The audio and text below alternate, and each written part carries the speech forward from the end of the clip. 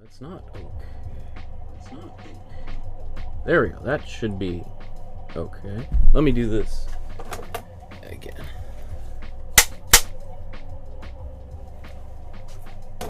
Okay. It's always, even though I'm starting at the exact same time as normal, sometimes on a different day, I'm out of my routine and things seem a little bit weird. Anyway, welcome to my studio. My name is Michael Markowsky. Today we're going to recreate another painting by another one of my absolute all-time favorite artists. Today is day 2, where we're looking at the artwork of Lygia Clark.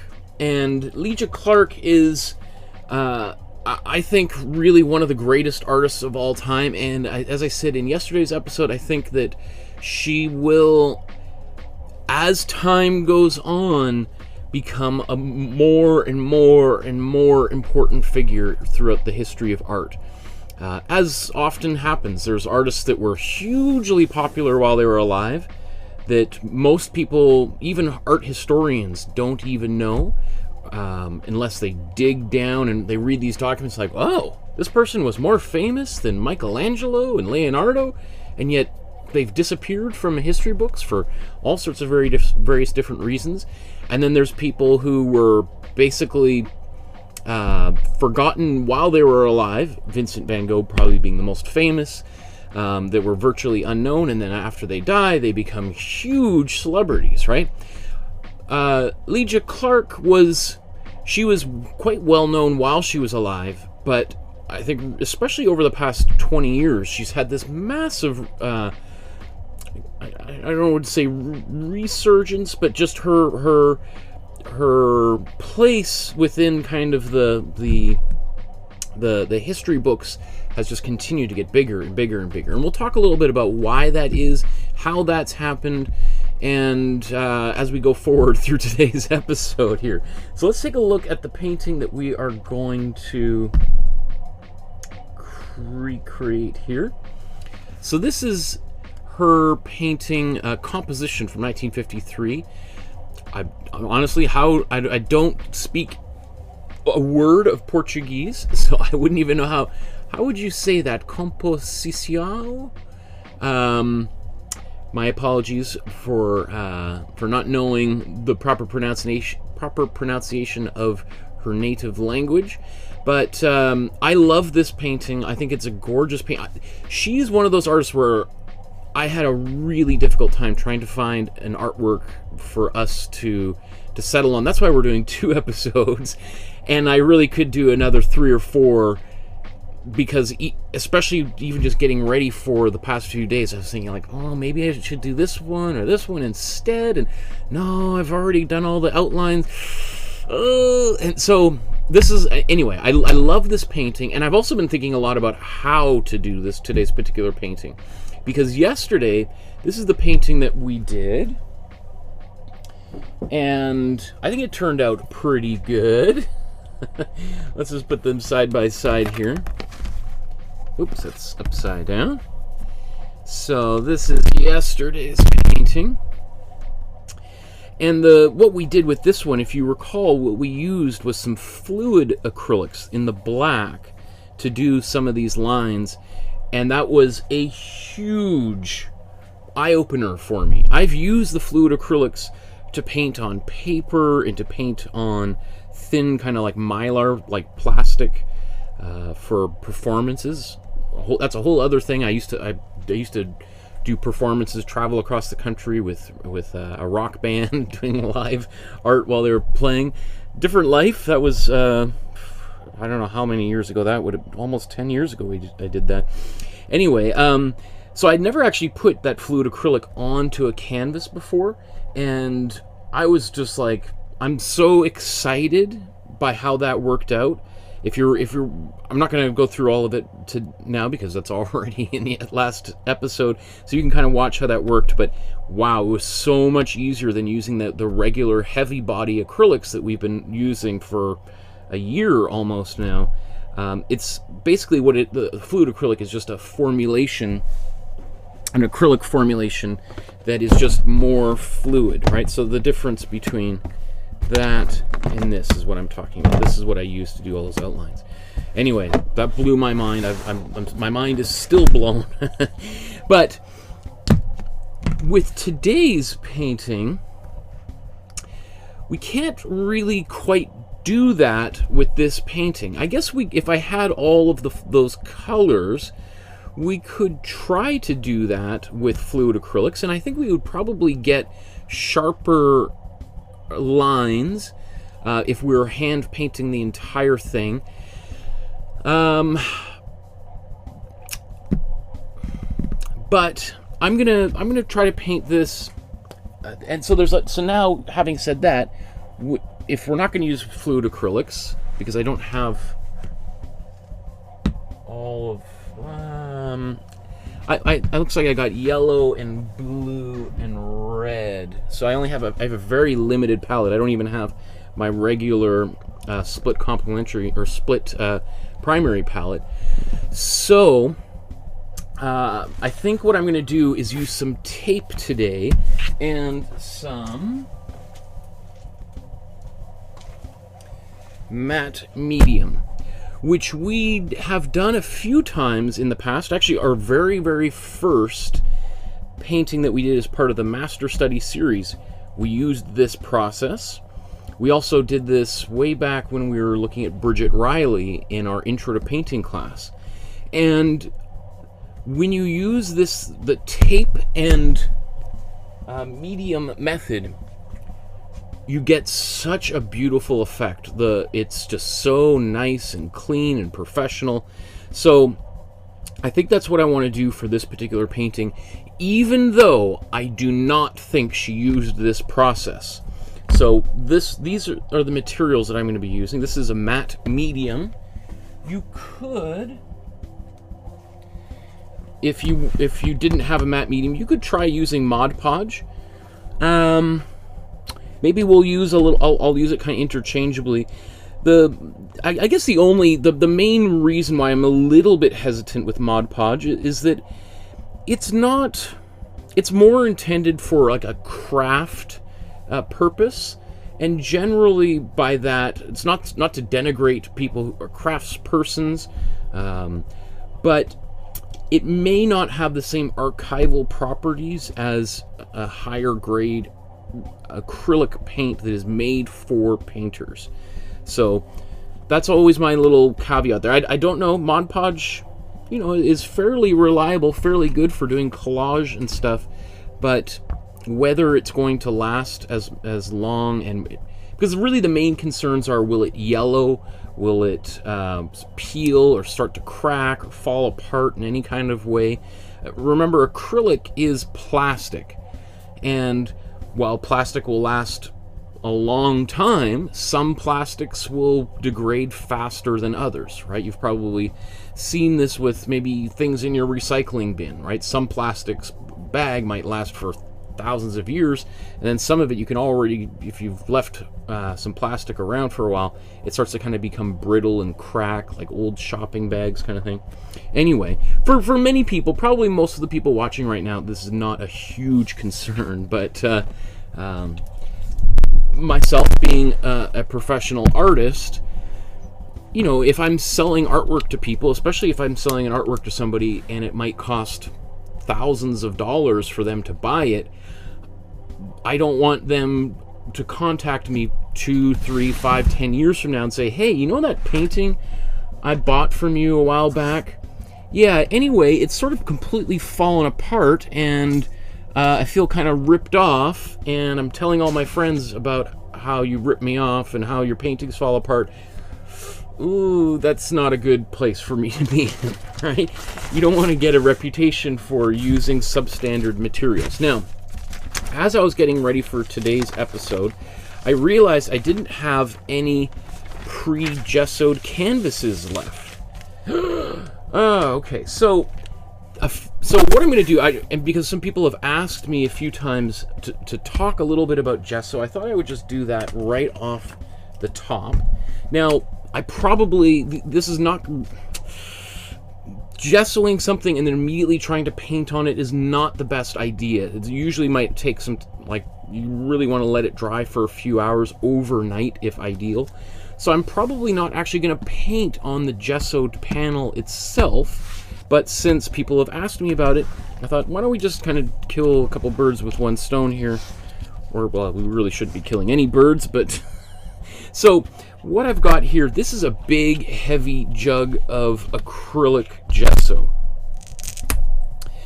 And acrylic gesso comes, you know, I've got, I thought I had a smaller container, but somewhere. Oh, here's a smaller version of the same thing, and you can get even smaller containers of it. If you're going to be doing a lot of gessoing, you've got a lot of panels, as I do, over the past, you know, I've got a 125, this is episode 126, so we've done 125 of these already, and I've got another 50 of them down here ready to be gessoed. So this comes out to $59 for this big 3.6 liter jug, whereas this was $31 for, I don't know, is this even a liter? This might be one, yeah, 946 milliliters or 32 fluid ounces, whereas this is 3.6 liters and 121 fluid ounces, right? So for less than the cost of 2 of these, I've got like 4 of them, right? Having said that, you can certainly spend easily in the same art supply store. You can see this another jug for, I think it's like $170. What is the difference between cheap gesso and expensive gesso? To be honest, how do I get this open? I've obviously cracked it open a bit because paint is coming out. What is the difference between cheap gesso and expensive gesso? You know, especially when they're by reputable brands as this is, I honestly, I can't say that I know. Well, this is why I spent $60 instead of $160 on gesso. Now, so here's what gesso looks like. It is kind of nice and goopy and drippy. It's a lot like regular paint. Essentially, in many ways, it's a lot like matte medium, except instead, and matte medium is basically just your acrylic paint without any pigment. This is the same thing, except in lieu of pigment, or no pigment at all in the case of matte medium, it's got like a plaster powder in it. You know, like when things have changed nowadays, but when you broke your arm and you went to the hospital and they would wrap it in plaster gauze, right? You could basically, and it could crumble and turn into powder. I've got some plaster of Paris somewhere around here for a casting project we did at school the other day. But what it does is it's going to fill in the weave of the canvas, and then when it dries, I can sand it down, as I have done many times at the beginning of an episode. And that is going to help me get the smoothest possible surface to paint on. So you can see that as I'm brushing it on, I'm just putting it on quite liberally, quite heavy coat of paint here. And it's, some people will, I've actually seen some people, I remember I used to share a studio with a guy that would dilute his gesso. He would put about like not quite half and half water to gesso, but would use maybe like 1/3 gesso to 2/3, or no, 2/3 gesso to 1 part water. So anyway, I've got this, I don't know if you can quite see. Oh, there you go. Oh, you can now see there's that reflection. You can see that there's some brush strokes on here. Now, I don't mind that, because one of the things with gesso is it will self-level to some extent, and that means that as it dries, most of the brush strokes will kind of dissipate. They'll level out a little bit. Some of it will still be there, but again, I'm going to use some sandpaper. Now this is, I think, 100 grit sandpaper, which is a little bit, which is quite rough. I usually use a 220 grit sandpaper because it's a little bit more of a finishing sandpaper. So once this is dry, I would sand it down and would get rid of most of the texture on the canvas. So I'm going to put this aside. On the floor behind me, I've got a whole bunch of newsprint, and so I'm just going to put this right down on the ground to dry. I'll do maybe one more of these.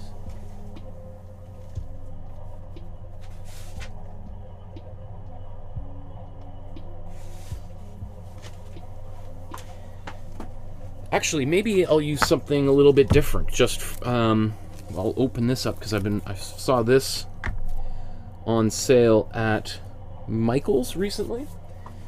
And what this is, these are artist panels. So this is, what is this, birch or something? Doesn't say what kind of wood it is. Open it up. It's interesting. It almost looks like this is MDF, which is a compressed wood with a laminate surface on top, rather than like a piece of plywood. Yeah, so what this looks like, these particular panels, is like a piece of, honestly, kind of cheap wood that is made up of essentially like sawdust and glue, and then they put it into a form, and it turns into like a flat block. It's pretty solid, but it's not natural raw wood. It's been altered, and then they've taken like a super thin piece of this wood and then glued it on top so that it has this nice texture here. Now you could potentially paint directly onto a wood panel like that, and it could yield some really nice effects. But again, its archival properties could be compromised because there's nothing protecting the wood, and so that's what I'm going to use here with the gesso. Also, you can see here I'm using these painter's triangles, and this just helps while I'm painting to elevate it a little bit from the newspaper or whatever, so that I can kind of get around the edges. And you can get these painter's cubes at Home Depot for, I don't know, probably like, they come in a set of 4 or I think or 8 for $5 or something. Obviously you can use, you could use really anything to stand things on. You could use like a roll of tape could be sitting there, and a couple of rolls of tape, and it could sit on there. It could be on some old bottle caps or whatever. But the painter's cubes, what's really nice is they come to like a pretty sharp point. So potentially, if you were to paint both sides, or both sides were a little bit wet, then really it's not going to stick very well to the triangle, right? Because there's just this little tiny tip for it to adhere to. You can also see that I get the sides, and I'll just kind of lift this up so you can see.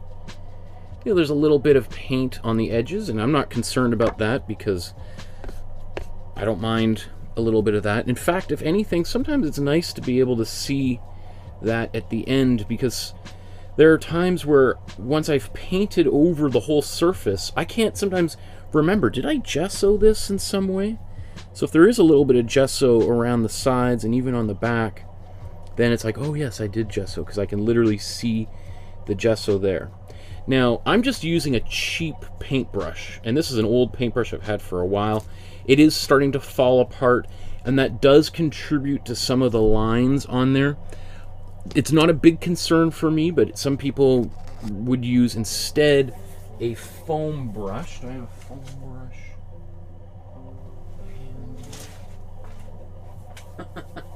Where do I have my foam brushes?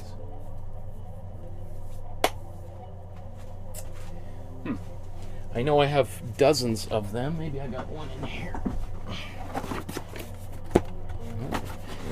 More paint. I gotta clean the studio up. Anyway, so this is... Maybe I will look for a foam brush here in a second. So that's a panel that I've gessoed. What is the difference between this now and one of these cheap canvas panels? Well, at the end of the day, not much. If I sand them down, the surface itself is going to be basically the same. The main thing is that ideally this will keep its shape forever, no matter how much water or paint or glue or whatever I pour on it, because it's wood, it's going to be fairly resistant to warping. And some woodworkers are going to laugh at that because wood can certainly warp. But this is really, you know, it's thicker. It should hold its shape better than a canvas panel, which these ones I've ordered off Amazon definitely hold their shape longer than the cheap ones you get at the dollar store. So they are superior to the ones at the dollar store, which are often just cardboard inside. So if you get them really wet, they're going to start warping like crazy. Whereas I think there is MDF wood inside these a little bit more expensive ones from Amazon. I'm going to put this one to the side.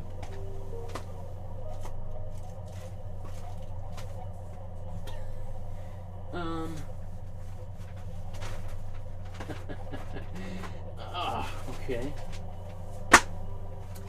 And then I'm just going to show you how smart I am. So I just stepped on this panel that I just gessoed moments ago. Now, I kind of think that looks kind of cool, to be honest, and now I'm tracking paint all over the floor.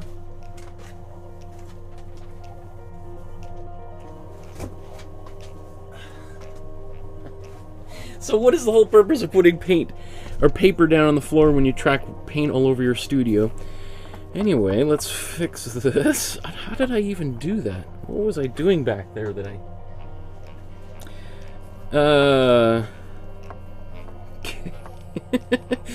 So let's just quickly finish this up. And you know what? I'll do one more, but I'm going to use a different gesso just to show people options here. So I've got this brush I just put into a cup with water so that while I'm teaching today, afterwards I'll clean it up really good.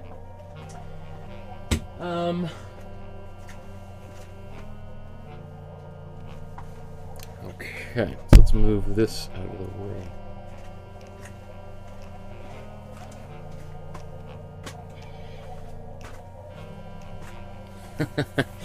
So what I just want to show one last moment. I know I'm sort of eating into Lygia Clark's episode, but I thought I would just show one more quick thing, and maybe by the end of today's episode we'll be able to take a look at this. But what I'm going to use right here is clear acrylic gesso. So if you bought a panel like this, and part of the reason you bought a panel like this is you just love the look of this wood, and you want some of that texture, or not really the texture, but the look of the texture, of the grain to come through. Rather than painting directly on it and leaving some places exposed, what I would use is clear acrylic gesso. So this is actually basically exactly what I do. I've been doing for years, is I like painting either on panels or canvas stretched over panels, and often not just canvas but Belgian linen. And Belgian linen, I've shown that before, is kind of has a bit of a darker brown quality. Looks like.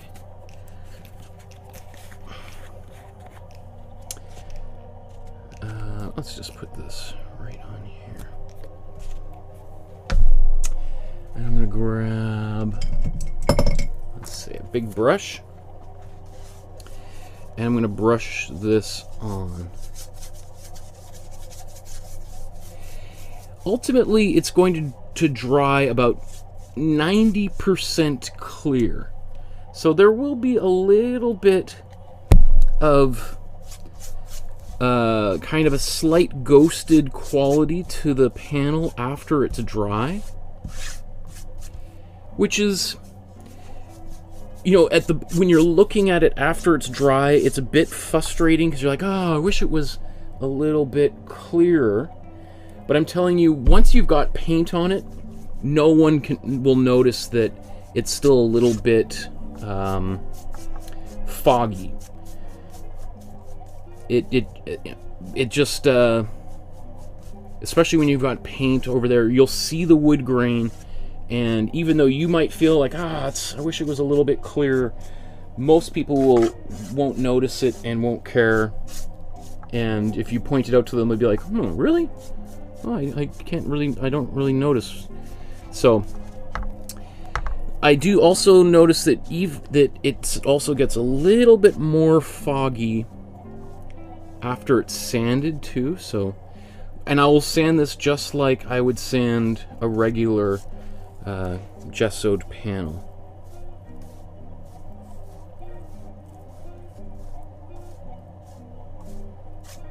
Right. So now we've got this. We've prepared the surface. It's got gesso on it, just a clear gesso. And so, for instance, like let's say today's painting, if you were to do this same process with today's painting, rather than having like white or any other color, you could, let's say, this kind of beige, sandy color, you could just leave that the exposed panel, and it would look really, really cool. Anyway, if I was on top of it, I would have done that today because I think we would have got a really cool result. So I'm just going to paint on a regular panel today. So let's just move that off to the side. Anyway, is there anyone who has any questions about gessoing before I move back into our regularly scheduled program? If you want to let me know in the chat, and I'll try to answer all those questions throughout today's episode as well.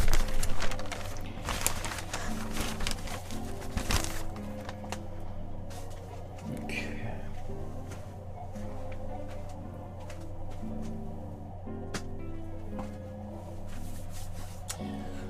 I'm also just going to put some more water in here.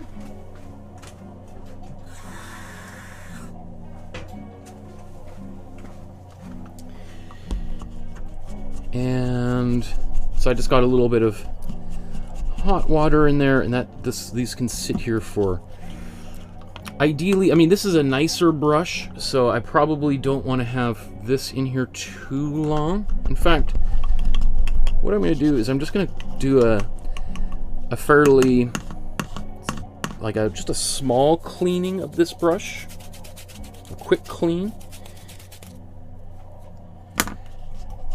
Same thing here. This one's pretty just inundated with gesso, so I'll leave that to the side. But immediately after today's episode, I'll clean these both a little bit more. Okay. So I see in the chat a bunch of people saying hello, hello. Rachel says, hey, Markowsky, epic painting. That looks hard. Also, I got a question. Is there any specific age to enter in the Facebook group? No. I think our Facebook group has people of all ages. I don't know what the youngest. I think actually somebody that I just admitted today, I think, is maybe a teenager. I'm not sure exactly how old, but if you have I mean, it's not really for children. There might be, there's mostly adults painting in there, so probably not your elementary school kid, because if somebody does something, maybe it's a little bit more risque, that you probably don't want that child seeing some of those images. Okay. So let's get back to the schedule. So as I said, I'm going to use one of these 9x12 sized canvases. Now this is like literally just right out of the plastic, so I haven't done anything to it whatsoever. So this comes pre-gessoed, and right now when I run my fingers over it, it doesn't feel too different than the sandpaper itself. It's got quite a lot of texture to it. And some artists love painting on a surface like that. Personally, I don't. So I always sand my canvases down. Now, you don't see me doing that on many of the most recent episodes because I sort of try to do it all at once as kind of an assembly line. After they're all gessoed, I'll just sand them all. But I'm going to do that for you right now because this is brand new. So even like what I would do normally is put gesso on it. Since I don't have that opportunity today, I'm going to sand it. I'm going to use a little bit of a heavy sandpaper since this is really rough.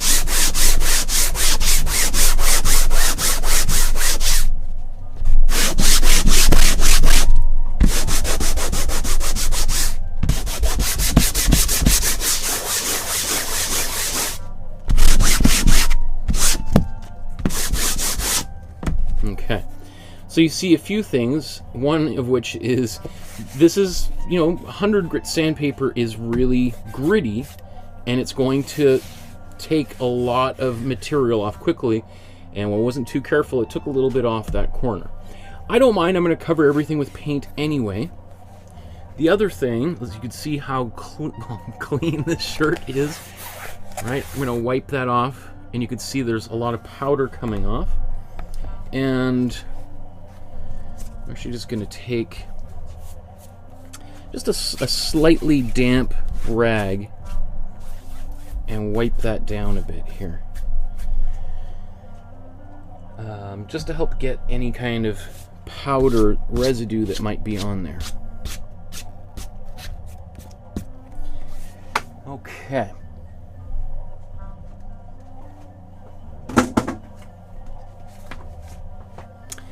So let's transfer this image onto the canvas. So, this is a little bit wet, so maybe I should just blow dry that really quickly.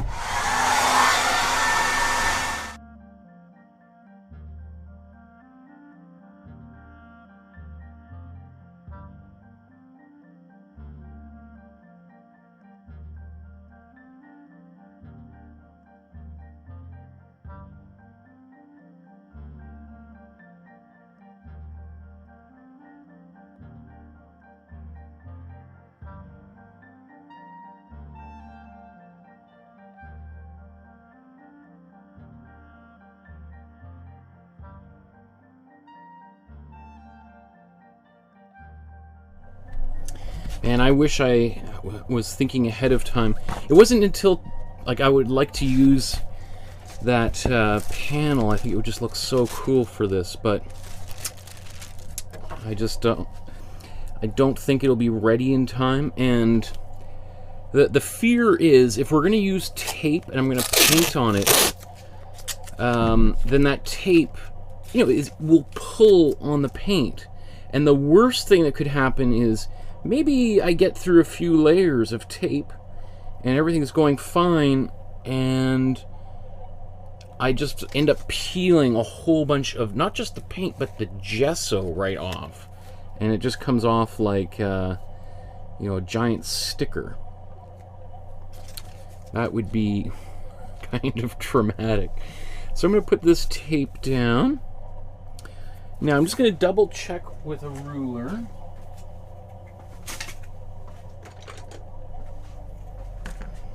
To see how straight this is.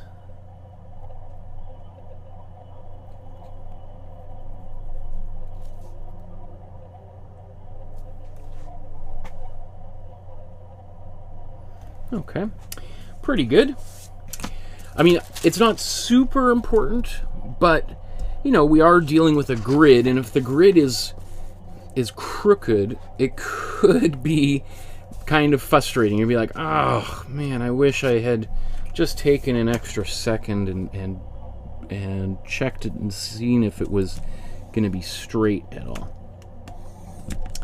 So I've turned the carbon paper to the side. That way when I draw these lines, it goes edge to edge, right?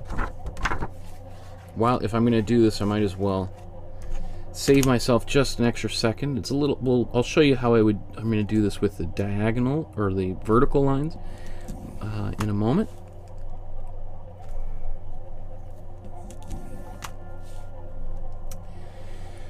So if you don't have tape, you don't have matte medium, you could sketch this out just as I'm doing and then hand paint the whole thing in, which I'm willing to bet is exactly what Lygia Clark did for this particular painting.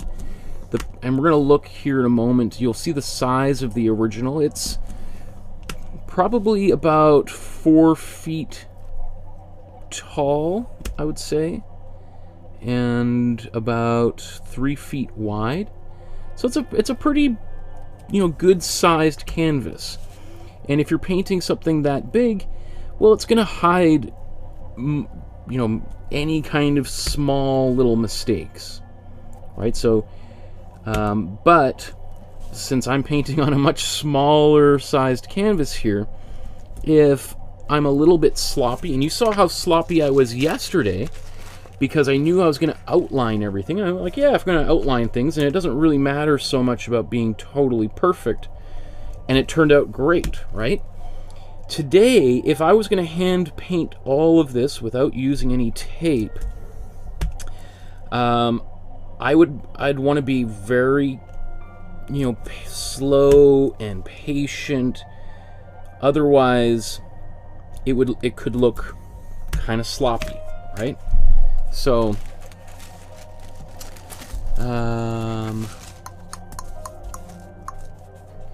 let's see. The way I'm going to do this,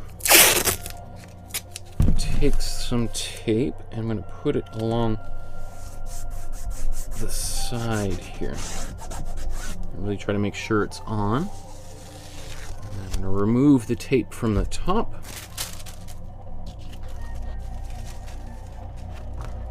I was hoping I could do... Well, you know what? This is the last time I'm going to use this sheet, so... we can put one up here.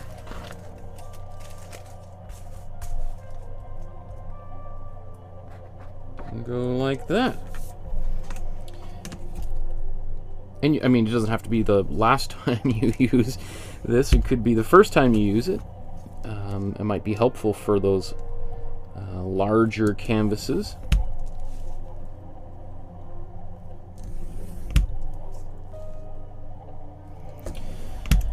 The other thing too, if you're going to do a lot of taping, it generally, the smoother your canvas is, the easier this whole process is. Because it means that the tape has more surface to adhere to. There's less little spaces for the paint to kind of slip underneath the tape. There's less little spaces on the canvas for the paint to slip underneath the tape. Right? After I said that, I'm like, yeah, sometimes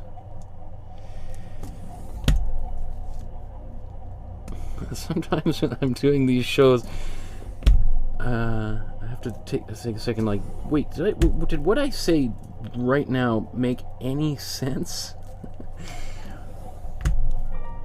Or is it possible that all of this is an illusion and I'm sitting in an asylum right now talking to myself? Maybe. Who knows? Okay. I think I'm just going to add... Well, you know what? I'm going to do this without the graphite paper. Okay. So now I've got all my lines on here. I like the way that looks.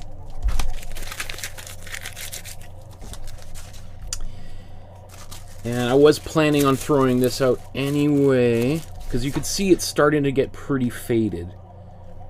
Maybe I'll just keep this just in case I want to do something kind of like that again, or because often you don't use the edges as much as you use the center part.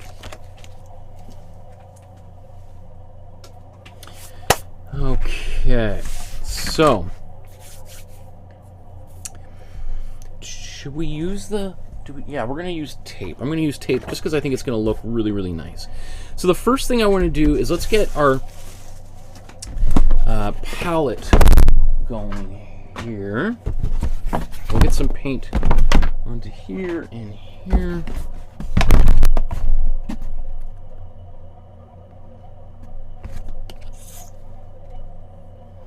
Let's see. This color is a bit of like a warm brownish gray. So I'm going to put the paint on the palette because I'm not going to need... I'll take a little bit of it off the palette here.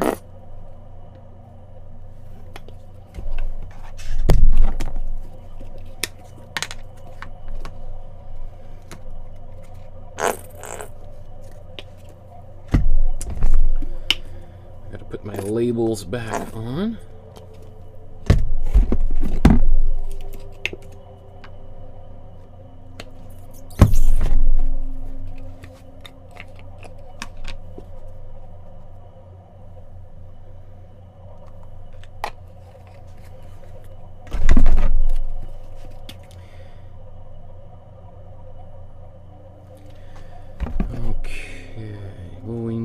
Glazing fluid. I don't think we'll need glazing fluid, but we'll need some white.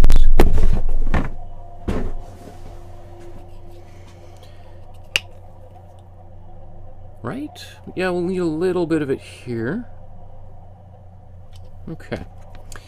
So, take a smallish brush. Oh, sorry. Just realized our daughter's baby monitor was on right next to the microphone, which might account for a lot of noise. So actually I should probably keep it on in case there's, but just mute it. There we go. So let's make a color that is like this background. Now, often as you know, I paint everything yellow to start. I think I'm just going to skip a little bit of a step here just for time purposes, since I chewed up a little bit of time talking about gesso at the beginning. So let's mix a bit of a brown. Let's take some warm yellow, warm red. That's a lot of blue. I'll take a bit of it.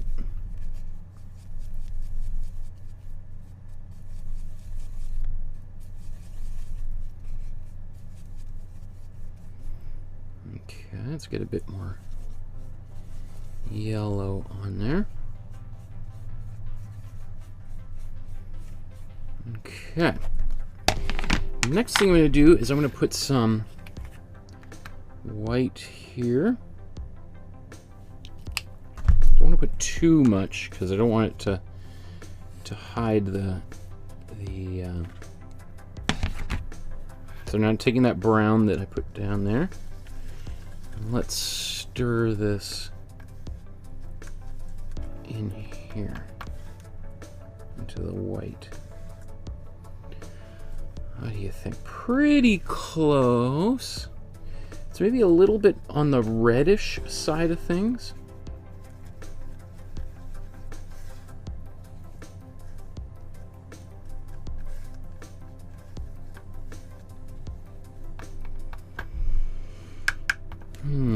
Let's take a bit of warm yellow.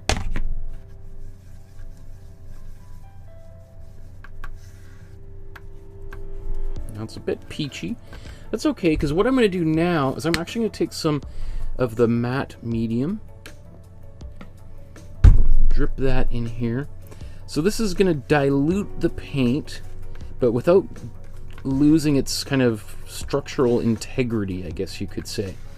It's still going to be, it's still going to adhere really nicely to the canvas, and I just want to really stir that in here. It is definitely a little more peachy, but I think as I paint it onto this background, it's going to dilute a little bit. You know what? I'm going to take a bit more blue and mix that in here.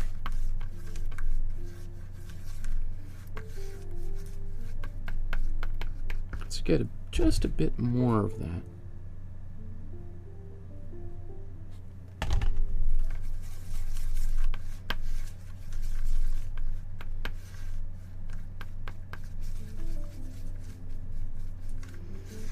This gets to go a bit more grayish color.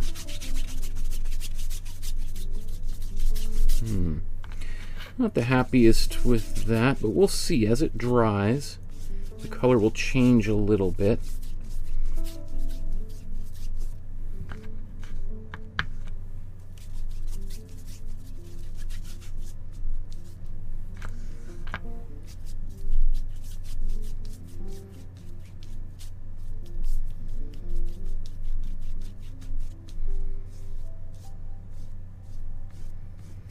I see lots of comments in the chat here. I'll get to that as quickly as I can.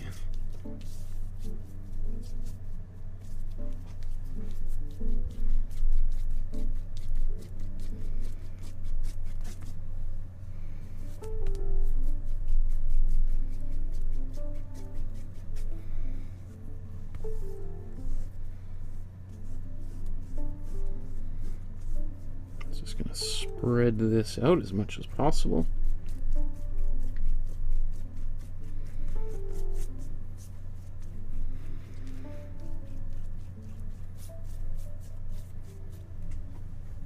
Okay. As I said, it's a little bit more on the cream side, creamy Caucasian flesh tone, which I'm not super happy with, but I think it will, the intensity of that color will die down. So I'm just going to take a little bit of paint off.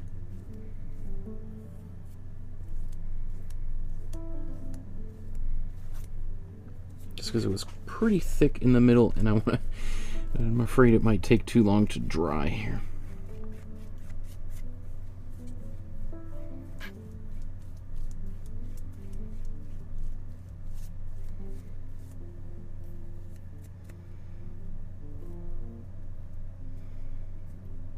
I'll do one more pass over it, and I'm going to blow dry all of this. And I think once I blow dry it, the color will change slightly and will be a little more transparent than it currently is right now.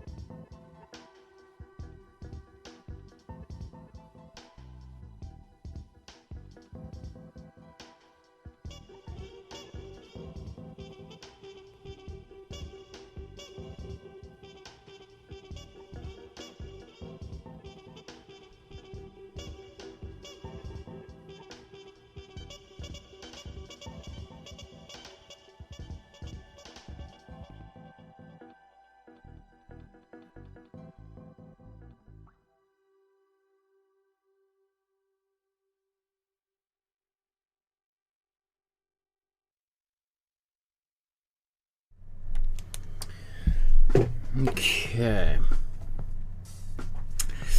Man, that is kind of a bummer that looks so much darker. It's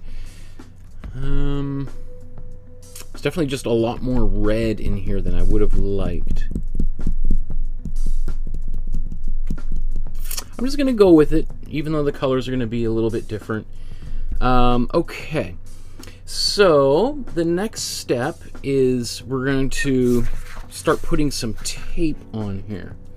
And I saw in the chat there that Deborah was laughing, or that Rick saw me using a ruler to help do certain things. Yes, even I at times will succumb to the pull of the ruler.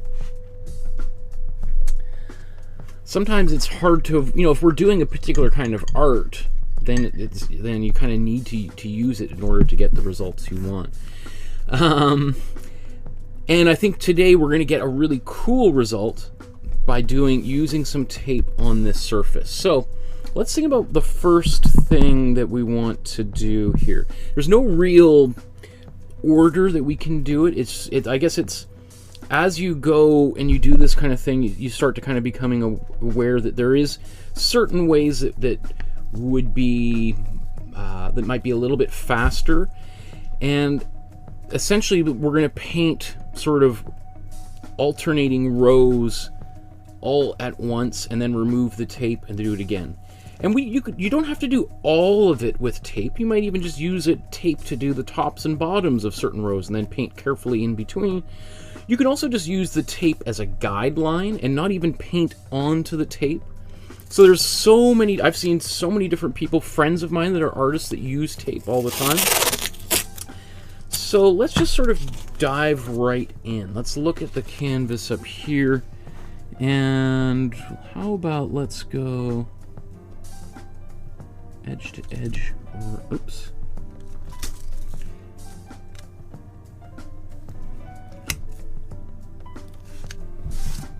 Right there. That's one. And I'm also going to make some little notes to myself as I'm doing this. This is the edge that I want to expose. I'm going to paint in that area. Okay. And if I'm looking at this, that's what I just taped. And this one down here, might as well just kind of get a longer piece. To here. To here.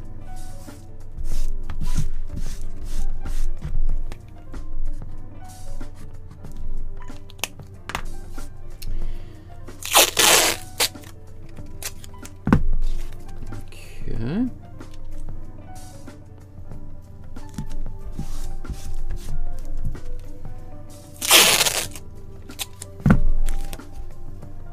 Ha, I did it again. Not quite long enough.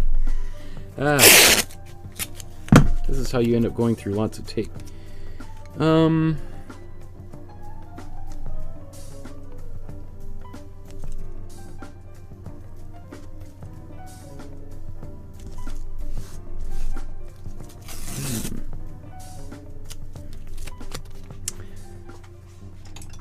Some of these lines are a little tricky to see, so I'm just going to make little notches here.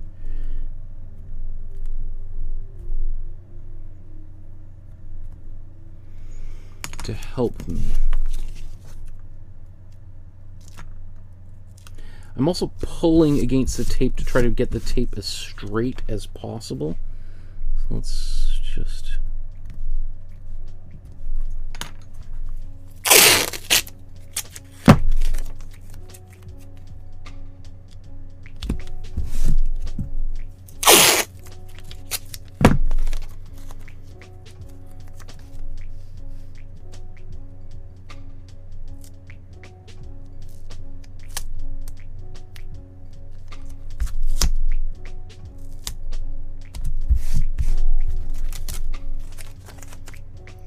that in between to protect the surface. Okay, so we got those down,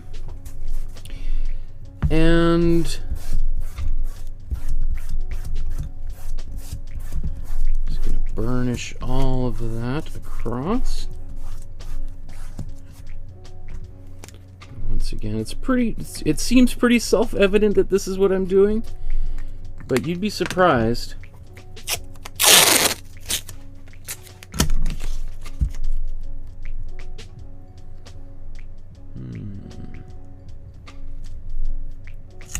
Make those marks up there pretty visible.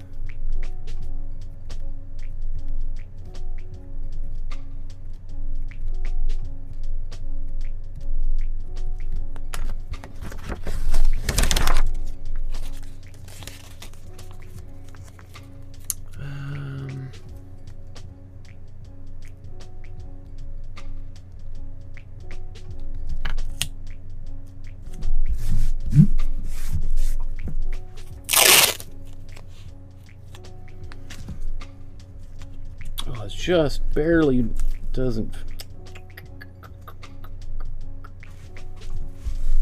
You know what I'm gonna do?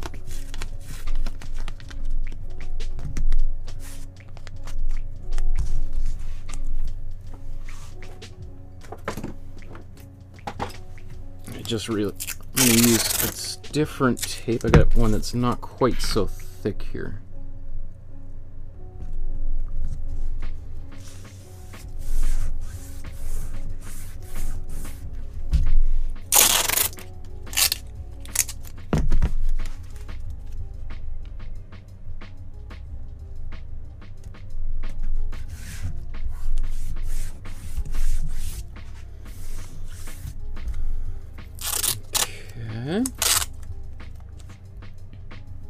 I mean, I guess down here that there's no color there.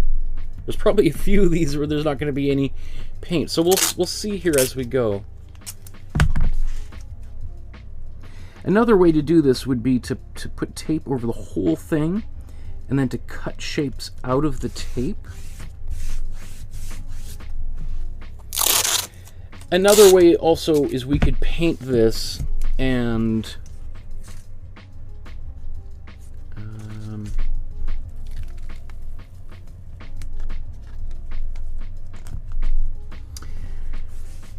without necessarily following the guidelines that closely.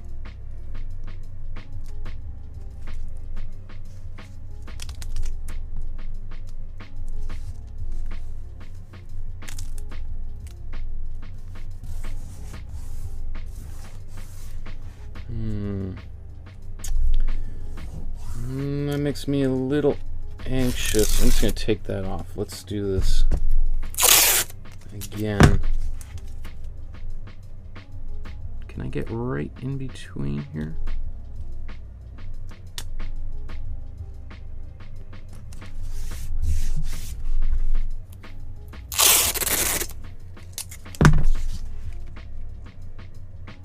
Oh, what just happened?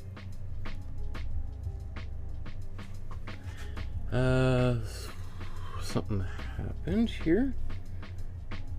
What camera? My overhead. Oh no, the fans. I forgot to turn my fans on.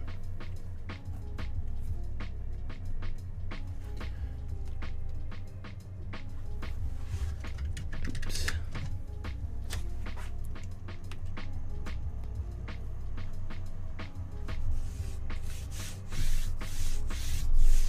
There we go.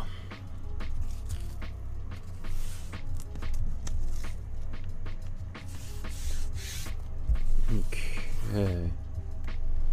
And this here, I'm just going to cover. Really, so there's not that many places where the paint is going to go at this stage. It's going to take some time to build up this surface, but when we're done, it's going to look awesome. Okay. So the next thing we're going to do is, I need another lid. Maybe we'll just put some in this silicone placement, or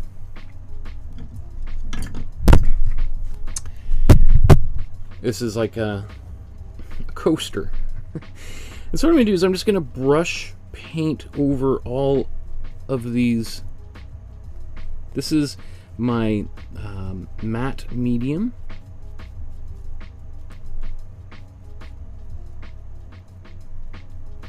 And by putting this here, it's going to protect these areas from getting from paint sneaking underneath the tape.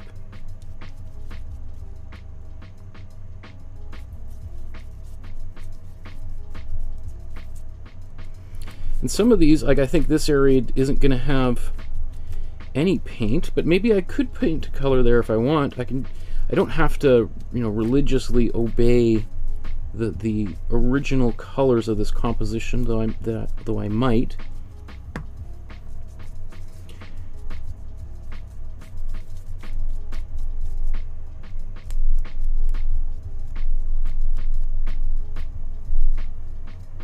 Okay.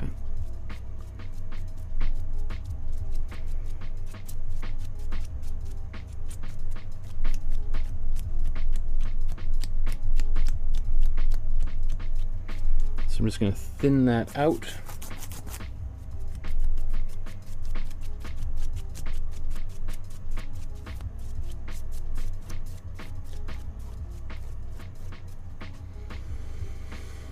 Okay. I think, you know, it's one of these things, if I try to recreate this exactly, I could be up for a bit of a challenge figuring out which colors go in which one of these squares. So I think what I'm going to do is, rather than try to paint this painting exactly like it was, I'm going to have a little bit of fun and start putting maybe some colors in the quote-unquote wrong places. And if at the end of the day I get some colors I'm not happy with, then I can easily paint over them.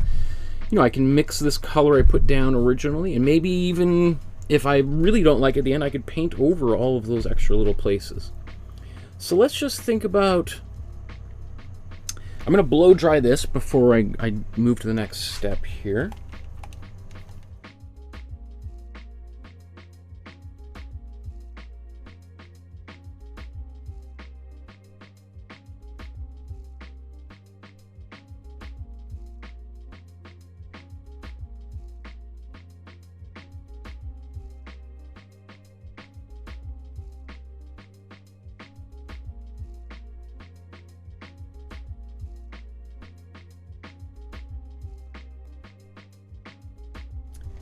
So I just started thinking to myself, if I'm going to disobey the original rules, then why not just put some paint right in this area right here? Right? Let's... sometimes it's more fun to kind of take a little bit of a detour here, so...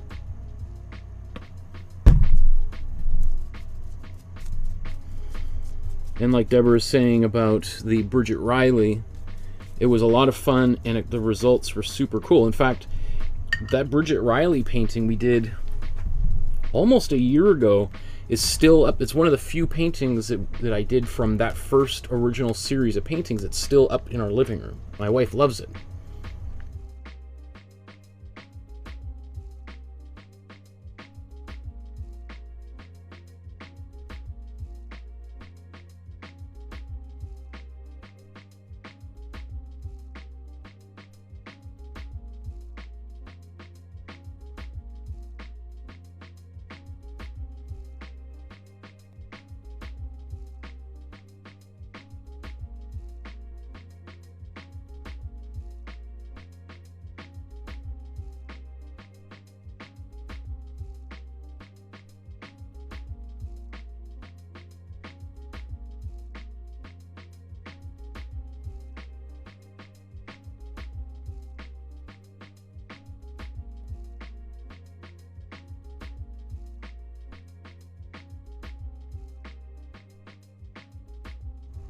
Okay, so let's now start putting some paint on this painting.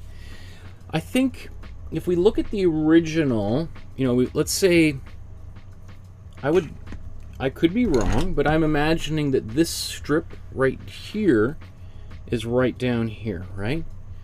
And it looks like we could probably paint 3 warm reds in that particular location here. Now, as I paint on it, I'm trying to kind of push. I don't want to be pushing paint underneath the tape, even though I've put that matte medium in there to try to seal those edges.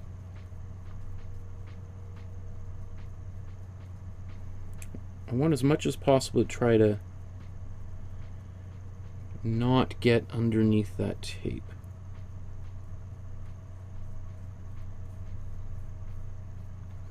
Now, you don't need the matte medium. In fact, we'll do a few that don't have any matte medium there at all, and you'll see the difference. But I think that's pretty good for that. Just making sure I've got... Sometimes, you know, as things dry, you realize, oh no, I didn't get tape or paint there, and so we'll put a different color down there. I don't think any more red would make it elsewhere. So let's clean that. This gives us, kind of opens up the possibilities of what we could be doing here, right? Because now let's put some blue. Let's take some of the ultramarine blue. I think I'm going to put that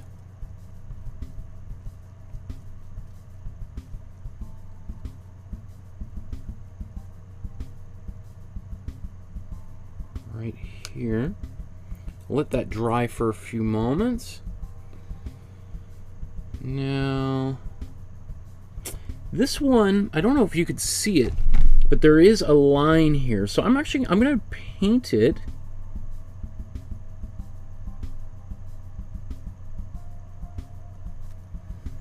And then I'll put tape over the next layer.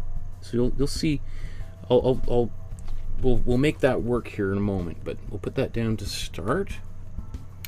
Where else? It's green, blue. Any more? How about I'll put this blue down here, even though I don't think it's supposed to go here, but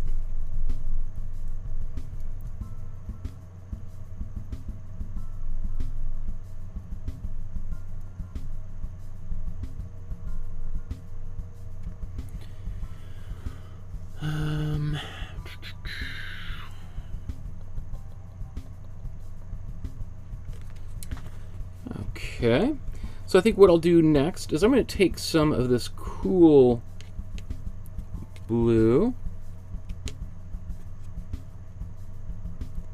maybe a little bit of yellow, and some white. We'll get a kind of a teal here. And let's paint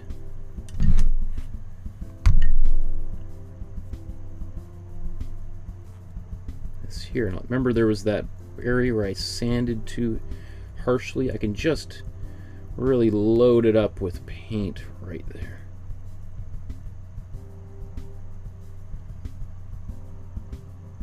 Looks good. Where else could I paint this? That one's, maybe we'll add a little bit more white to it down there.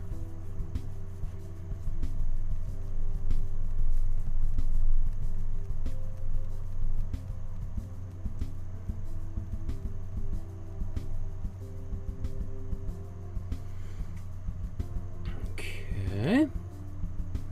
Where else could we paint this color?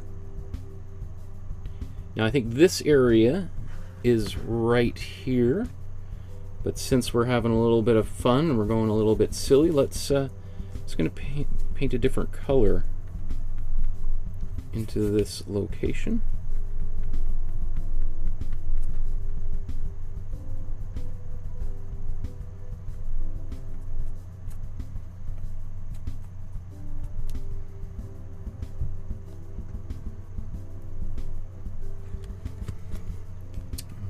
Okay.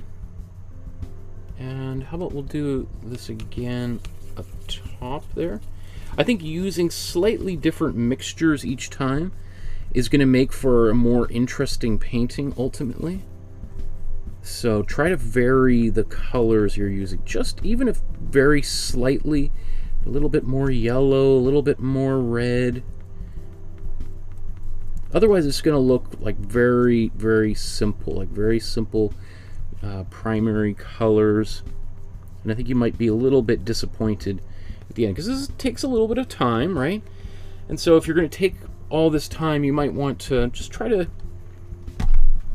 you know, it only takes a little bit more effort to get this. Okay, that's green. Maybe I'll use this.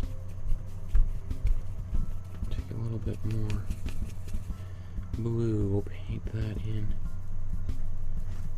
here. Now, you certainly feel free to do what you want and paint it where you want.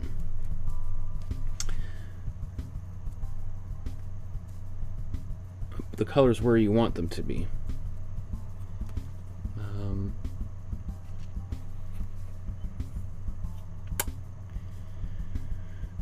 That could be, not sure what color. Let's say, do we want, first of all, do we want a more, I'm going to take a bit of warm red, cool blue, kind of a darker color, and if we get some white in here, we'll get kind of a grayish color.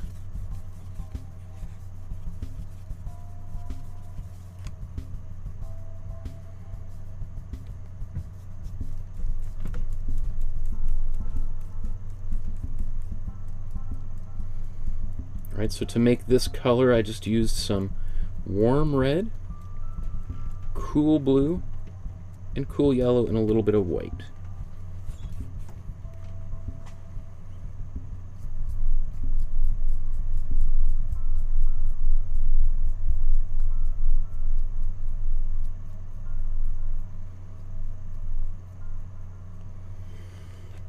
Okay, what color?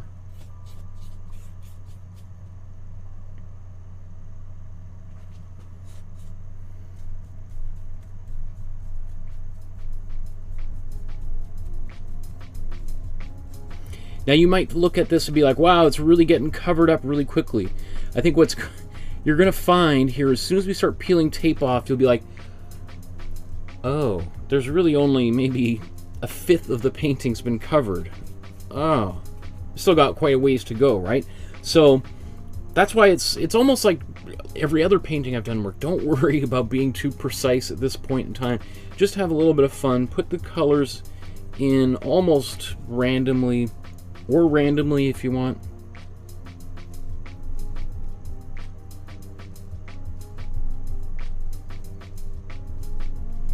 I mean, I could sit down, it wouldn't take me that long, maybe 5 minutes, and I could figure out exactly which colors should go in each of these places. But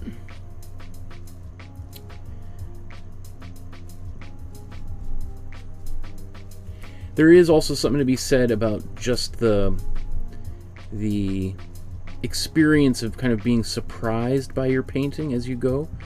And if you paint sort of the way I'm painting right now, which is a little bit kind of wild and random, then really the final painting is really exciting as a surprise. Okay,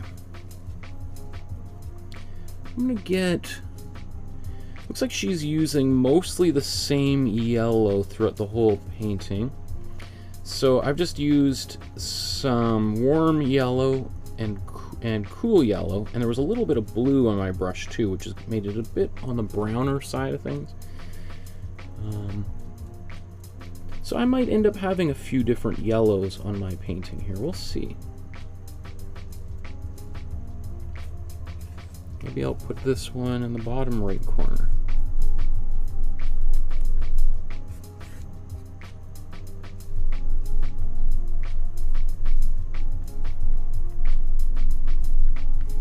Remember, I'm not tied to anything I do.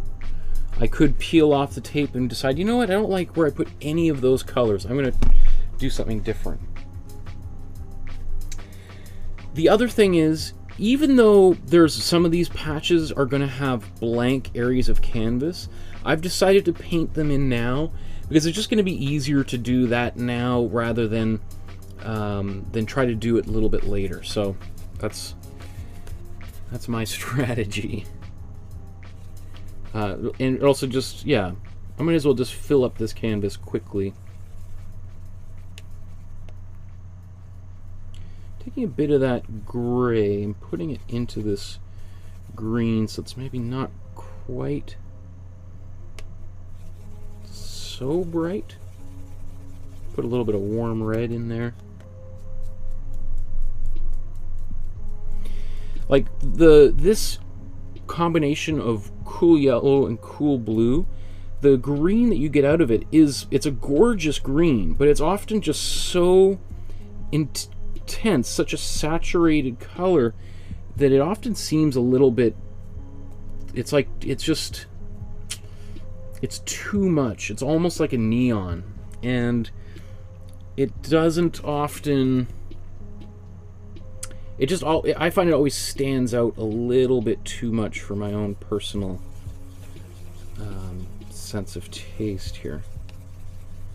So I'm taking this color, maybe a little bit more yellow, a little bit more warm red got into that mixture. This one's going on a little bit thinner, so I can just decide, do I want to do another coat or leave it? I'm just going to get a little bit more paint.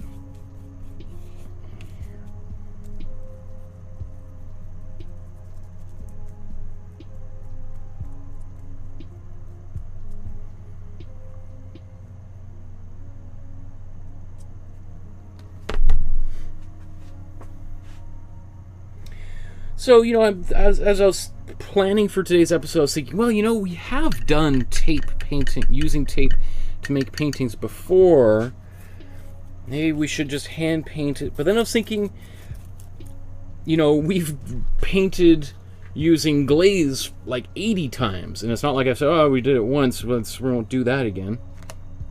Because this technique yields such cool results that I think it's going to inspire a number of people to use it more often.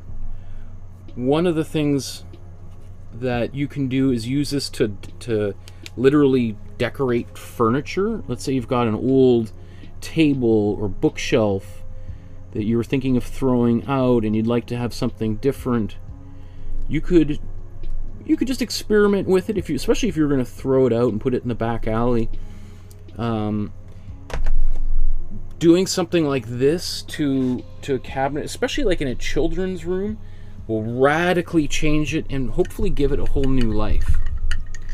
So I'll show you something when my hands are a little bit cleaner.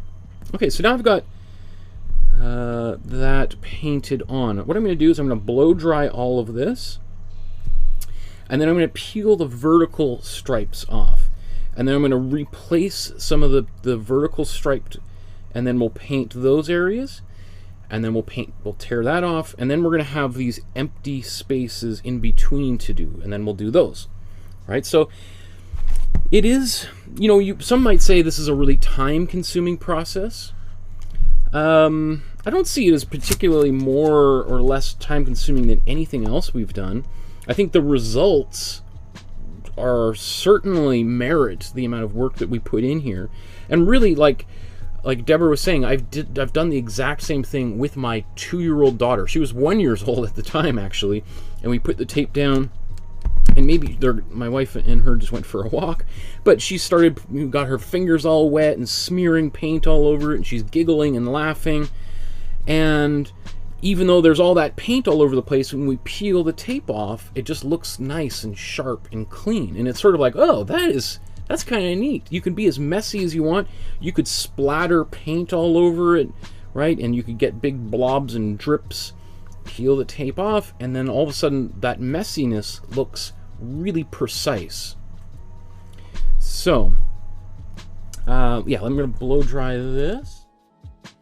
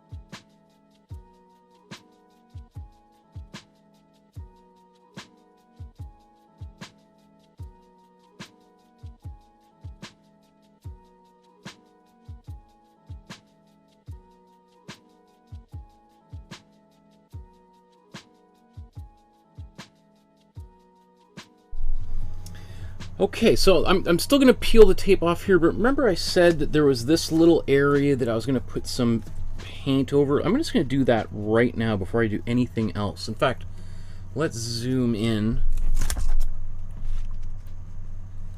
to this area right here.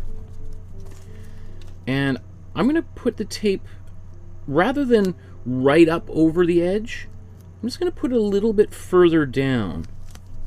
And assuming that it's fairly straight here. That way, I'll be able to cover up some of that blue, depending on the color I put here. Okay. Use a little bit more fluid. And then just paint here. I think I already did the tops and bottoms of it, but I'll just do that real quick. Okay, so I'm going to blow dry this again. Before I start peeling tape off, I'll paint that. So it's an extra little step, but while I've got this all prepped, it just is going to make my life a little bit easier.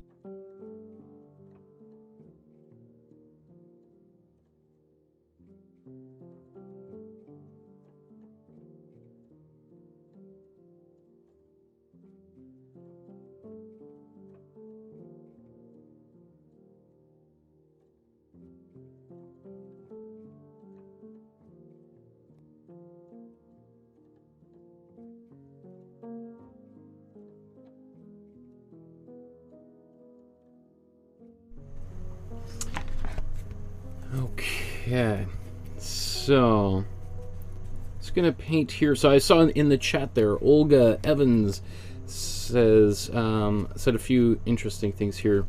One of which she said, "Michael, I love your think alouds as you problem solve. It's so helpful to see an experienced artist as yourself go through this process. Thank you." That makes me really happy to hear. You know, it's you know, but originally when I started doing these episodes, I spent a lot of time really planning them out, and I would look at the image ahead of time, and I would have like pretty much the whole plan ready for each episode. And then I started getting busier and busier, and as you may know, I teach at Emily Carr University here in Vancouver. Just had my first week this week, so as I got busier and busier, I just sometimes would just turn on the camera and be like, okay, this is what we're painting. How do we do that?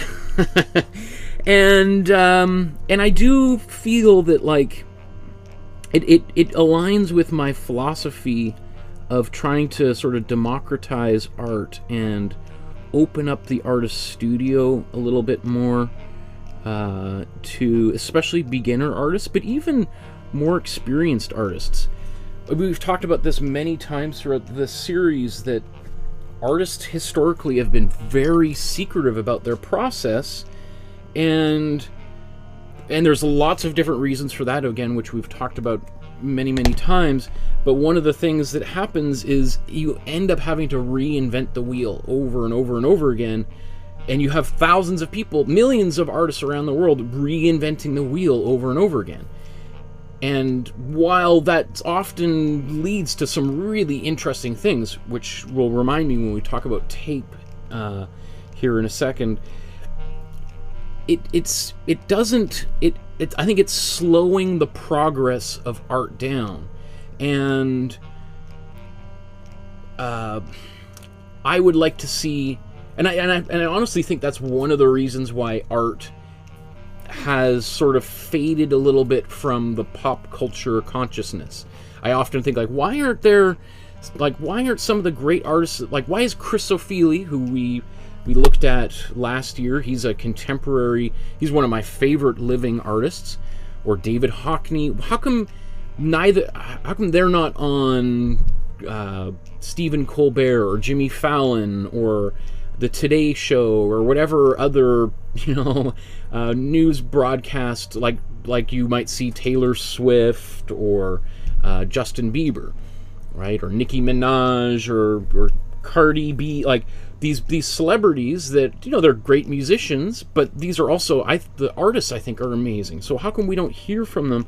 And I think part of it is just that idea of artists working in secret, not sharing their secrets, eventually it's slowing down the progress of art, and art is just falling behind all of the other mediums. But anyway, that's just my yeah. Anyway, I'm gonna blow dry this, and then we're gonna peel the tape off in one.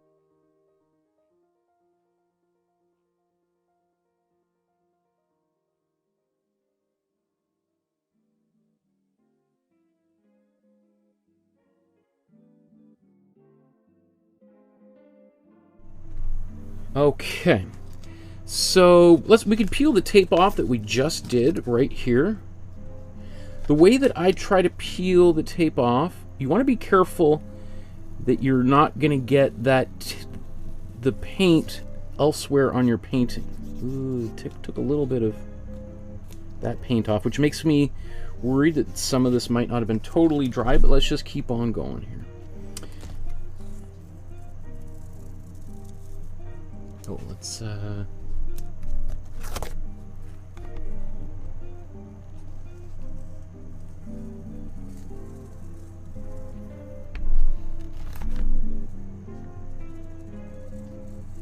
I got a little bit of paint went underneath the tape there. You see these nice sharp lines. Oh, I just love it. Okay, how about we'll go down this way from the top.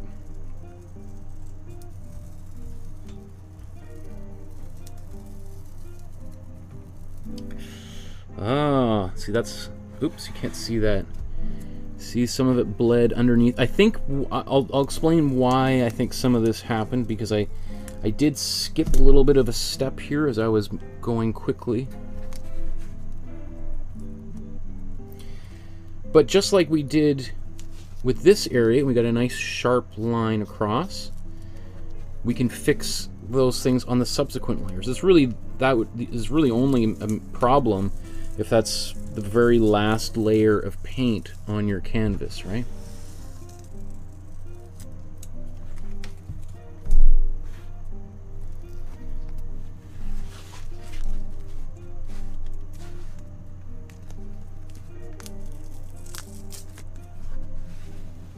Actually, how about we'll do it from the top?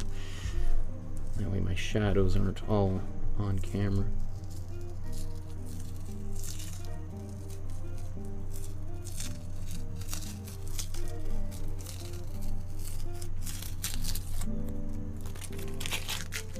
Okay.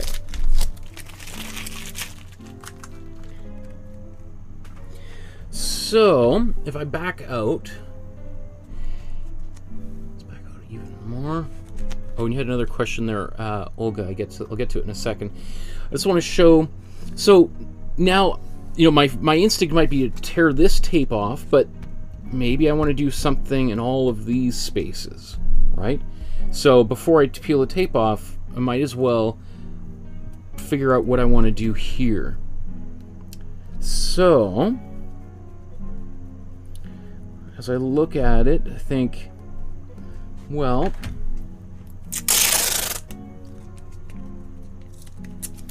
some of this side got a little paint snuck under.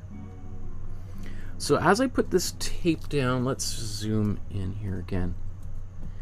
Just like we did a few moments ago, I'm just going to go a little bit over top of these edges where there's a little bit of extra paint showing.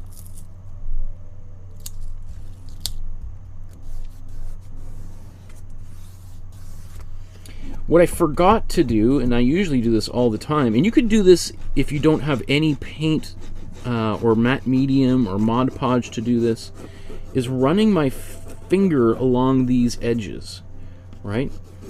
Some people I've seen in class, the sound and the feeling of really drives them kind of crazy, and they don't like that feeling.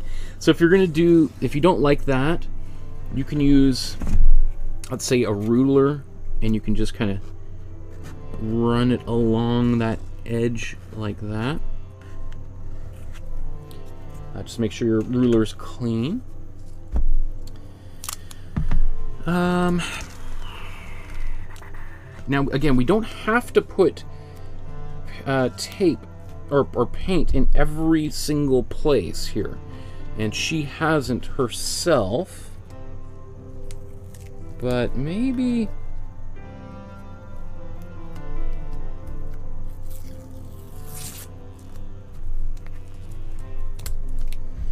show you what I'm doing here. I just peeled a bit of that off.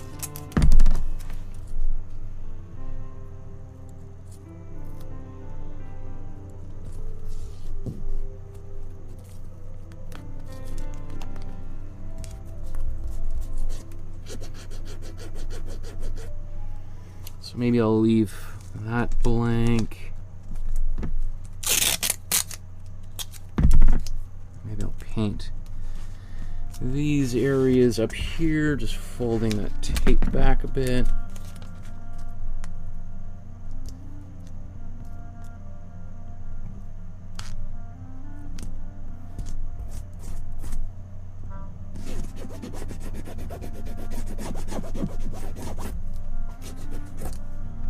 Okay. Similarly, let's zoom back out.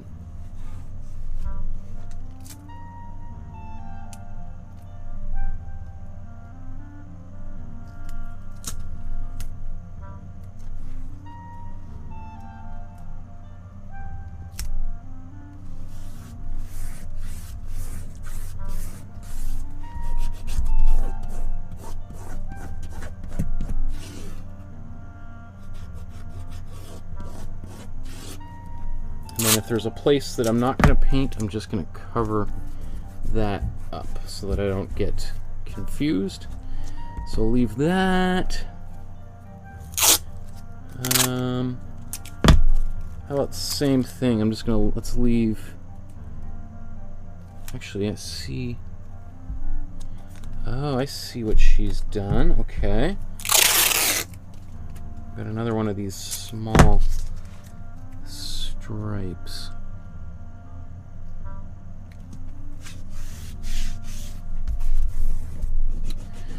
So in the chat there, Olga said, interesting that you added yellow to the blue to get the teal. What does the yellow do to the blue? Good question. So teal is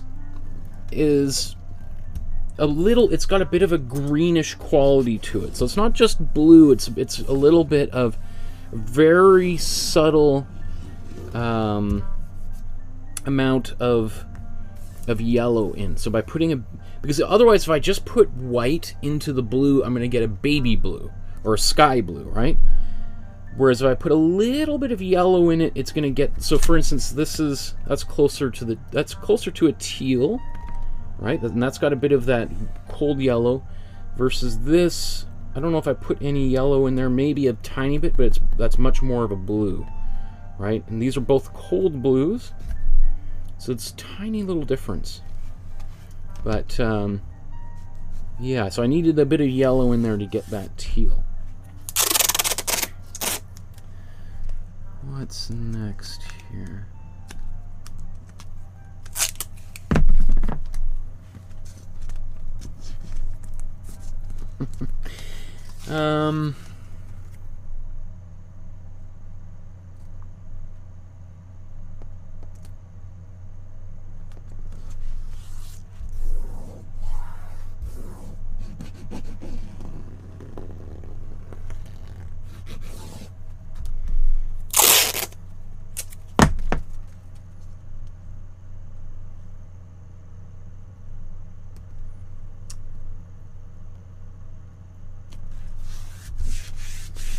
More comments in the chat. One moment, and I'll try to get to everyone.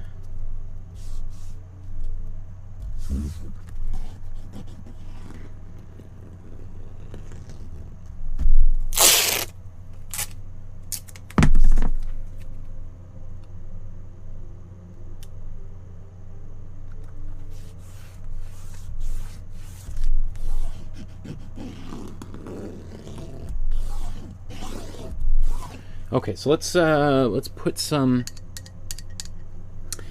clear fluid over all of this, and then I'll blow dry it. While I'm blow drying, I'll look at some of these comments.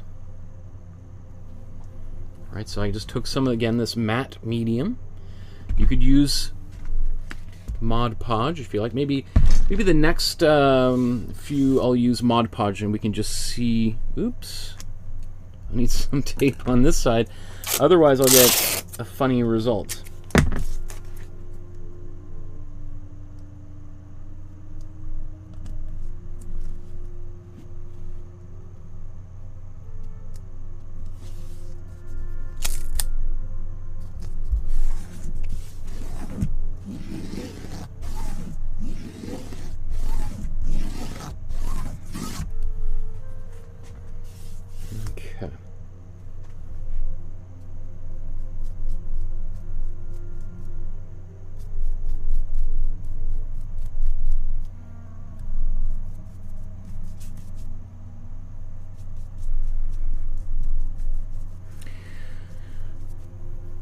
This is also, because this is a little bit of, quite frankly, a bit of a brainless activity, right? You can kind of shut your brain off while you do this.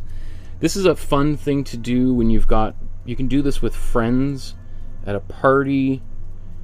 You might think like, wow, sounds like you go to some really fun parties, Michael.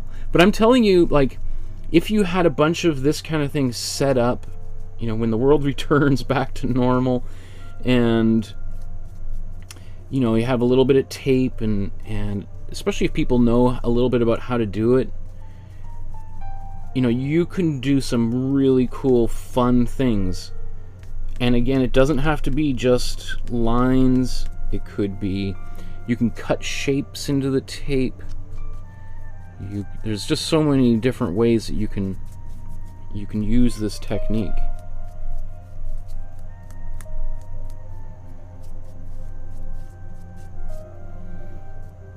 And this is how, when you go to museums and you see like such beautiful sharp lines on paintings, this is essentially what artists are doing. Okay, so I'm gonna blow dry this real quick.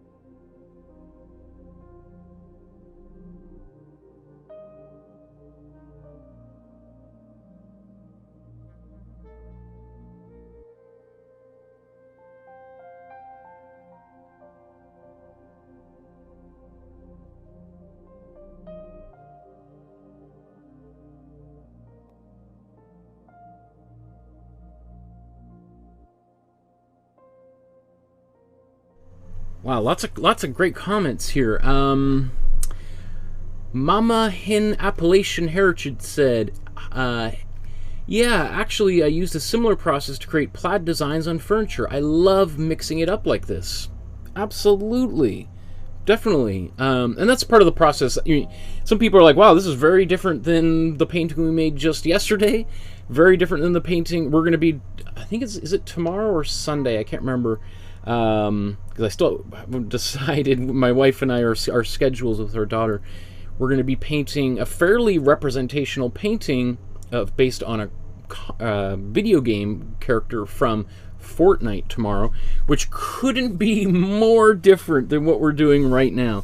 And I think it's a lot of fun to, just for me as an artist, just to kind of be doing different things all the time. It keeps my mind really active.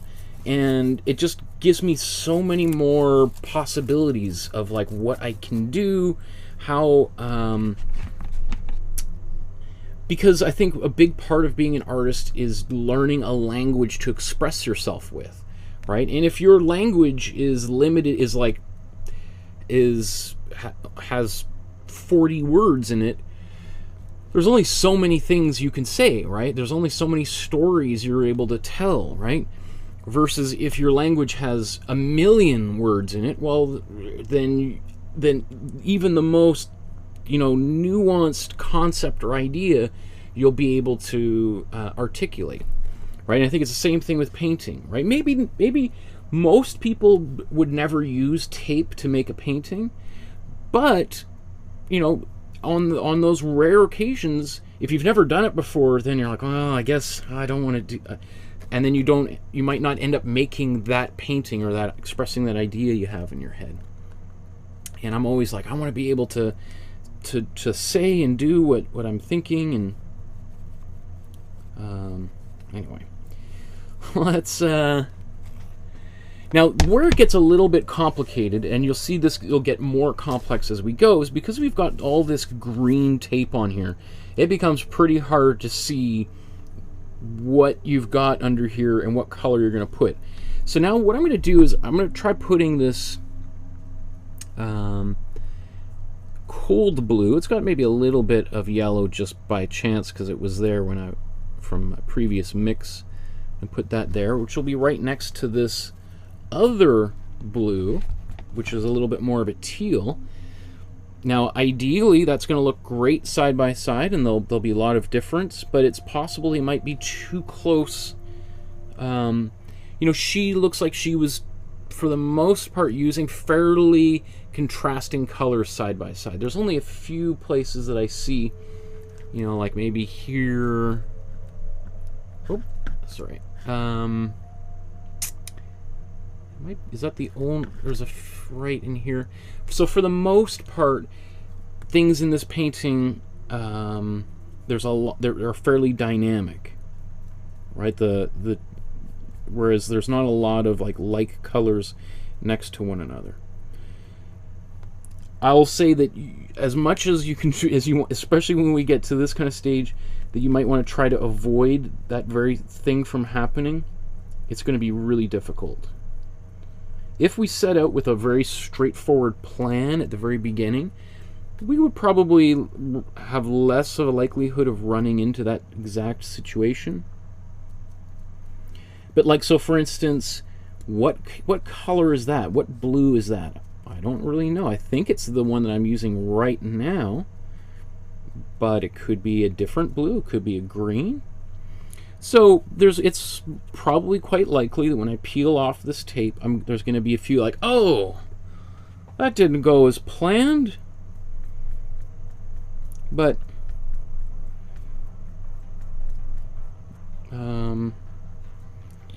what is it? How does it go? Man plans, God laughs. Right? It's just you can try to make plans. I will actually, what is interesting is thinking about Lygia.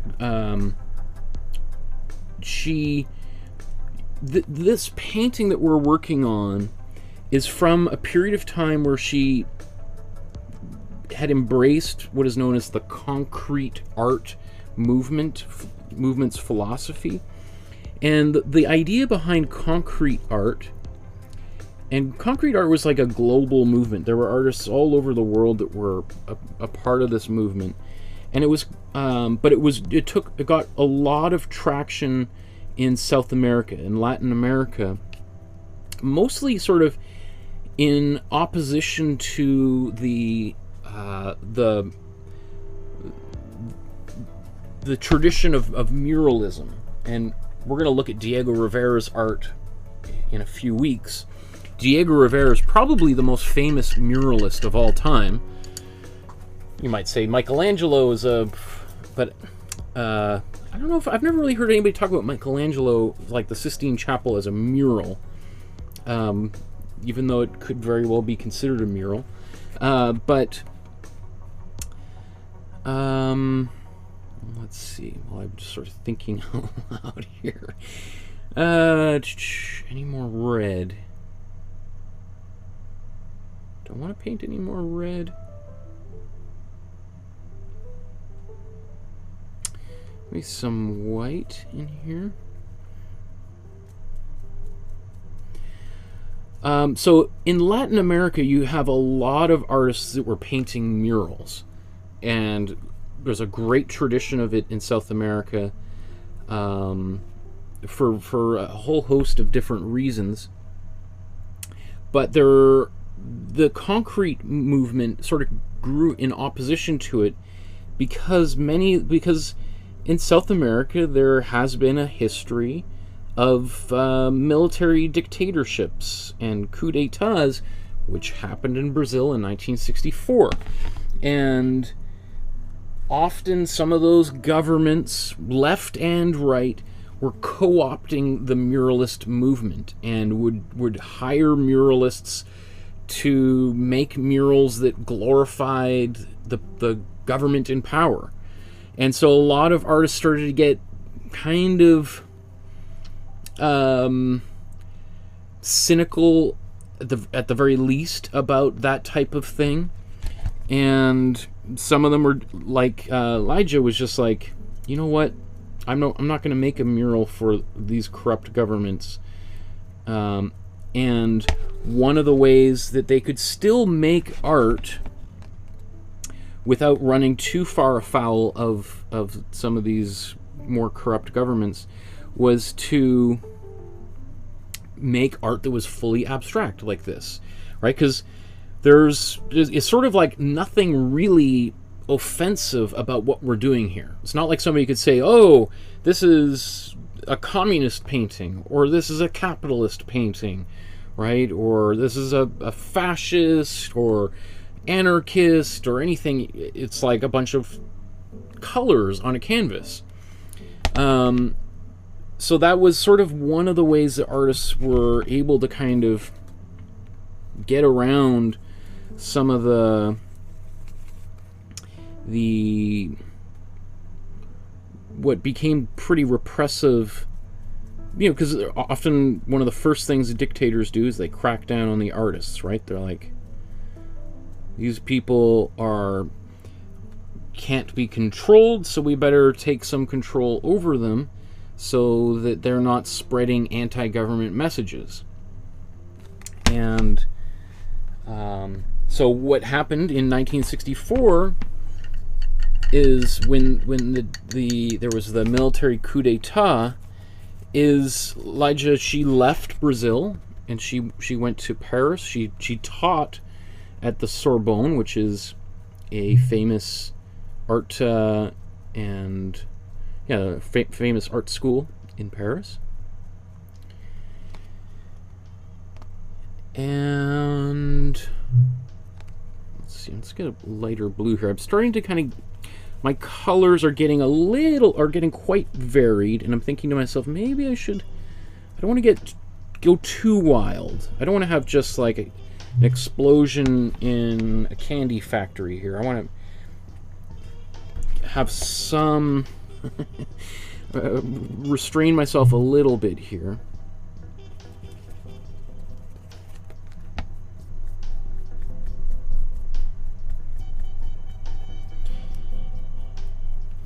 So when that coup d'etat happened, obviously it was quite a shock to everyone, except the CIA, who, this is not a conspiracy theory at all. The CIA backed the coup d'etat of a democratically elected government in Brazil, and John F. Kennedy and Richard Nixon, two people. If you ever imagine two people who didn't get along, but they sat down in a room together and helped orchestrate this, or maybe didn't fully orchestrate, but they certainly played a role in the overthrow of the government in Brazil at the time. And I'm people like, oh, you're putting on your tinfoil hat, Michael. This is all readily available information. All these All the tapes are now in the public domain. You can listen to these discussions. Anyway, I think Lygia became quite cynical about the very art that she had made. She was making these paintings, trying to be like, okay, we don't want to be pawns and tools of the government, so we'll make abstract paintings. But of course, after a period of time, it became like, well, this is also kind of like this. We feel kind of impotent, like we're okay. Yes, we're not a tool of the government, but we're certainly not helping in anything in any way. We're just sort of making pretty things, and right. So, even though I know that there's certain people in the concrete movement who saw it as being quite revolutionary, but anyway, we're gonna blow dry this here, and we'll continue.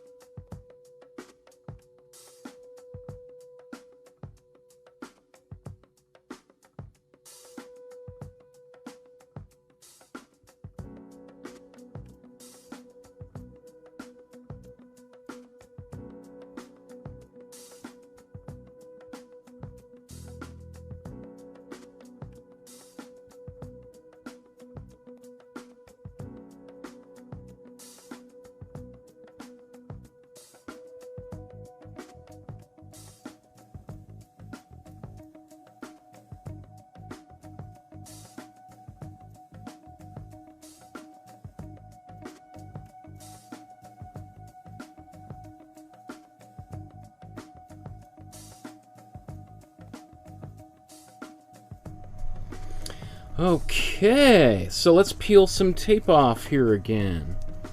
Where should we start? Maybe go left to right.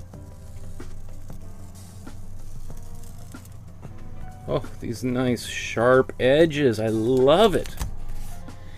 As the painting gets smoother and smoother, the likelihood that your edges are going to be nice and sharp grows, right? Because there's less likelihood of that paint sneaking in underneath the paint, just because the canvas is nice and smooth, right? And the tape has lots of surface area to adhere to.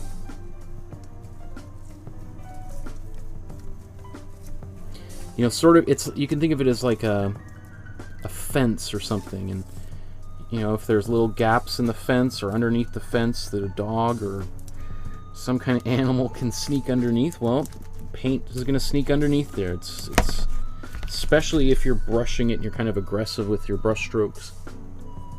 I'm just going to zoom in so you can see. Ideally, this will be where it works really nicely.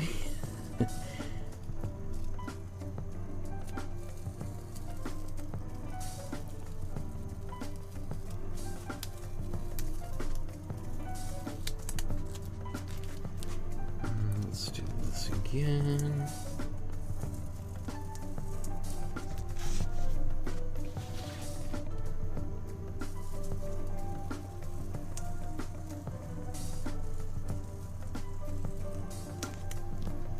Beautiful.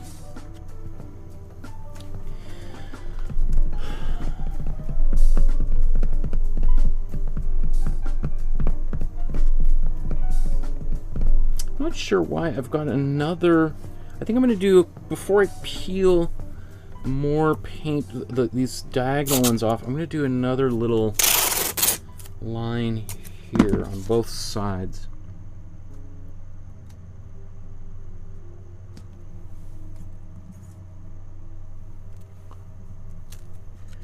Lots of great comments in the chat. We'll get to that in just a moment here.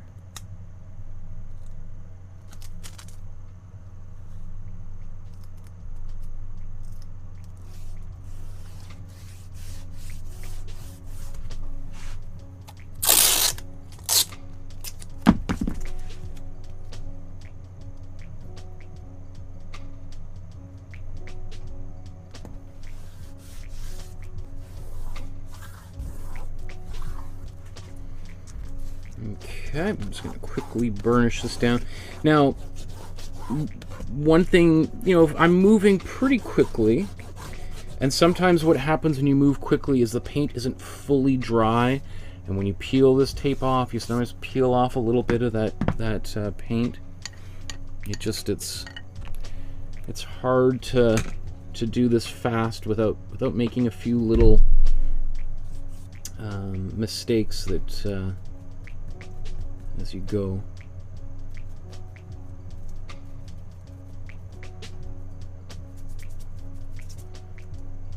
And if I go back to that fence metaphor, part of putting this on here, it's sort of like the tape is like putting a little bit of, it's fixing the fence, and then this is like putting some dirt right up to the edge, and it covers up the little holes underneath the fence that the raccoon might slip underneath, right? So let's blow.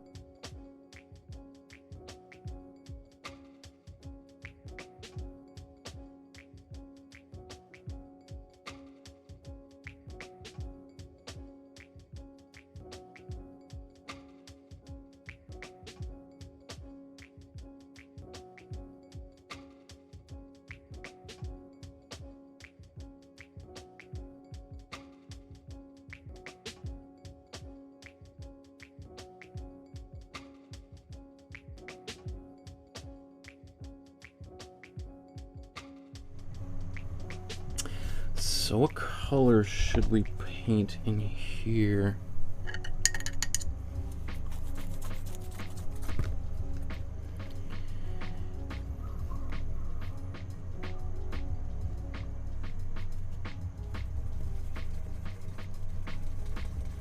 I've got a little bit of a purple that I'm going to put here, even though she didn't really use purple in her image.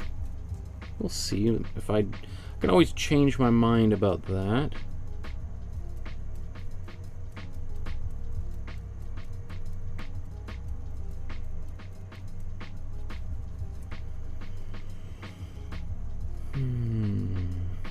Let's go for a green again.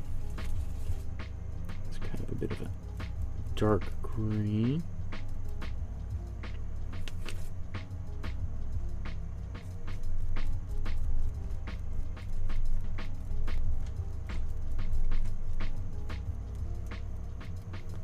Okay, blow dry that, and then I'm going to peel all of this off.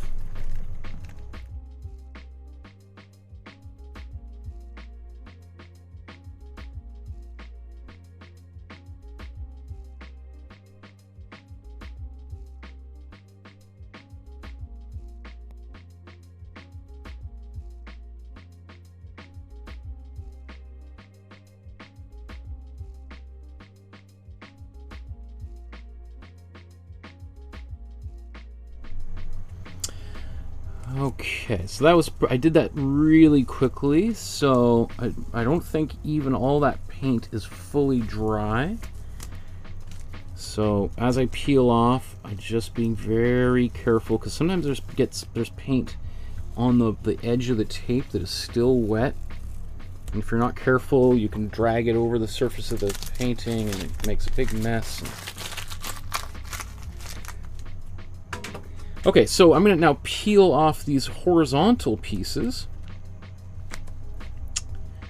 And let's look at a different view here.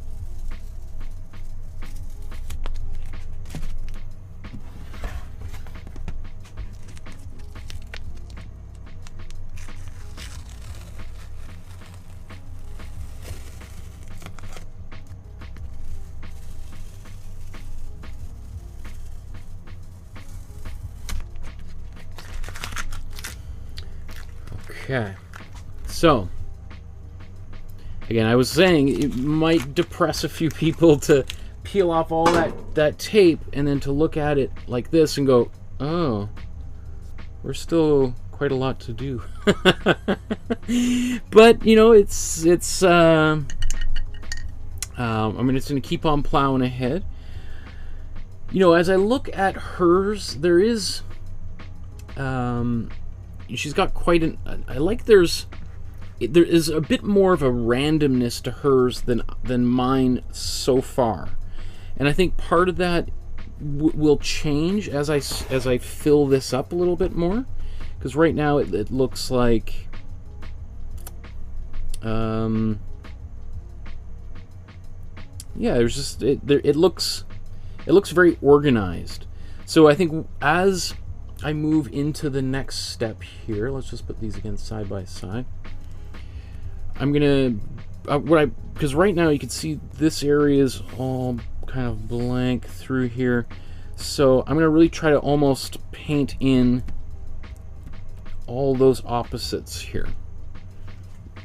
So the other thing I'm going to do before I launch into this is I'm just going to blow dry it one more time, because there might have been a little bit of paint that was up kind of hidden in some of the next to where the tape is and was still wet, and if I start taping over it, it might smudge and smear out. So I'm just going to do an extra little 30 seconds blast of heat over everything just to help cure this paint.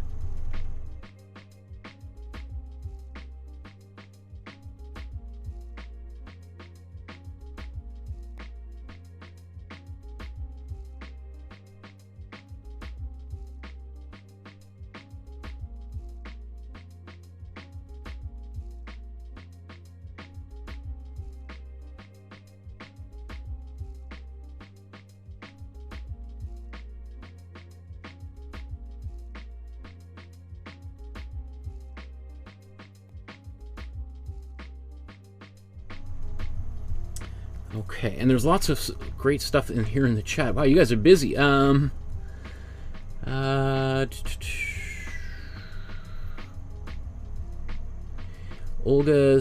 I don't know if we talked about this already. Love hearing your philosophy of art and democratizing. It's inspiring. It could also be on the point of famous artists going more public, that not all artists are good communicators or confident in being in the public eye. It's very true, absolutely. I mean, there's certain artists that have made a career out of literally no photos, or only one or two photographs exist throughout their entire life, because they want the art to be the face of their work, and they don't want to, you know, to be seen. They don't do interviews, all that kind of stuff. There's definitely filmmakers, artists, painters that do that for sure. But there is a long history of artists being very secretive. Like, you may have heard of Leonardo da Vinci writing everything backwards in his journals so that you need a mirror to decode his work. And you're like, well, that's all, you just need a mirror. 500 years ago, mirrors were like extremely rare, precious commodities. Very few people on Earth had a mirror, right? You might have, like, a king or a queen might have a mirror, and it might be, you know, hidden in a box, velvet box, and it was brought out, you know, after dinner to, like, wow people. Like, most people had never seen their own faces except maybe in reflections in windows. Like, again, think about how crazy that is.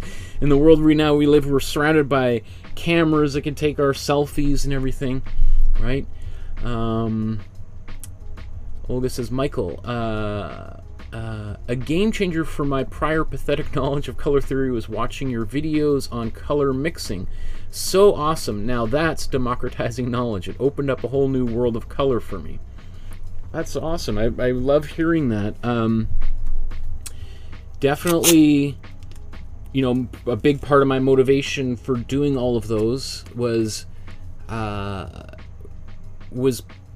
spreading some knowledge out there that I had to find by, not even some of my art teachers didn't know any of that stuff. Some of this stuff I would just spend hours in the library doing research, and I think to myself, why do I have to do, like, I went to art school. Like, this, some of this stuff is stuff that I learned after I left art school.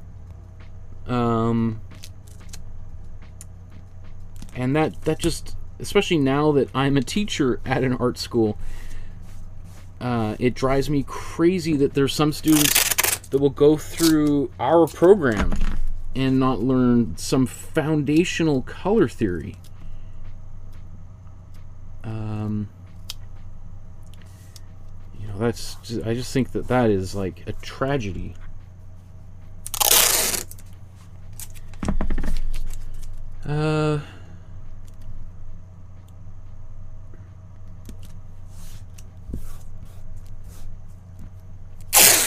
And some of those videos that I made a few years ago about color theory, about showing people how to paint, got like hundreds of thousands of views. People obviously resonated with them, and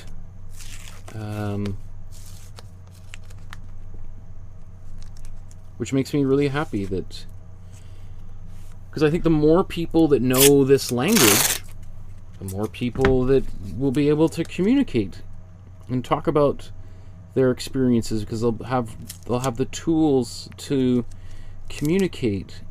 And as I've said many times, like, wouldn't the world be a better place if more people could express themselves through art? Like, yeah, just so.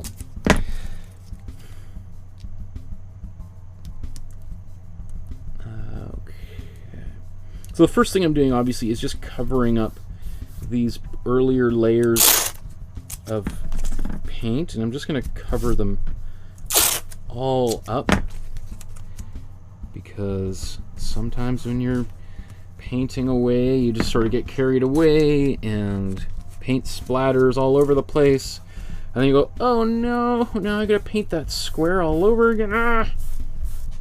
So anything I can do to speed that process up. Now that I got that covered, I think I'm going to go the opposite direction here. Let's do some vertical lines.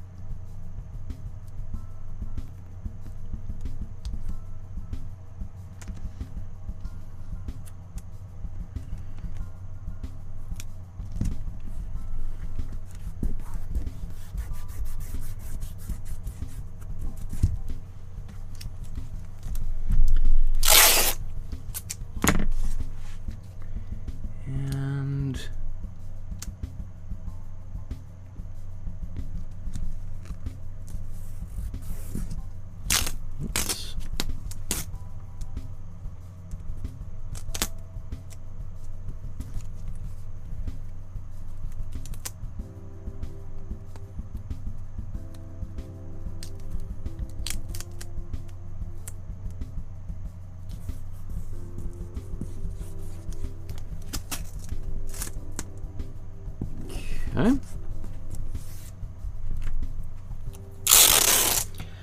As time is ticking away, I start thinking to myself, should I speed some of this up and do some just big, larger areas of color?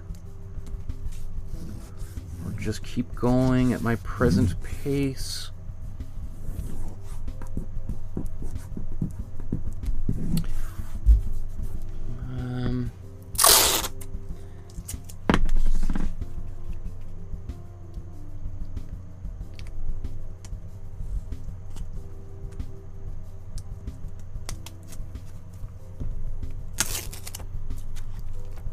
There's some weird things happening here. It's always a little bit, just for me, a little bit tricky, because I have to kind of stand a little bit further back to see things so my head doesn't get in the way. Otherwise I'd be like this. And as things go further away, I'm like, is my line crooked, or is it just receding like it appears to be receding. So as I'm doing this, I can see a few places where I think some things are going to be a little bit funky when I peel the tape off, but yeah.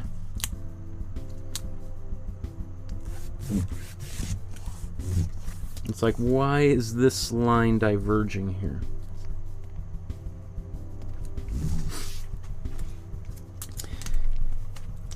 Well, we'll find out. We'll find out at the end.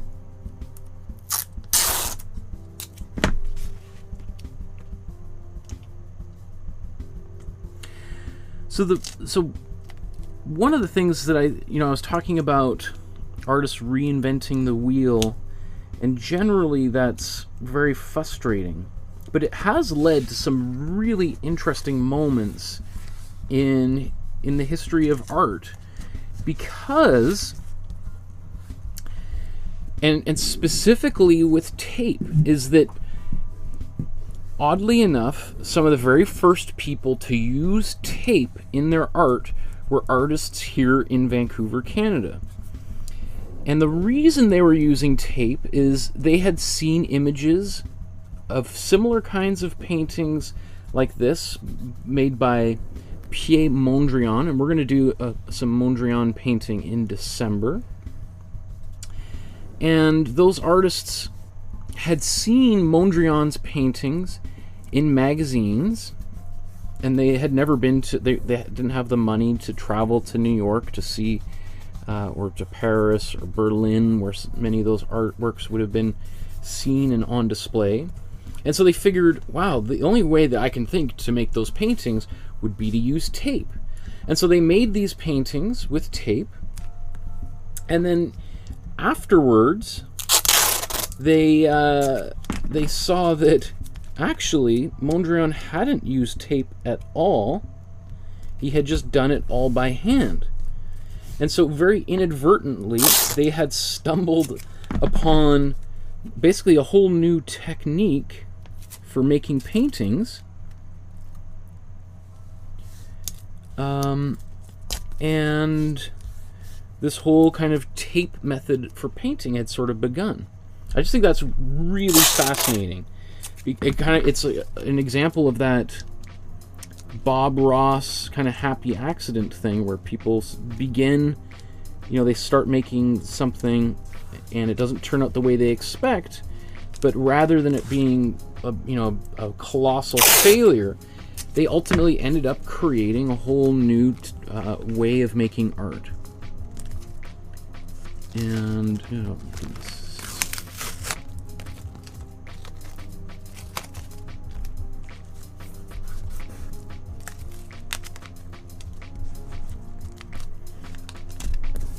so what I'm doing is I'm layering the tape like this. That way, I'm gonna be able to peel. I'll get a little bit more done a little bit quicker. So, because now I've got some of the alternating rows of tape here.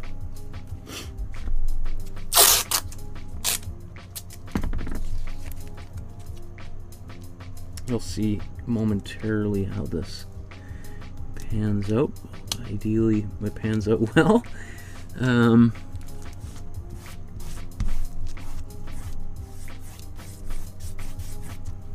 So let's brush some paint on here. There's so many comments in the chat. My apologies.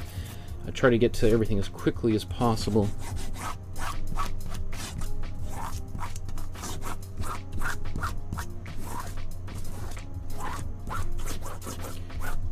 Just going to burnish this down with my fingernails. Really, most of the time I find where the paint slides under is in the corners. That's where it builds up, and that's where it can kind of slip underneath.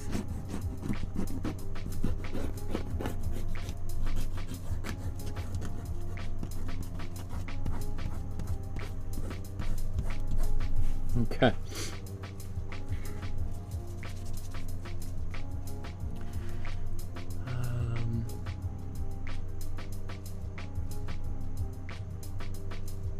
Wow, okay, there's so many comments. Where do I go here? Olga asks, Mama, do you create designs as a job, or is it just for yourself? Olga says, Michael, your answers to teal questions make sense. To my teal question makes sense, and that's so obvious. You know, it's interesting. You know, with all color, you know, sometimes these things, as I've explained it to many people, sometimes color, it's like, especially kind of mixing color, it's one of those things that once you understand it, it's so obvious. But until you understand it, it's like, what on earth? And you know, it's I've been teaching art for a couple of decades now, and I've often heard, like, you know, it's like students will get really surprised over things like, oh, that's how you make green. And I'm sitting there thinking, like, yeah, duh, yellow and blue make green. But it's not obvious to most people. Most people have never painted before, or if they've painted, it might have been 30, 40 years ago when they were in elementary school or something. And maybe they didn't have an art teacher, they just had somebody who also taught gym class, happened to be, you know, teaching art class that day. Or maybe the art teacher was sick and somebody's just reading from a textbook or making it up as they go along. And so I don't take it for granted that I teach, like this semester, I'll be teaching color theory to my students, and I'm teaching first year students, like students that are, most of them are 17, 18, 19 years old, and I'll hear the same thing from them. They'll be like, oh, I didn't know, I've never heard of warm and cool colors before. Not that I expect anybody to. And so yeah, I don't expect anybody to be an expert on any of this stuff. And a lot of this stuff is also, there's a lot of disagreement. There's people have been disagreeing about color. I think I mentioned that in the kind of the 8 or 9 minute, one of those videos I made 4 or 5 years ago that has a couple 100,000 views. I show a whole bunch of different color wheels, and that's only a small part of it. Like, there's literally hundreds and hundreds of color wheels that artists have created over time to try to understand this fundamental problem.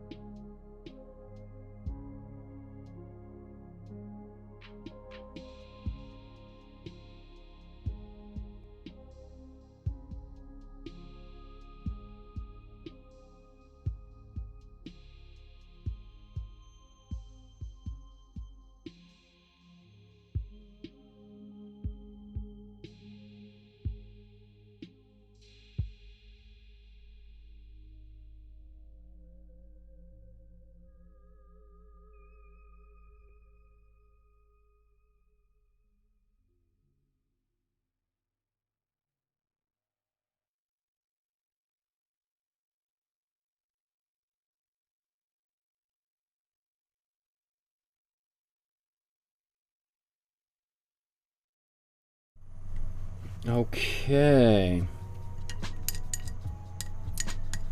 Where did...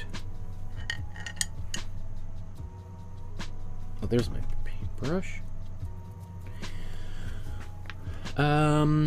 Deborah says, the University of Mexico has an extension here in Gatineau, Quebec, across the river from Ottawa. And Mexican artists were brought to do a mural around the building when the work was being done on the foundation. It was amazing. That sounds super cool.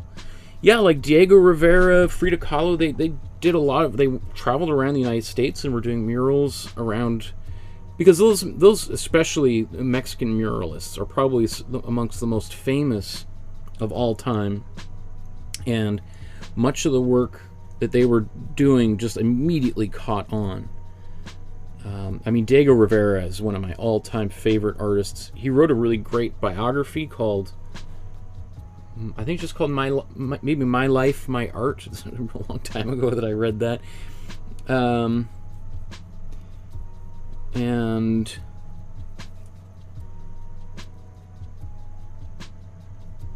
this will be interesting. I think there's going to be... Oops, you know what? I need to put some...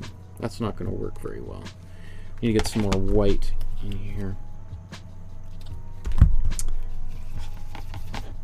If I want this to even stay. I'm painting over some blue here. So we'll build that up kind of thickly.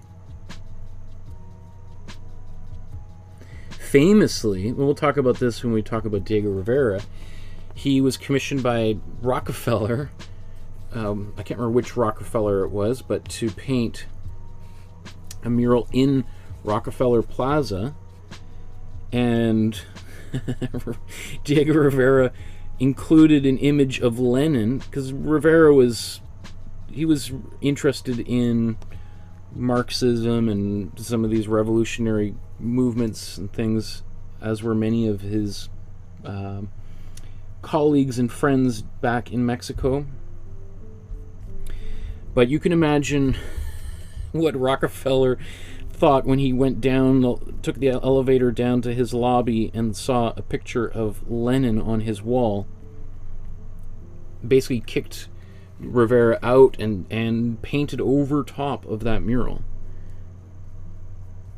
The irony, of course, is that that mural now, if he had even just saved it, would be worth, I don't know, maybe $50-60 million today, or probably way more. It would be worth $100 million maybe.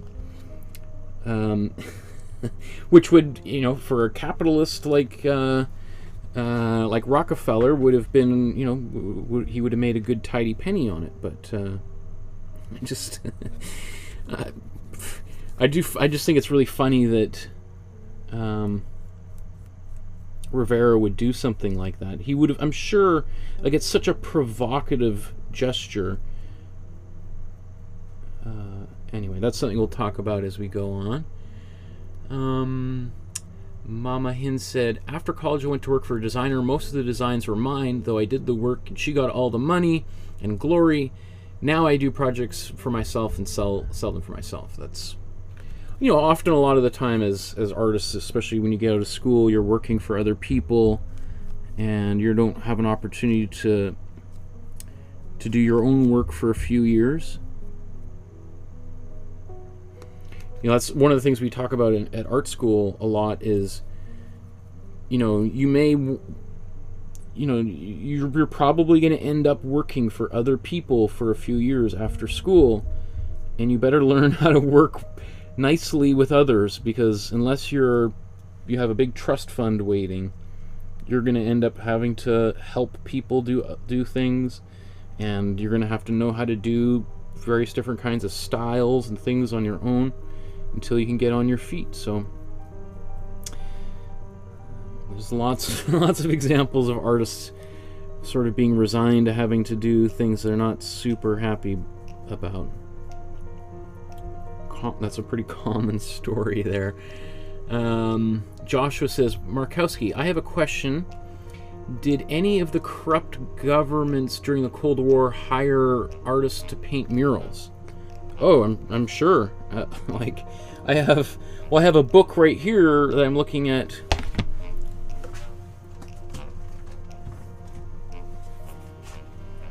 Because we're going to be talking about Korean artists soon, so I've got about 20 books on Korean artists that I'm scanning to find the best quality images.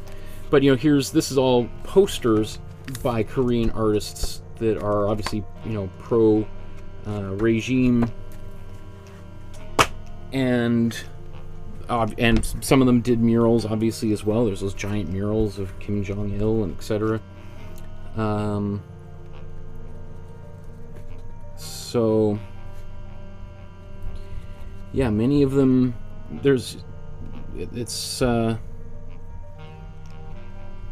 not just in North Korea. You know, I'm sure somebody's gonna say, "Well, what about America's corrupt?"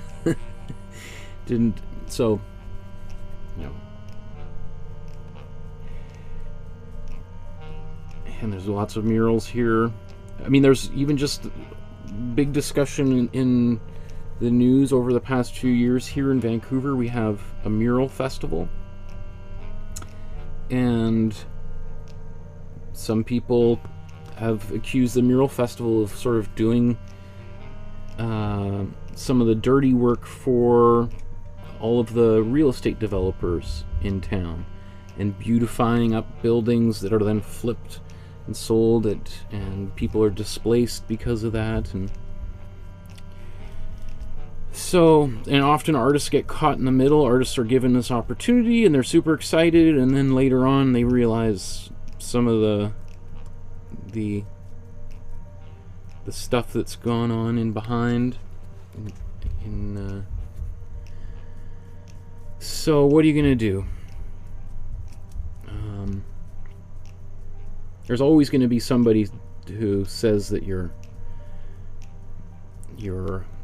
a pawn in a larger scheme, and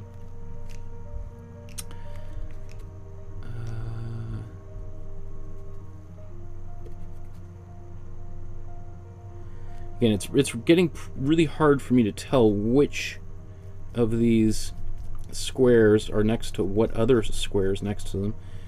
So at some point you just that's another reason why it's good to kind of be using different paint throughout this process rather than the same blue, the same red, the same yellow.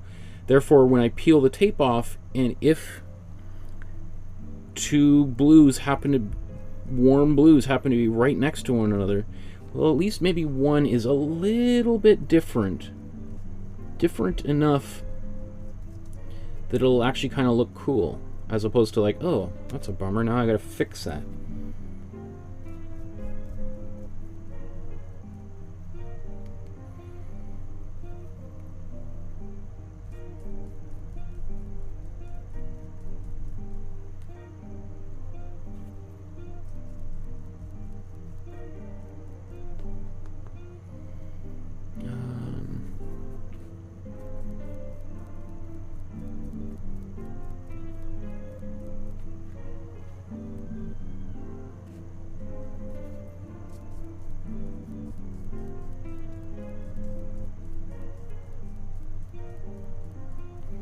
Okay, so I've painted in a lot, and that's going to make a huge difference to the overall painting when I peel all this off, or I'll peel the horizontal strips off next.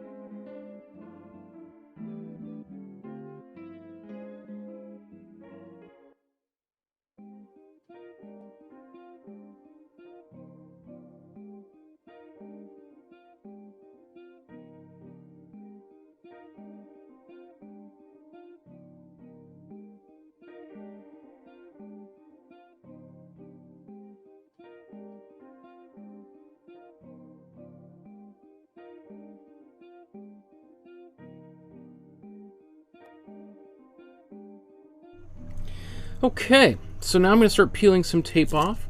It looks like there's a bunch of new people who are watching the channel, maybe for the first time. If this is your first time ever watching, hit that subscribe button, hit the like button, so that you'll know when upcoming videos are happening. Let's see, maybe I'll leave that one blank.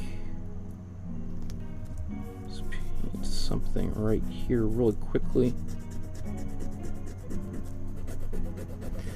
How about right here, I'll just paint it without using any paint at all, like any medium, Mod Podge or matte medium. I'm just going to paint directly on here. I'll show you that it can be done, and the results aren't always disastrous. Disastrous? Why does that somehow sound bizarre when I say it. We could still make it work. It's just you have to be a little bit more careful. So I'm going to brush away from the tape. I want to try to prevent the paint from kind of going up underneath as much as possible.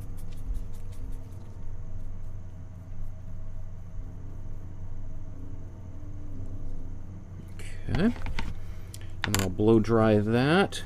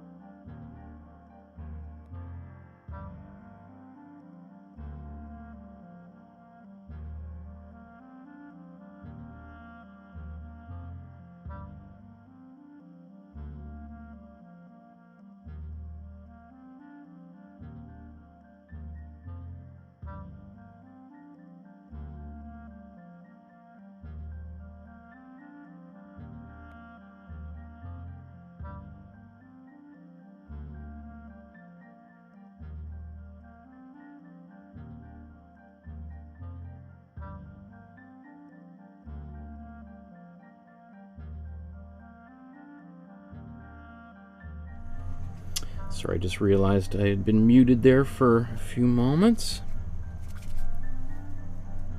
I don't think you missed any great bits of wisdom. I am going kind of quick. This is when I get impatient, this is often where the mistakes start to happen. Because you start trying to force things that don't want to be forced. Also, if you want to support the channel, you can leave a donation in using the PayPal link below, or if you want to send a check or e-transfer, you can contact me through the Facebook group or through my email, which is on my website. You're welcome to visit my website and the Facebook group are linked below. I strongly encourage you to join the Facebook group, whatever you do, so that you can share your artwork with our community of artists. We have such a great group of people who give each other feedback on the artwork as it's being created and uploaded, and even because I'm more busy these days teaching as well as working on my comic book, so I don't always have a chance to weigh in.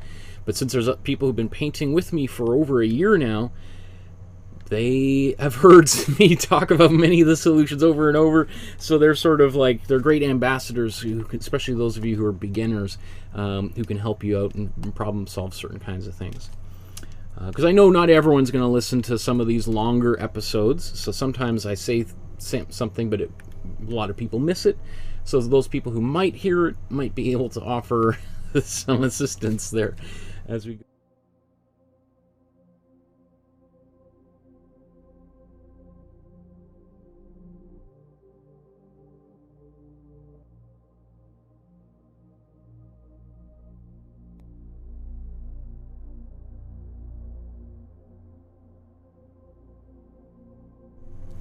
Okay.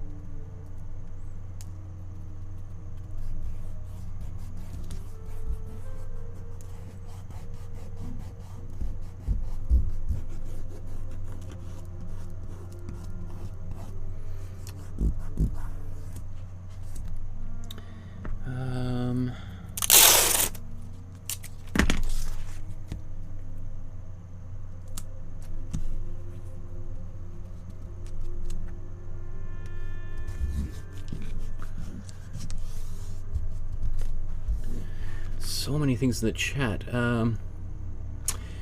Mama Hen Appalachian Heritage says, Olga, I also watched Michael's Intro to Color Theory and was not taught this in my fine arts Bachelor of Arts education.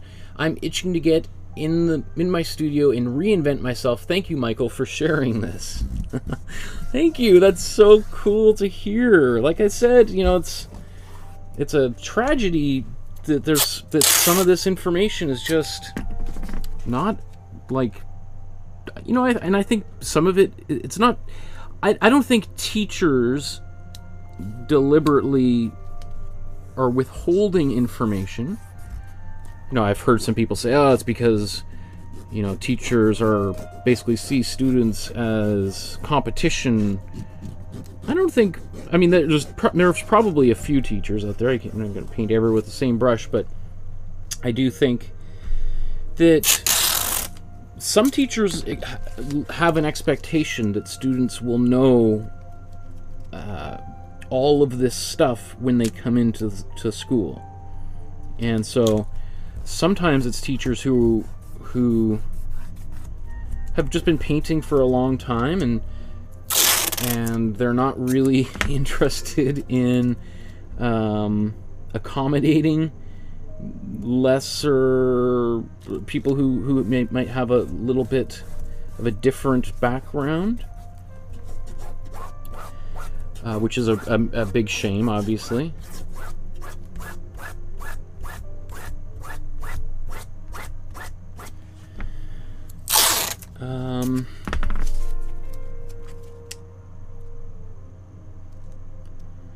And, you know, sometimes it's so, for like an example would be at Emily Carr, students are required, as part of their tuition, they buy a subscription to Adobe. Adobe makes Photoshop and InDesign and a bunch of other software.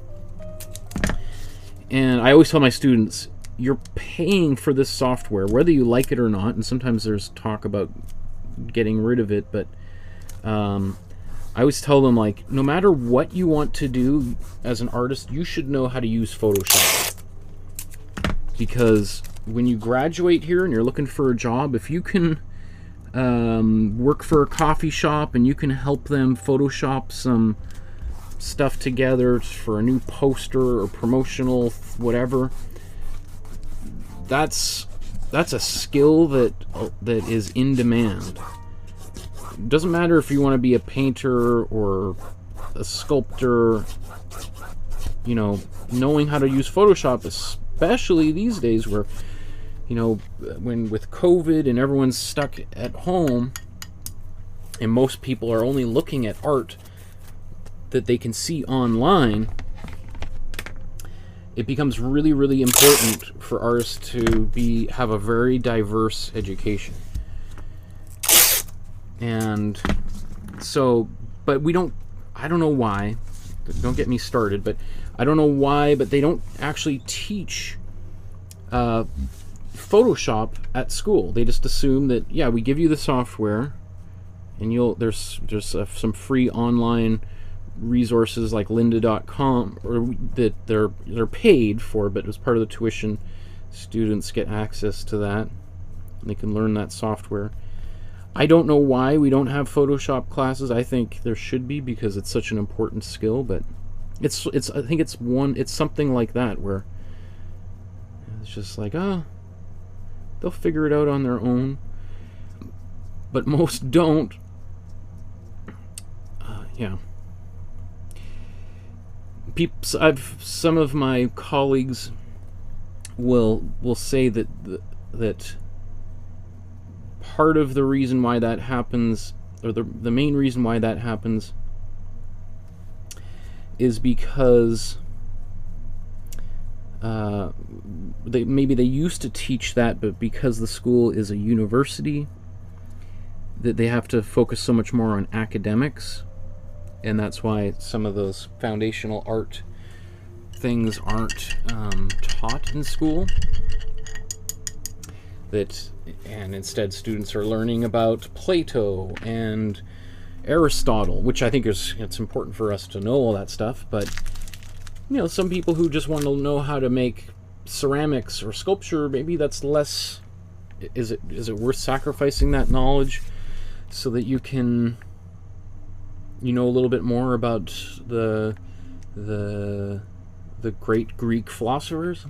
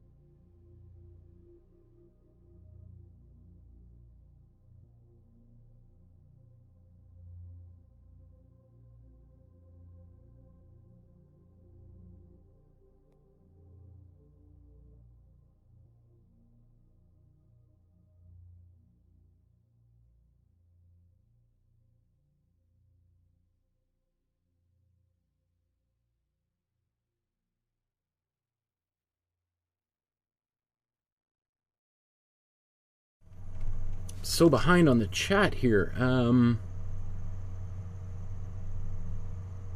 Wow. Whoa, okay, there's lots.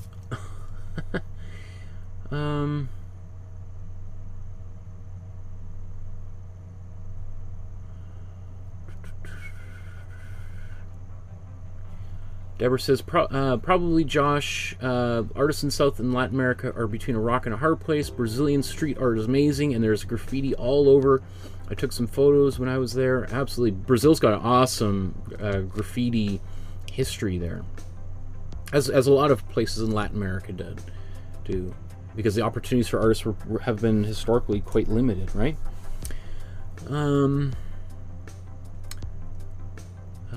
Olga, Mama, I mean, it's unfair story about not getting credit and acknowledgement deserved. Absolutely. Joshua, interesting question about corrupt governments and art. Reminds me of the old USSR art. Interesting discussion.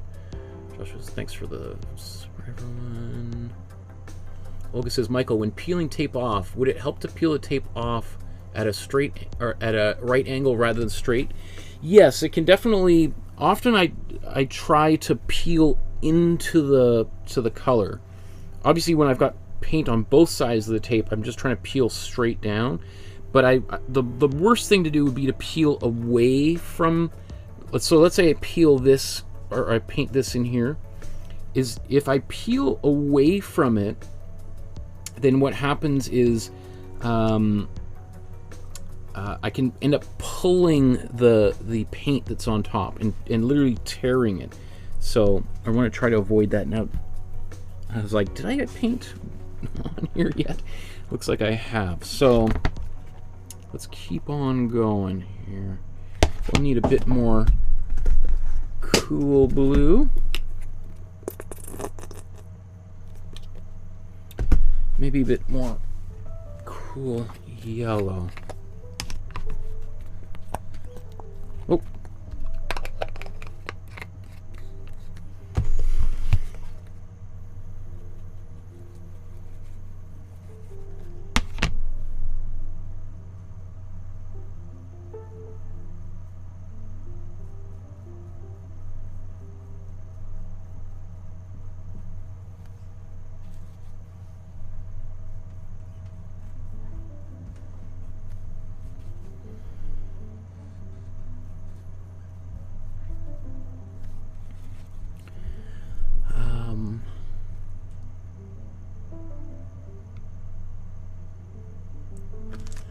Deborah says, Josh, the Brazilian street artists use every chance they can to fight oppression and bring life to the streets. The stairs and favelas are decorated with paint and tiles.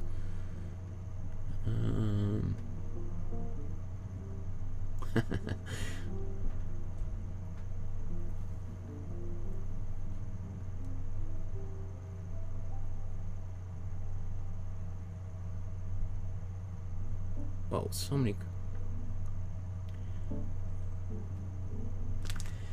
Yes, Brazil is, unfortunately, that dictatorship that was in Brazil was in power for like 25 years or something, from like, what, 64 till like late 80s, early 90s? I can't remember exactly. But, like, what a tragedy that...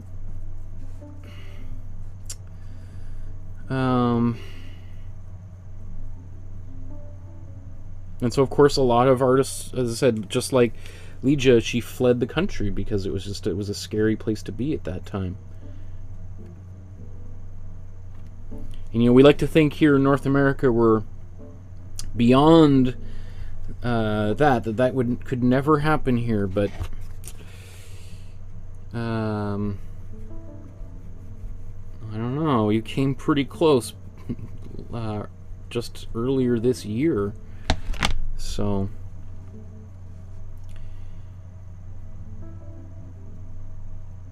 in January at the U.S. Capitol riots, right?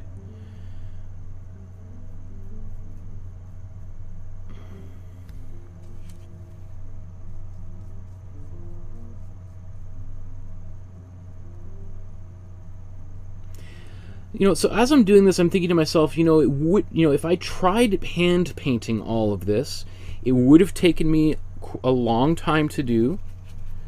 But, you know, I probably would be almost done or done already. However, they would be, and I would probably be much closer to the original image than this will ultimately end up being.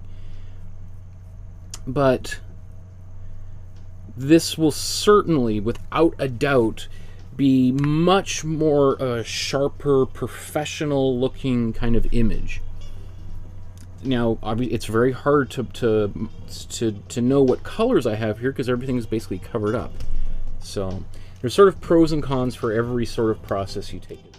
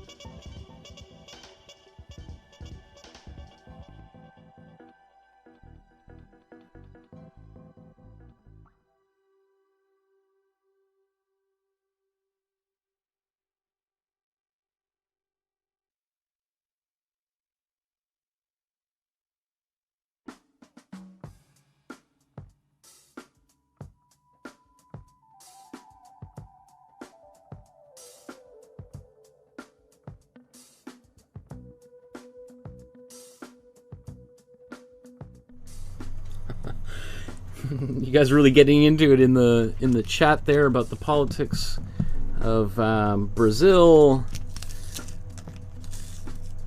Oops, that goes under. I'm gonna keep that there.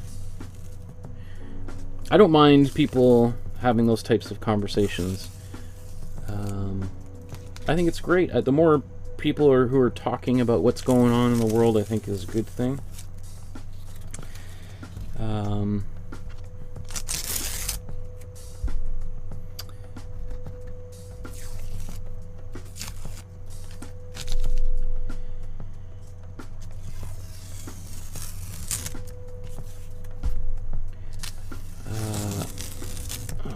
There's a gap there. So there's a little bit of space in between those two colors. So the question can become, do I fix that or do I leave it? I think I'll just leave it for now, and then we'll see as this painting evolves whether that's something that needs to be fixed or not.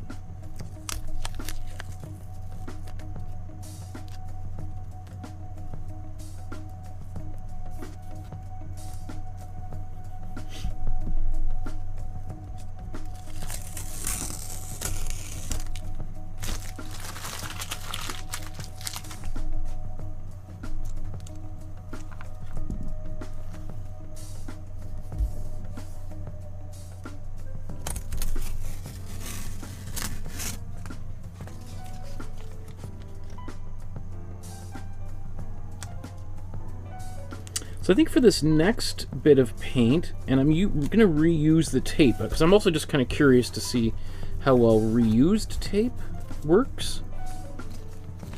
You know, we're using a lot of tape here, and I've mentioned that I'm try to be environmentally conscious, so how many times can I use the same tape at all before it kind of is you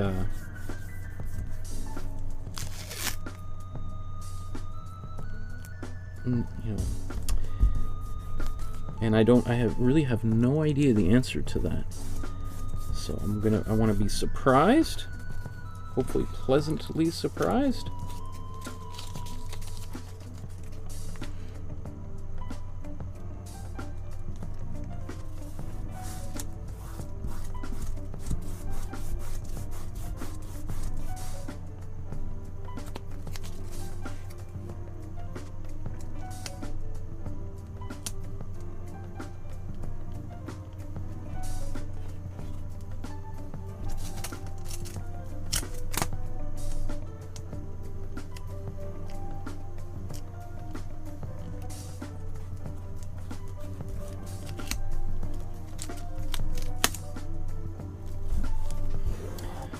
Okay.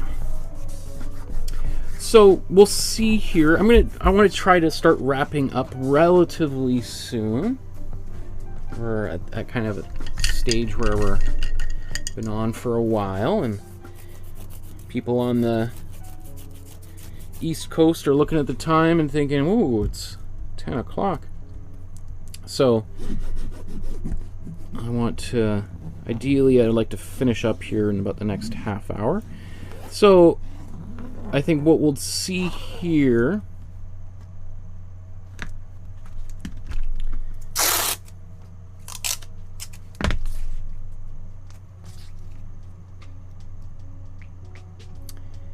I'll start peeling off most of the tape,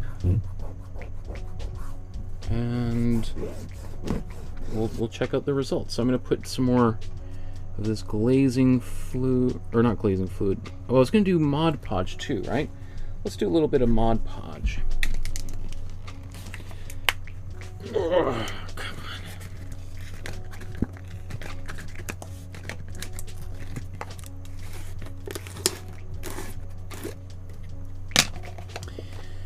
Yes, the revealing of the paint is always very exciting. If not, maybe some of the most exciting things you can do with paint. Because usually, because it's, you know, as much as I would like to know or think that I know exactly how a painting is going to turn out, when I'm doing this, I have literally no clue what it's going to look like. And I personally love that feeling. I like that experience of being surprised. I know not everybody likes that experience, but some people, you know, part of the philosophy of the concrete art movement was to know exactly what it was going to look like before you began, which is a really interesting, and she made this piece as when she was a member of the concrete art movement, right? So in some ways what I'm doing here is totally antithetical to the philosophy behind this work, because right now I have no clue what this is going to look like when it's all peeled off. But she did, as you know, she broke away from the concrete art movement and founded the neo-concrete art movement, which was a lot more about expression,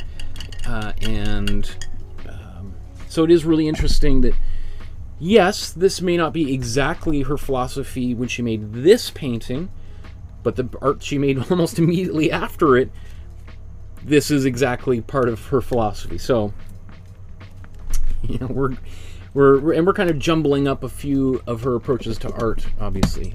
Anyway.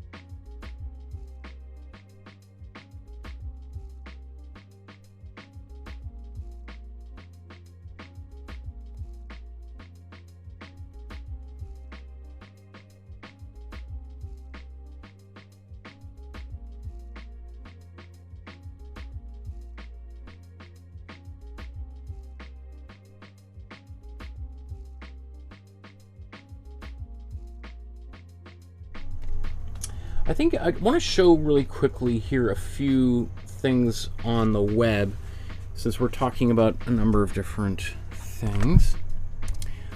I want to go back to, did I even talk about where to find the, obviously here's our, the Facebook page.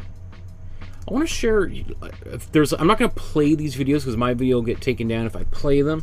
But here's a couple of the Guggenheim Bilbao in Bilbao, Spain, which is a city in northern Spain. You can see here's the original piece that we're working on today. You can see it's a little bit more of a square format, and you can see how big it is. You know, it's, yeah, again, maybe 3 by 3, not quite, it's not quite square, but pretty close. So it's almost 4 by 3, something around that size, right? This is a great little video. It's like 1 minute long, and it's really all about the exhibition they had there a few years, or earlier, or last year, focusing on her paintings around this particular period of time. I mean, even like this, like she made these, they're sort of like little models, little sets that I think are just super cool. I haven't heard of them being used for performances. I think she saw these as also paintings, and this is where she really starts to break out of painting as just something that exists on a flat surface, right? She's a really great curator who I'll show you here in a second. Participated in a lecture at the Bilbao Museum, Guggenheim Bilbao. And this is a great, it's like an hour and a half long, but if you're really interested in Lygia, like, I would suggest you watch that. What do I want to jump to? Here's a few other resources, other videos. This is all on YouTube. The Museum of Modern Art. And if I was looking for this, I would just type in MoMA Lygia Clark, right? And this is the kind of artwork that she started making in the early 1960s after she left the concrete movement and joined and formed the neo-concrete movement, and then later the Tropicala movement, right? So she's just like, she's part of like all these different movements. It's honestly hard to keep your head around. And if I just go back to this, in this video, there's 3 different curators and historians talking about just 3 different parts of her painting career, and that has nothing to do with everything she did in the 60s and forward.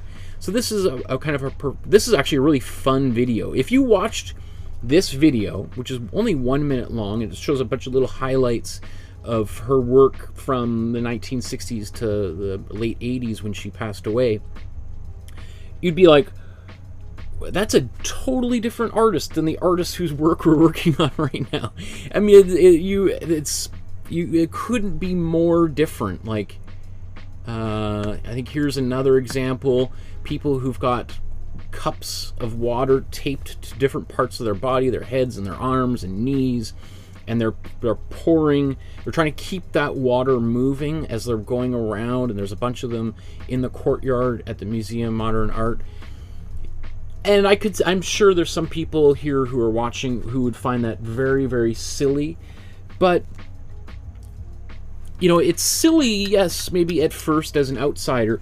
But when you start participating in an activity like that, and remember, Lygia, sort of at the beginning of I think 1960, well, even about 1958, she starts moving into this more, what she calls participatory art.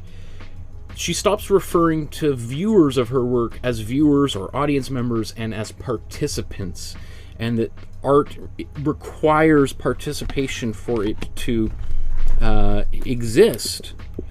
You know, people, you know, does a painting exist if it's in a storage locker and isn't seen for 100 years? You know, it's like, I don't know.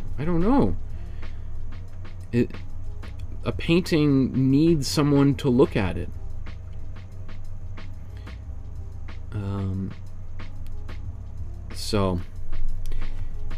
And different people will see different things when they look at a painting.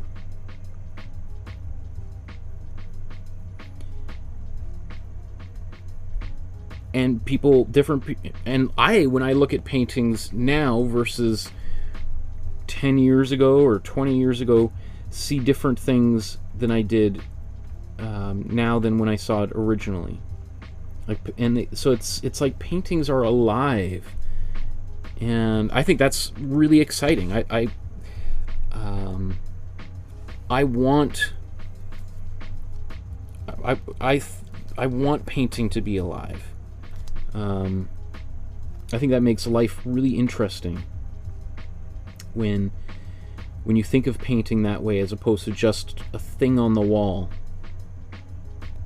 that can be bought or sold or whatever. When you think of it as like a living organism, then I think you treat it better. You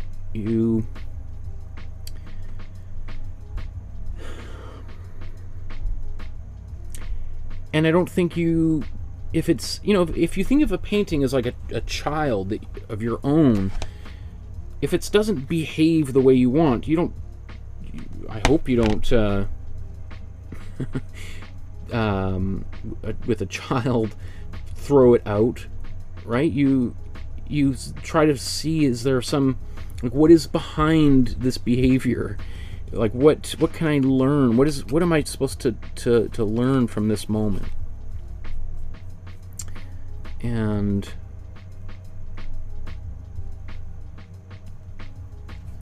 I think, as far as I'm concerned, every painting I make teaches me something, is a learning experience. Even though, I'm teaching other people how to do things, I am also always learning. I mean, this whole past year of doing all of these episodes, just these painting episodes, has been a huge learning experience for me. I didn't really expect to learn everything that I've learned. And some of these paintings have really challenged me, for sure. And I love that. I love coming out and feeling like, wow, look at all the different things I can do now. As I hope everyone else feels that way.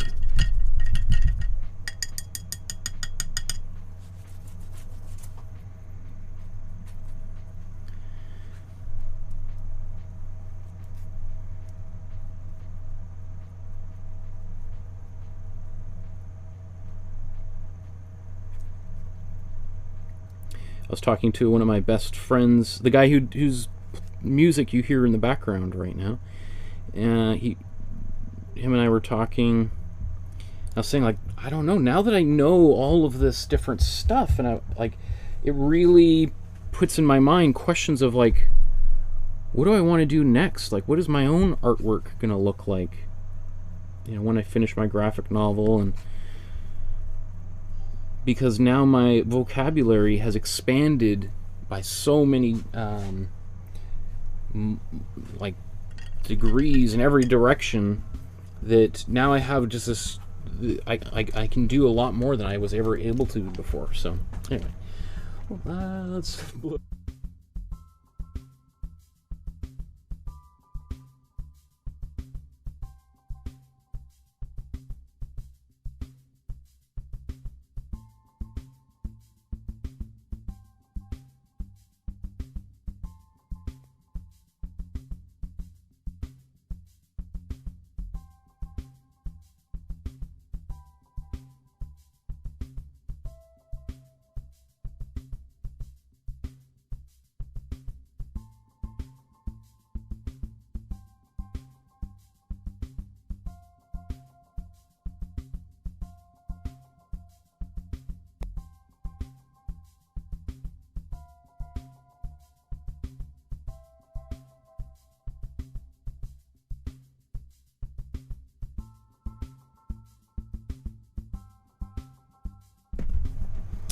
Okay, so let's start peeling some tape off.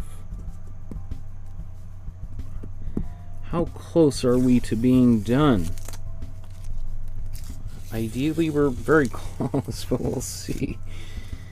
And this was using the Mod Podge as well. Oh, look at that. Not good.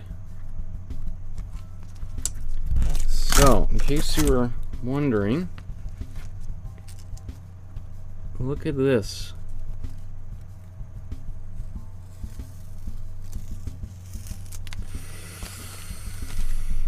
Yikes.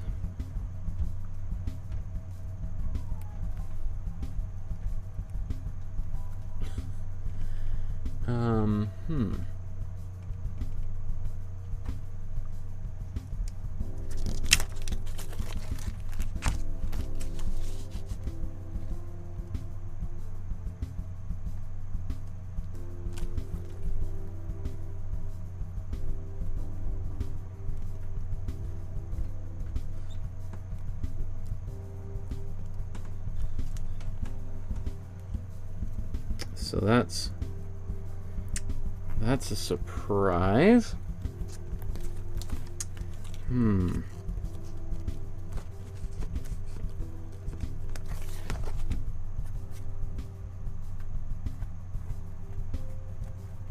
Wonder, that it's weird that happened. I don't know if that's just the Mod Podge, and hopefully if I used Mod Podge, it's happening all over the place. Okay.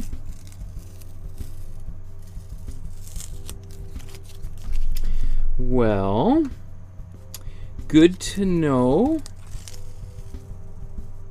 Yeah, it's okay.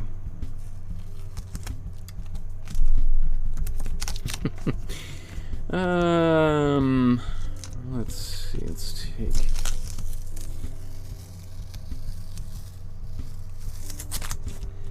it seems like it's worked in some places better than others.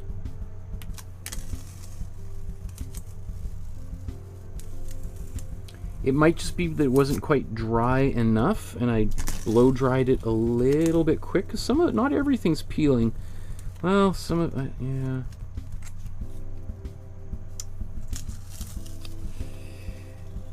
Definitely, I think a little bit of extra.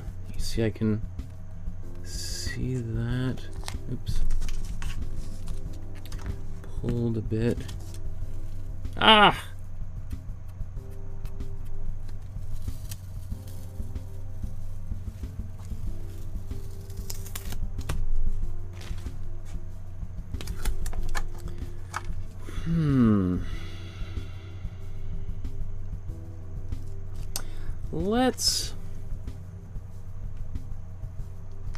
I'm going to take this tape off, and we'll just take a look at how things look right now. And maybe we're closer than I think. I don't know. We won't know until...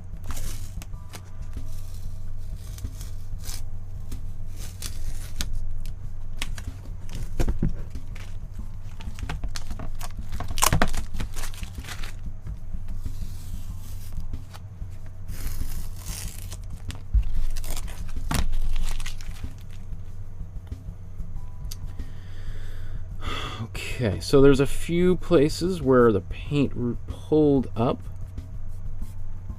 It's good to know what materials work and which ones don't.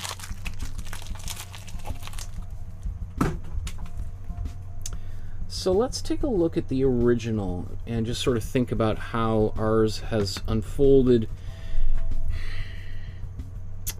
One of the things I really like about her painting is there's a lot of kind of nice empty spaces in mine, and mine's starting to get kind of full. So I think to myself, how can, like, I think I want to bridge a few of these gaps with just a little bit more paint. Like, I think I want to do just a little bit more and then finish up for the day. So, and we'll see where there's a few. I don't even know where some of that paint peeled up anymore, but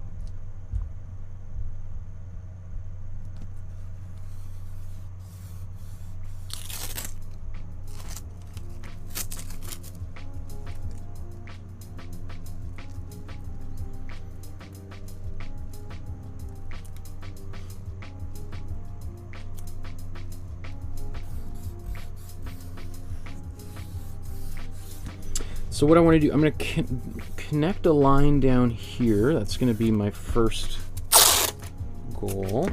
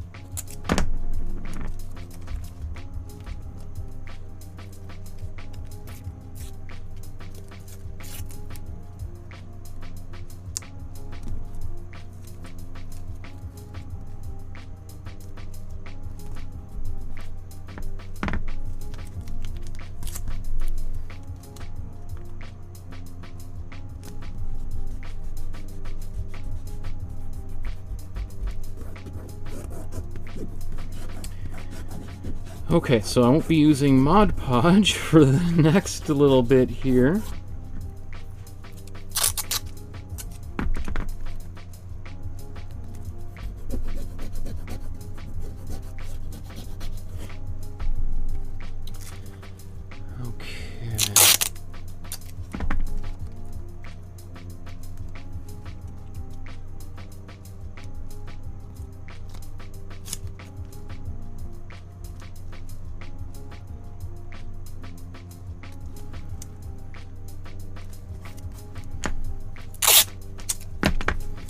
So now it's just getting much more specific.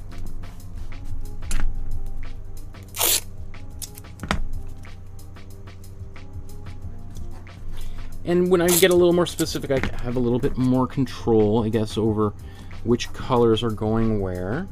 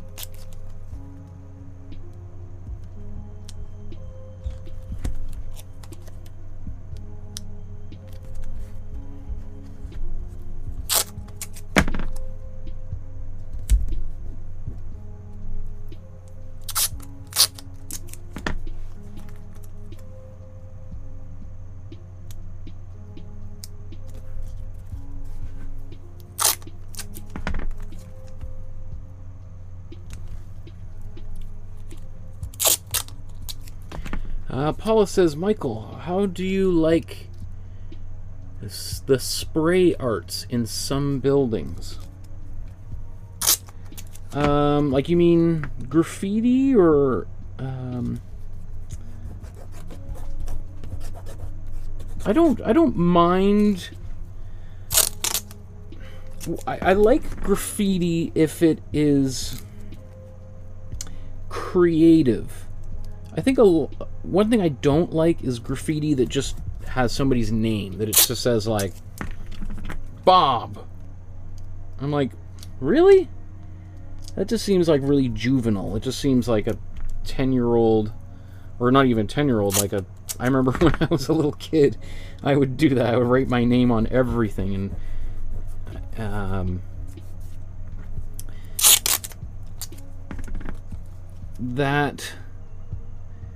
that doesn't seem, you know, particularly creative to me. It doesn't seem very innovative. It just seems like defacing property.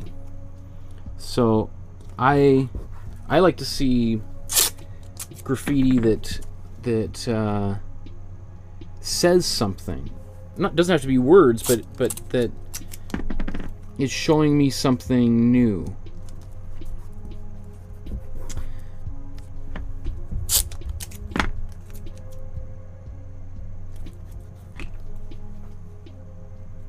And which is, you know, we'll be looking at an artist eventually called Barry McGee. We'll be looking at Jean-Michel Basquiat at the beginning of December, I think, or no, at the end of maybe end of November, December. I can't remember. So we've looked at Banksy already. You know, so I'm not like overall opposed to it. You know, we just were saying, like, sometimes for some artists around the world, that's the only way they can express themselves, or they can denounce the regime that might be in power. You know, there are some graffiti artists who have put their lives on the line to spray paint. So it's not always just like little punks doing trivial little things. Sometimes it has major consequences.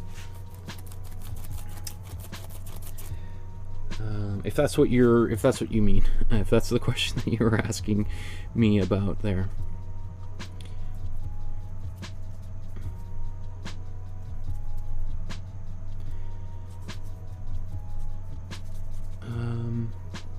Oops.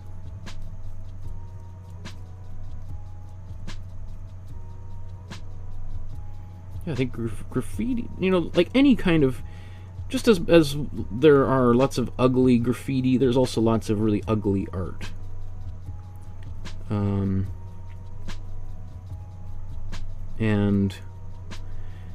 But I also feel like, you know what, I'd much rather live in a world where some punk is going around spray painting things, even the worst graffiti, than going around shooting people or selling drugs or something, right? And I know sometimes graffiti is you know, gang related.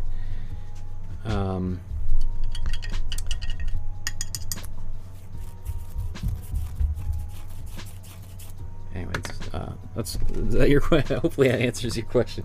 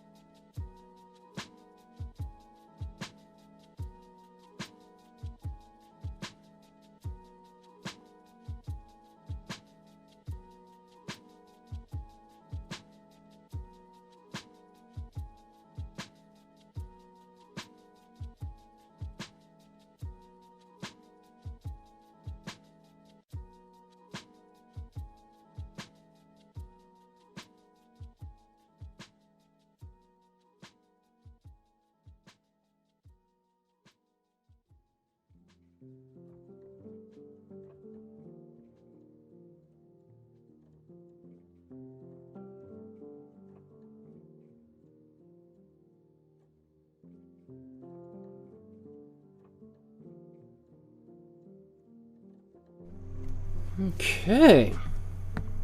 It's interesting, like there's a healthy number of people watching right now, and I you know, it surprises me. There's definitely, I never know which episode is going to connect with people.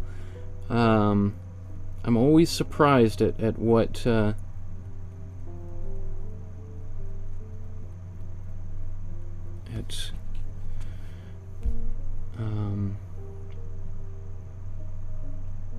there's definitely some episodes where I'm thinking like, oh, this will be super popular, and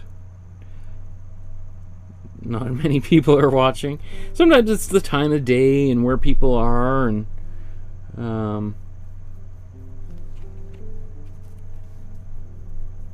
you never know.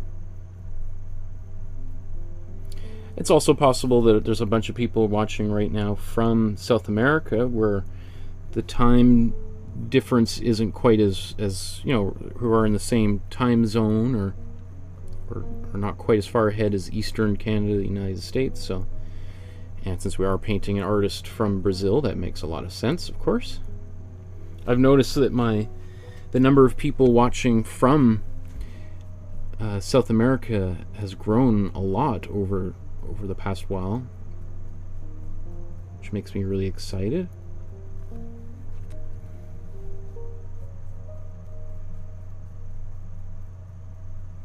Makes me really excited to have people from South America learning about some of the great Canadian artists that they might not have known before, and it makes me really excited that Canadians are learning about some of the great artists from South America.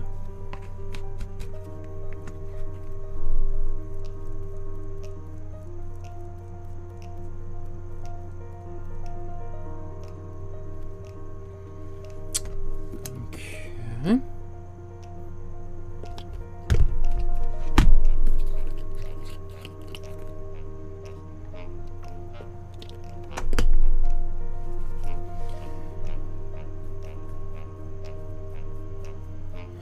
I'm also, again, I'm trying to use a fairly limited selection of colors, which is a little bit tricky because I might have some repetition of colors, the same color right next to each other as once we start peeling things away.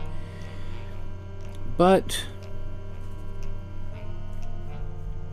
I think, like, that's why my greens are fairly limited, the blues are fairly limited. I think there's only one brown in here, which there isn't actually in the original anyway. I haven't even touched my cool red.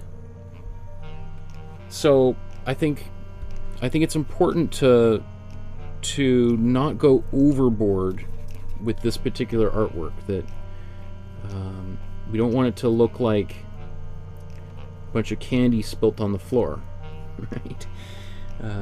Having some level of moderation, I think, is important here. Okay, so I'm going to blow dry this.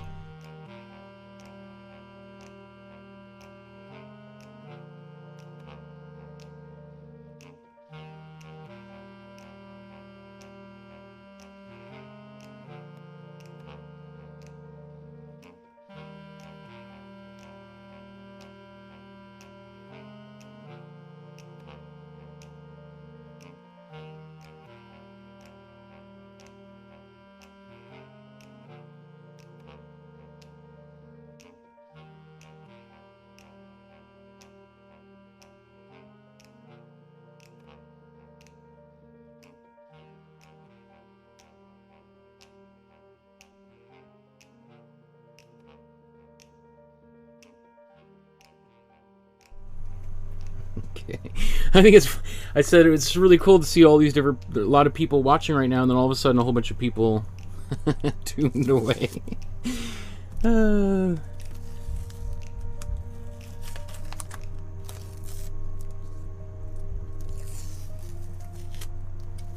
That's one of those ones that was used the Mod Podge that didn't stick.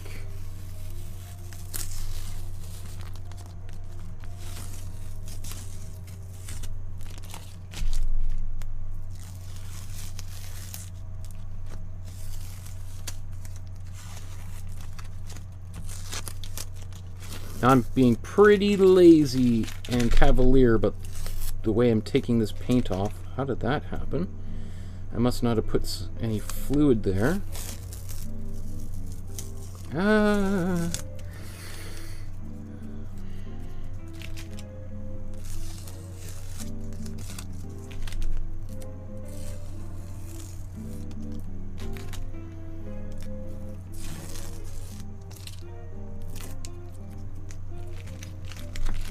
Okay, so I'm going to zoom in and we'll just kind of look at a few little errors that happened.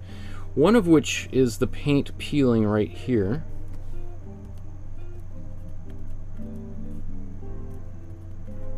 I feel like I could almost peel that right off, but some of it is still stuck on. I'm not sure. Maybe I'll peel it off or paint over it. Not sure what happened here either. You can see, look at this. That was, I don't know how that happened. I don't know what was going on here. Down here, I think this is another one of those places where the Mod Podge peeled up. And then you can see right over here, I must not have put any fluid underneath here at all, so it's basically bled in both directions underneath the tape and even onto some of the other color around it. That's very frustrating. So maybe I wonder at this point, should I do any hand painting to finish this painting off? Or should I try doing the whole thing with tape?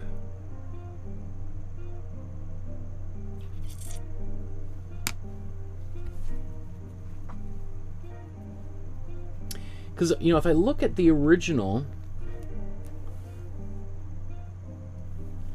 she's got lots of, I just feel like breathing room, almost like checkers, whereas mine has gotten quite filled up. So I think I'm going to do just a few more here to bring this painting to a conclusion.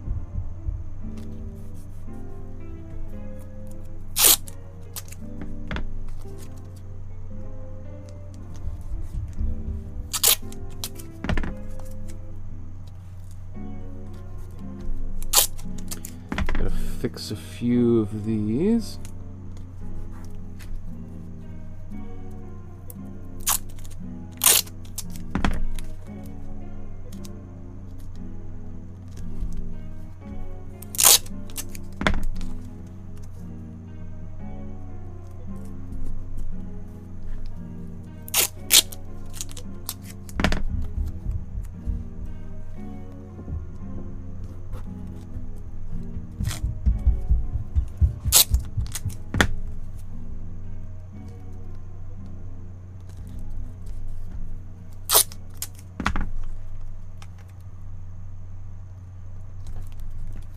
I'm also starting to get kind of hungry. I can hear my family upstairs getting ready for dinner.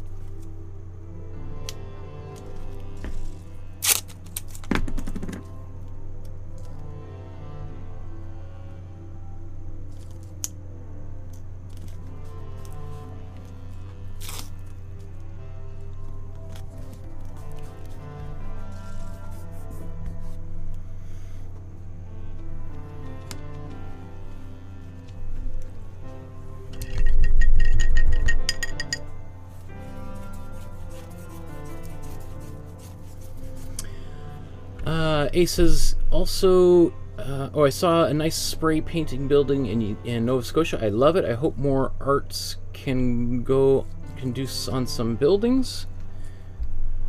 Also in Europe, there's lots of colorful buildings. Definitely.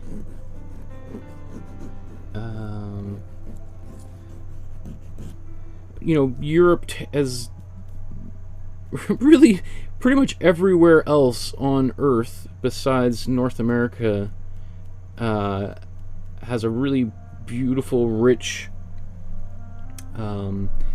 vibrant street art scene.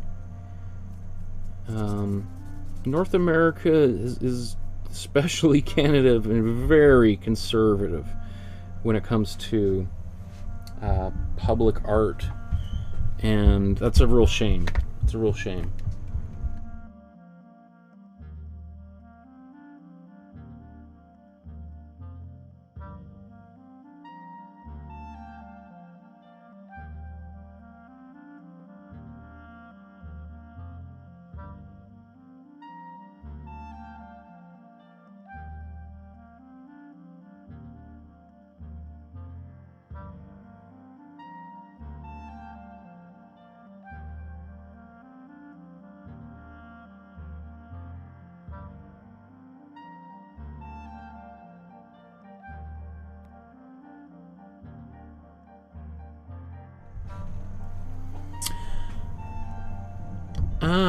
I've just I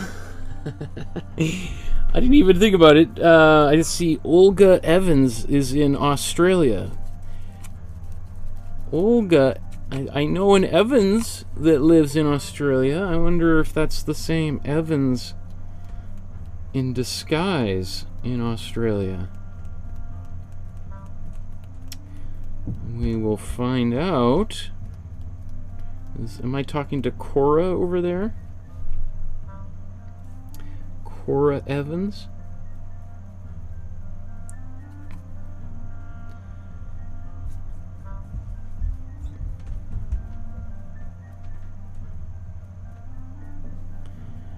My sister and her family live in Australia. We were supposed to go on a big, awesome reunion to France last year, which didn't happen. for the reasons we all know.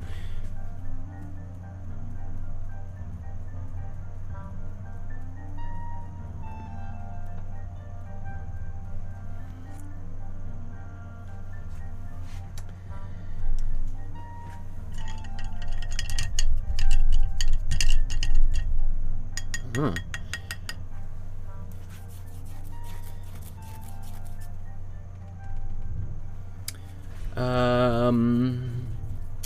Jazz says, is it Tuesday or Thursday today? Ha ha ha.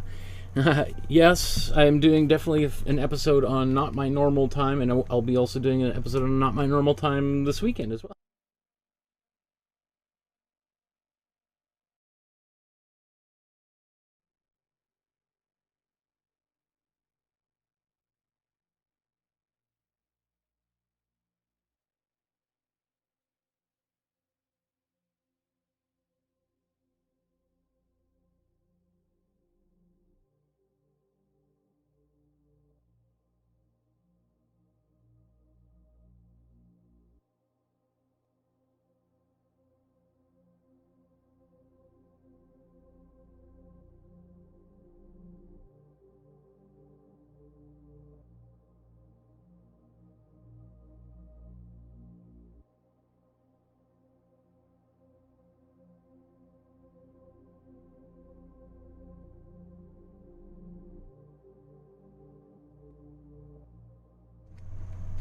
So I was just repairing a few parts of this painting, a few places where the paint had peeled. I did it again. I think it's probably because some of this paint's just not fully dry because I'm rushing the process a bit. Having said that, you don't want to let it sit for too long. Like I would try to not let the paint maybe sit overnight. I'd try to put the paint on, put your you know, do all of this, and then peel it off before you you walk away for the day.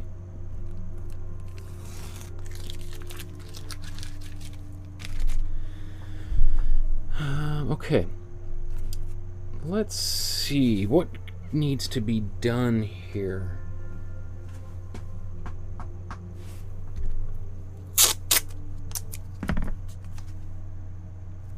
I'm going to blow dry this again.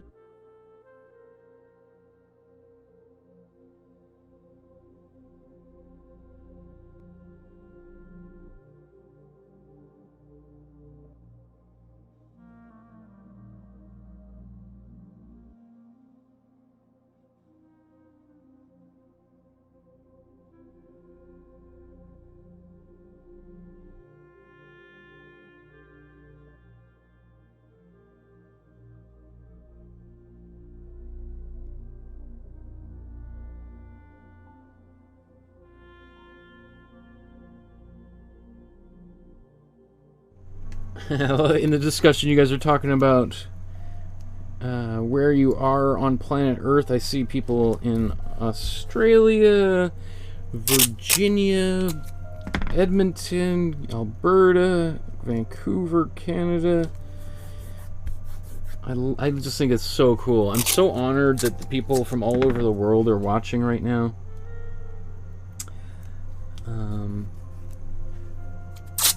And hopefully not just being inspired or just watching and listening to me, but hopefully you actually get some paints out and make some paintings. And if you're new to the channel, there are 125 other paintings that we've done, and there's surely something that will pique your interest in there. Look in the Dropbox folder. There's a link in the description below. Take a little browse through all the art that we've done. I would imagine probably most of those names are unfamiliar to most people. Even some of my fellow friends and like colleagues at school, when we've talked about it, are like, oh, I like, you know, I'll share with them kind of the upcoming list. And like, oh, I don't know who those people are.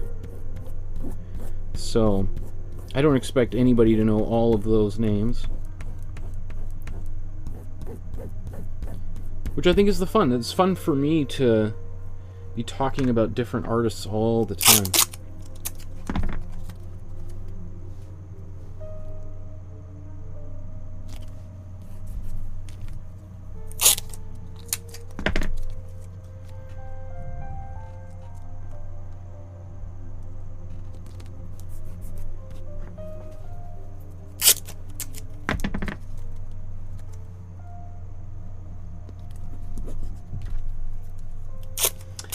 So I said 45 minutes ago I wanted to be done in half an hour, and then here I am still going, and I'm probably going to be at least another half hour just based on how things have unfolded, but that's just the way the cookie crumbles.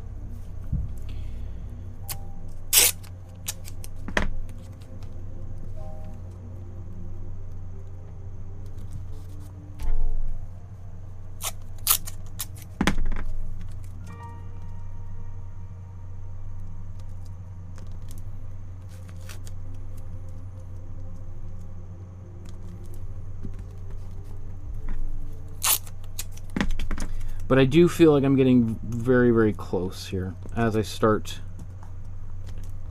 As more of it gets filled up. I don't know how mine got. I feel like my boxes are much smaller than hers. You know, if I look at hers, I feel like she feels like she had much bigger spaces. I somehow have divided mine up into many smaller ones, but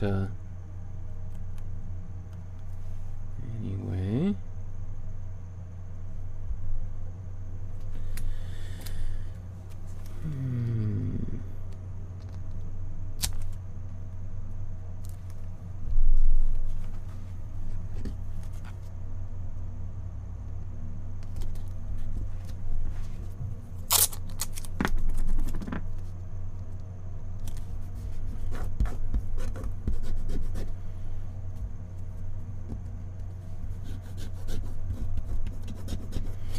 And you know, it's worth mentioning again that the point is not to fill the whole thing up, right? If the point was to fill the whole thing up, I would have taken a very different approach, and you could see that approach when I did the Bridget Riley painting, right? I knew I was going to fill every single square, or in that case, it was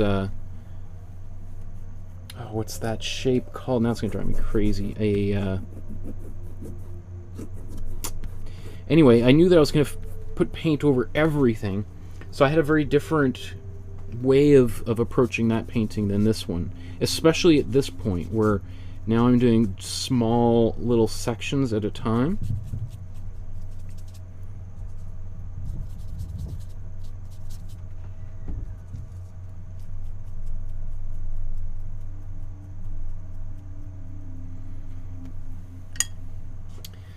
Okay, let's blow dry.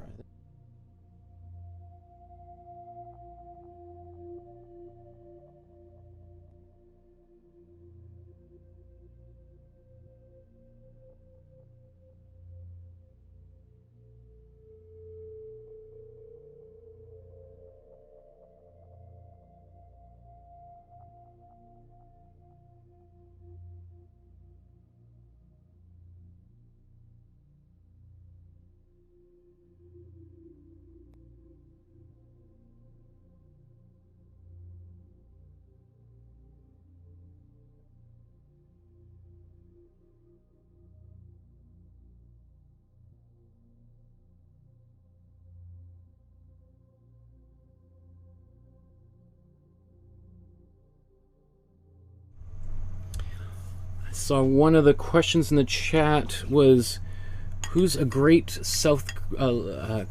contemporary South African artist? Where did I see that? Maybe it's one of my favorite all-time artists, and he's alive, is a South African artist named William Kentridge.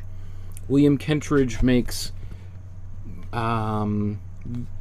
these sort of animated paintings that are really cool. And Who would be another South African artist? I'll think about it. I see in the chat Jazz is talking about Fernando Botero. We are going to be doing a painting by Fernando Botero within the next month. I can't remember the exact date offhand. I absolutely love Botero. He was another artist that I have agonized over which painting of his to do, because there's a lot of great work that he's done over the years. And he's still alive. Or, yeah, he's still alive.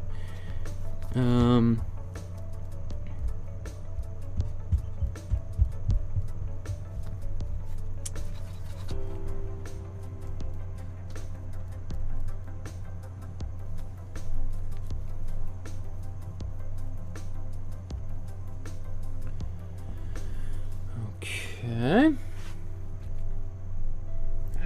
Okay, gotta. Let's hopefully.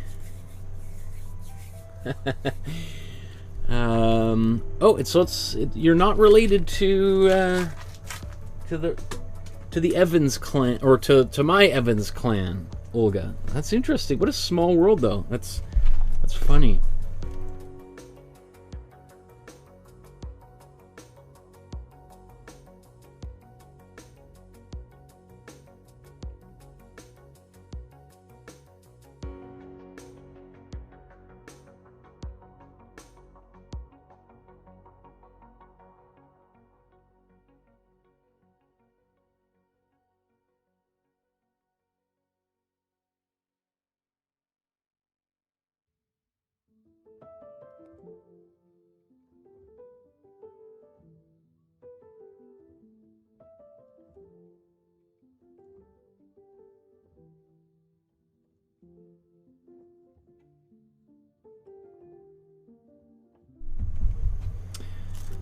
Okay. So I always hesitate to say too soon when I'll be done.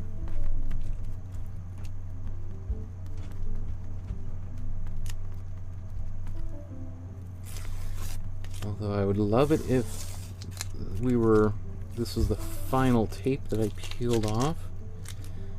I think there's a few places that need a little bit more love, but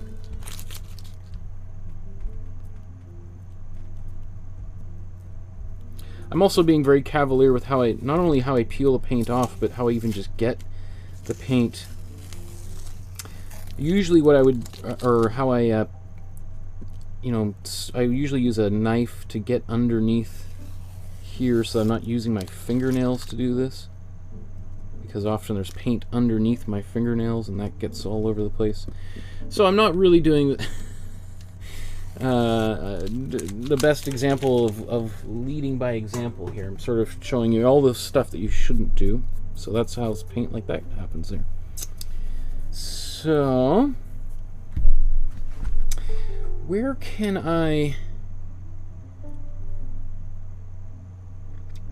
what can I leave and what can I walk away from? Let's look at the original again.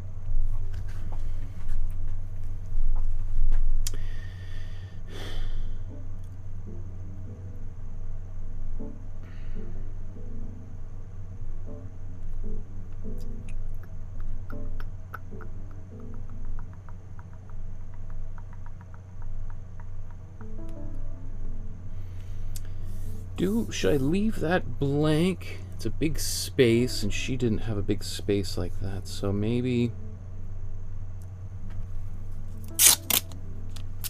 it needs to be filled in.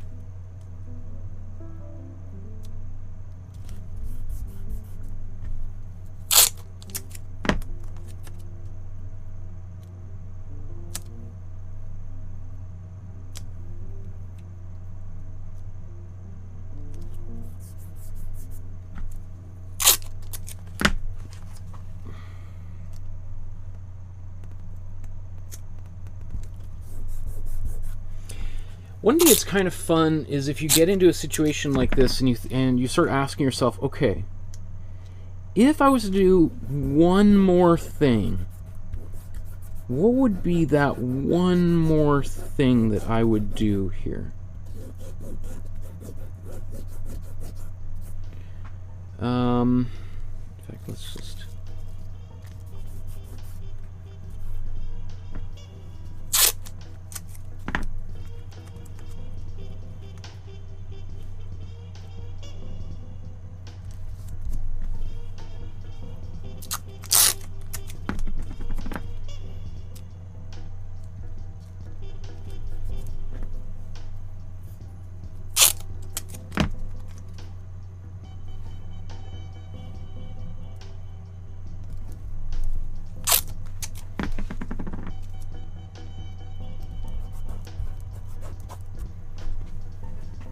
find this kind of weird.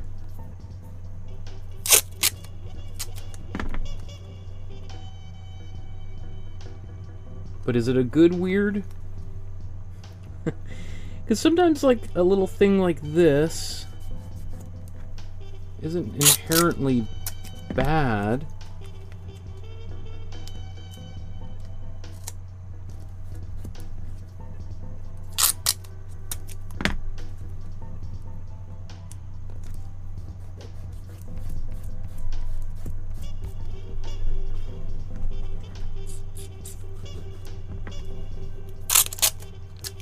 See, she doesn't really have any of these kind of L shapes, and I've got a bunch of them in here, which is a little bothersome to me. And I'm not even sure how that happened. At some point, I took a wrong turn, and you know,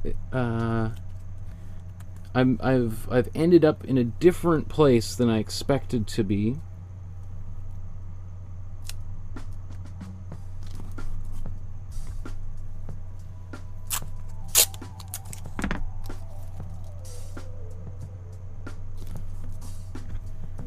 That's okay.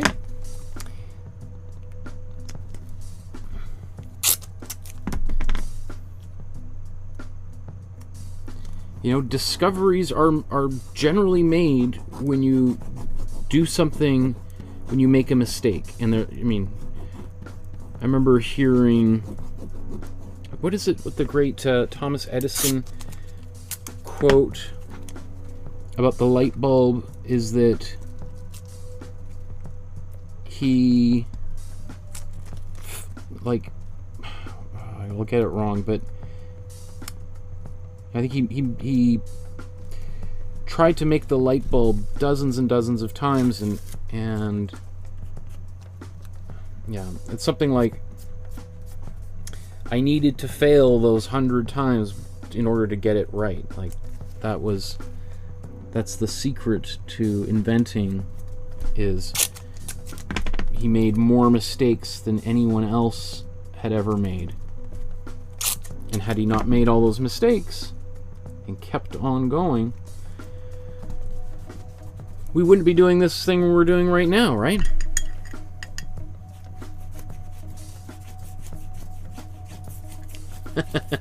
Amy says, wow, this chat is hot tonight. Yeah, very active chat tonight. Maybe it's the Friday. I don't usually do these episodes on Friday night. So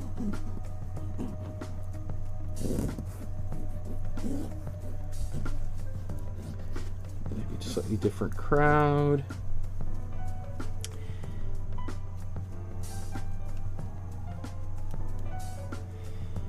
Remember, if you're watching for, if there's a bunch of you watching for the first time, to like the video, hit that toot right now. And hit the subscribe button, that notification button, so that you know when I'm going live or when I post. I posted a whole bunch of thumbnails for the upcoming videos here on YouTube. So if you hit that thumbnail, it should pop up in your notifications there on YouTube, and you'll see them, and you'll be able to put down you can click a little link in there, set a reminder, so you won't miss out.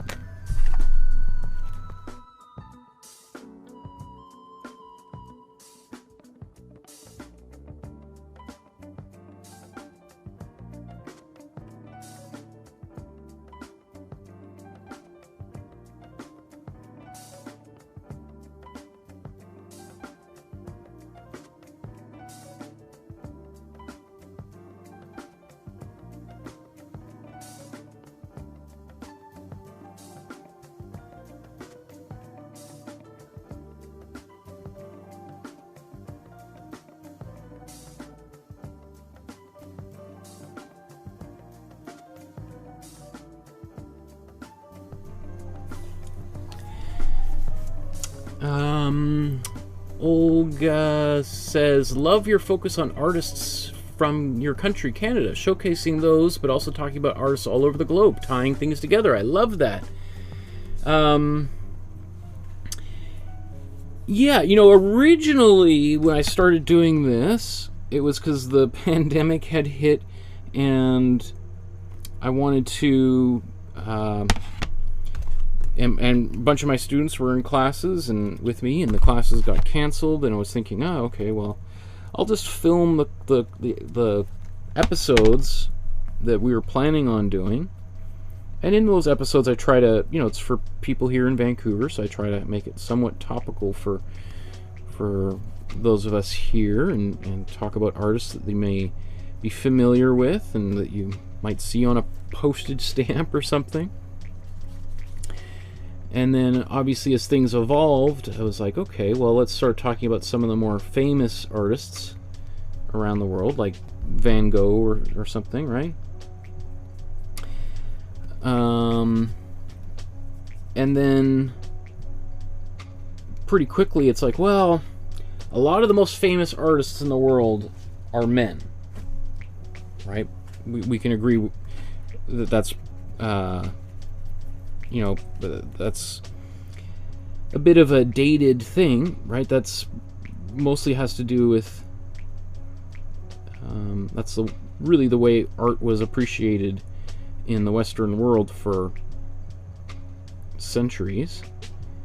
You know, there'd be one or two women that were allowed to make art and were given some accolades, but for the most part, it was all men, right? You have a couple token women here and there, but of course there were women making art the entire time, but it really hasn't been until very recently that it's even finding out about those artists has been possible. Like, some of that information has been sort of scattered around, and you'd have to go into libraries and look through microfilm.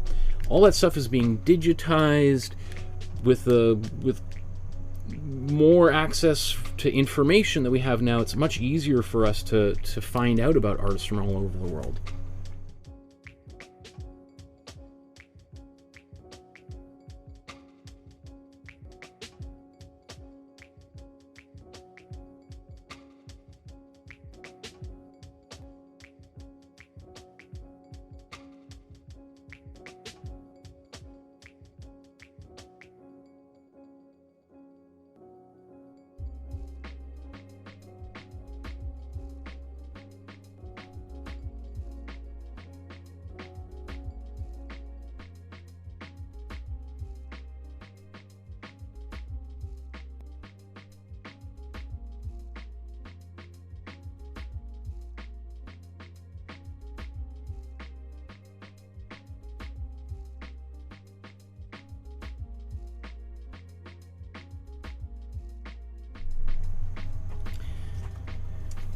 You guys are awesome. I love it. I love just glancing over the chat and seeing the conversations happening in there.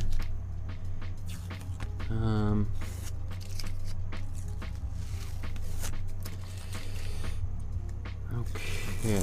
I think I'm hopefully pretty close to being done here.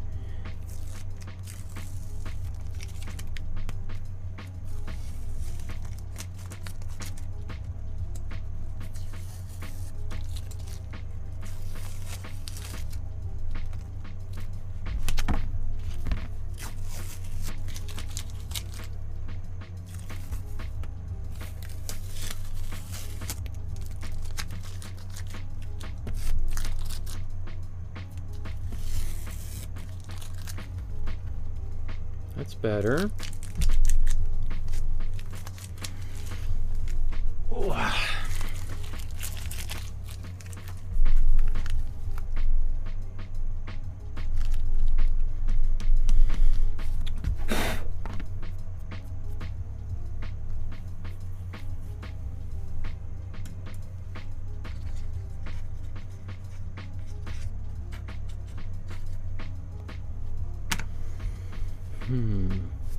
I was hoping some of this would still be wet and I could use it to do a little touch-up, but it looks like that's long dried.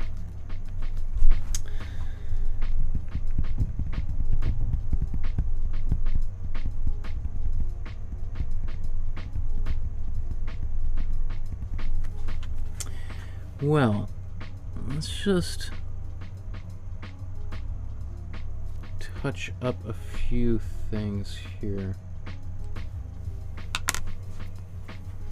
You know, there's these little gaps, and that you know, happens, especially if you're hurrying, and you might say, well, you've been painting for 4 hours. But if I was trying to do this and I was wanting it to be, you know, a museum piece, obviously I would spend more time than I have today. I've kind of taken my time and gone a little bit, you know, especially at the earlier stages of the painting, and I'm chatting away. If I was doing this for myself, I would be really careful about how I put the tape down. I would let things dry thoroughly. I might put the tape down, put some of the matte medium on, spread it out, and I'd probably also be working on multiple paintings simultaneously. That way, I'm not just sort of sitting here waiting for something to dry. I could put all the tape down on one, move it aside, do a little bit more taping, move it aside. I have like an assembly line, so they're just sort of all moving across here.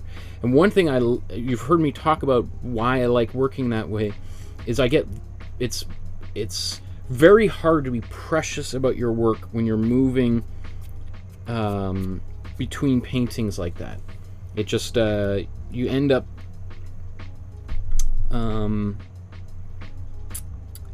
it's just like at least my brain is not big enough to stay that focused throughout that process.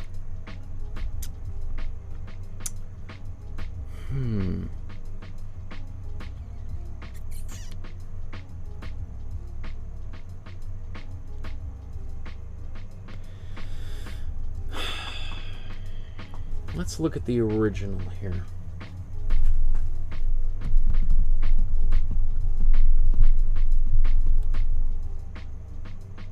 I don't know. I might be... Can I be done here? Is there anything that's missing? I feel like I could have more yellow and I could have more red in my painting.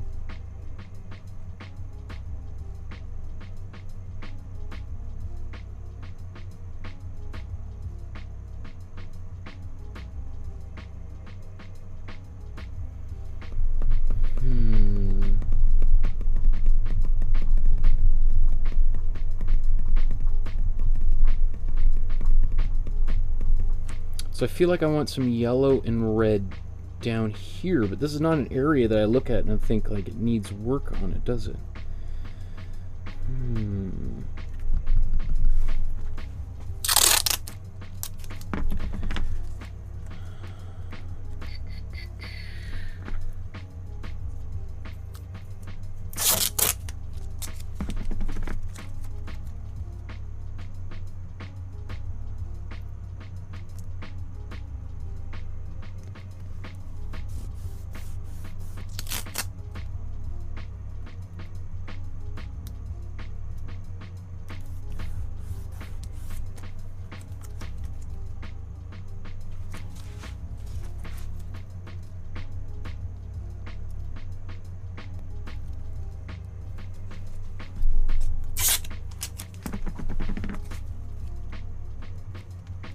Actually, I think I can deal with this size.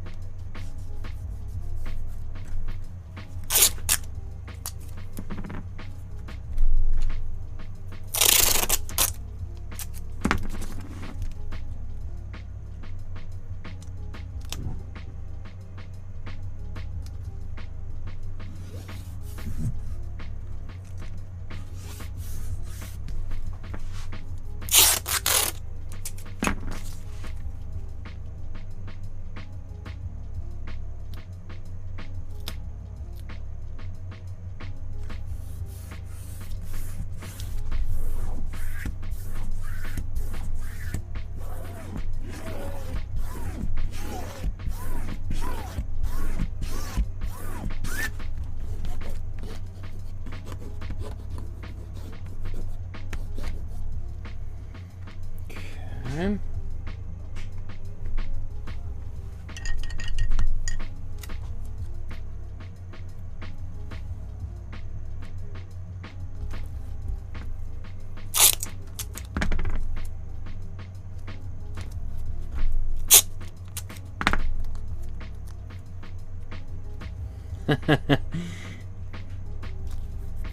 Olga says, one more red. The eye loves odd numbers. Interesting. One more red, eh?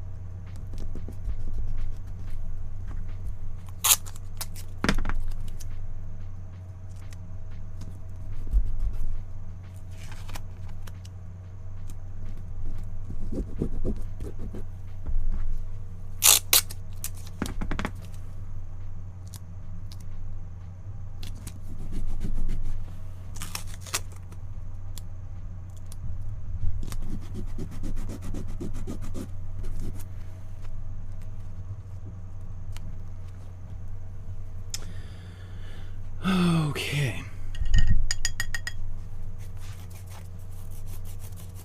Or sorry, Mama said that. My apologies. I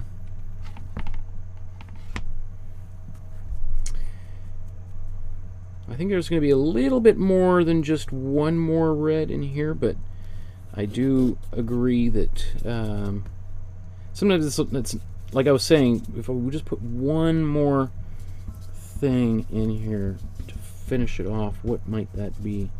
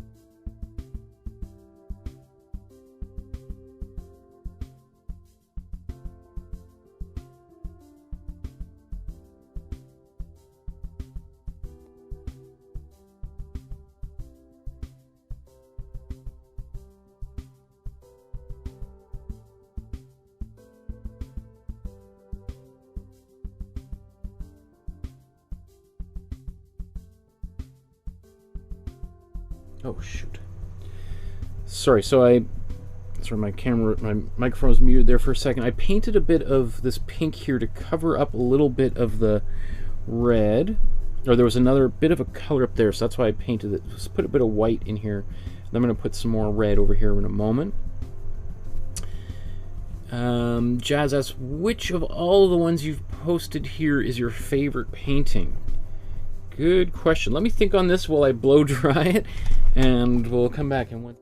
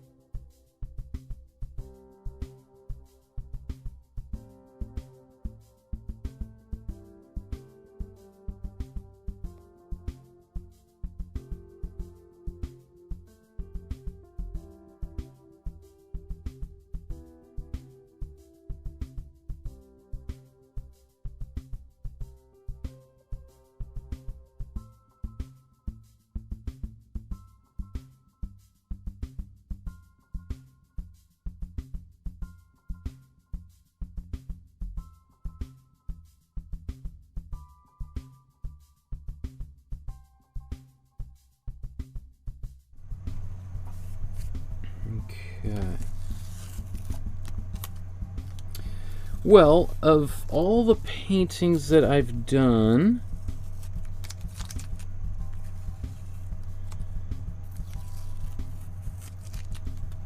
you know, they're all different.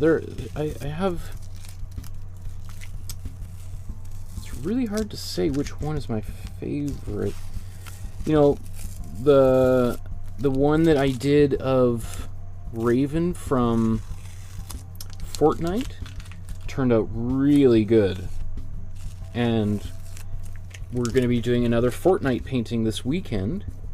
I know there's probably a bunch of people watching here like never even heard of Fortnite, don't know, or maybe they've heard of their grandchildren talking about Fortnite. Fortnite is a video game, and I have another series of painting of these videos that I've sort of recently begun. It's where we make art based on video games. And that, I think, was definitely a high point of all the paintings we've done so far, because it just turned out really, really well.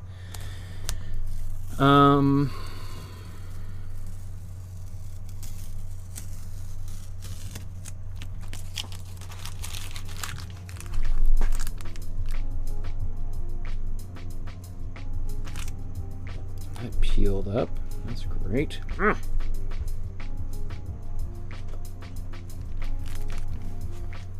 I'm going to blow dry this here once.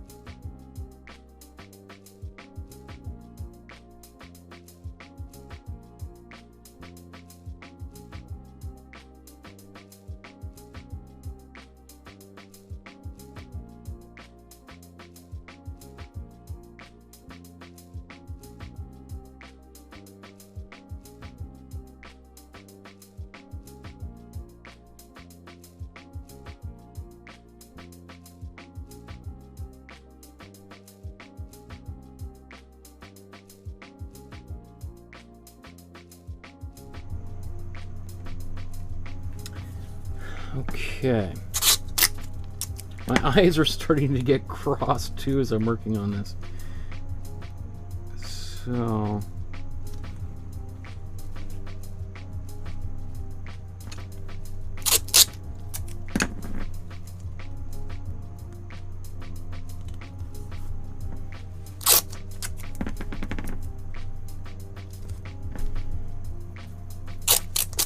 you have a pretty good idea of what I want to do to finish this off. I'm going to put a bit of yellow up here and here. And my hope is that will complete things.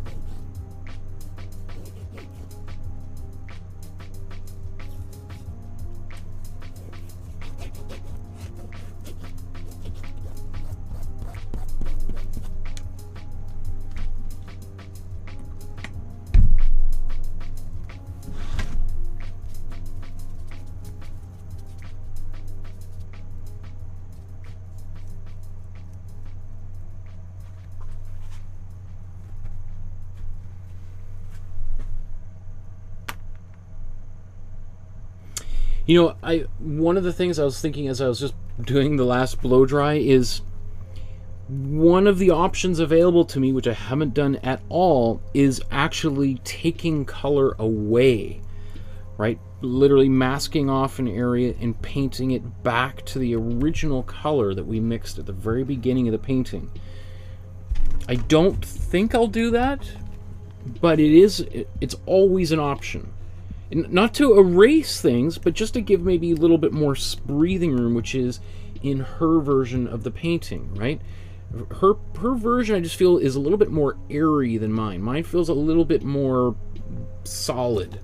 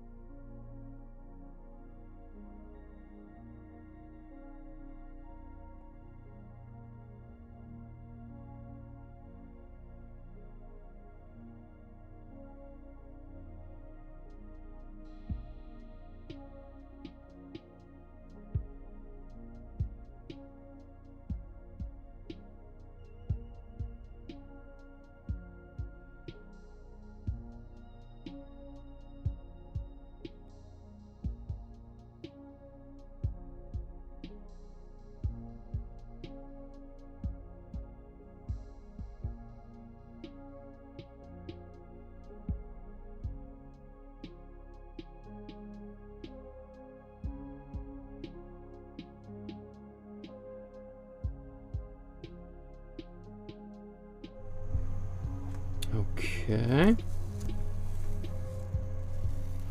I was really pushing it with the going fast like that. It's okay so far. Okay. Wow, that's definitely a brighter yellow than anywhere else in that painting. Definitely brings some more attention down here. Then I just like, oh, maybe I need more of that yellow elsewhere in here.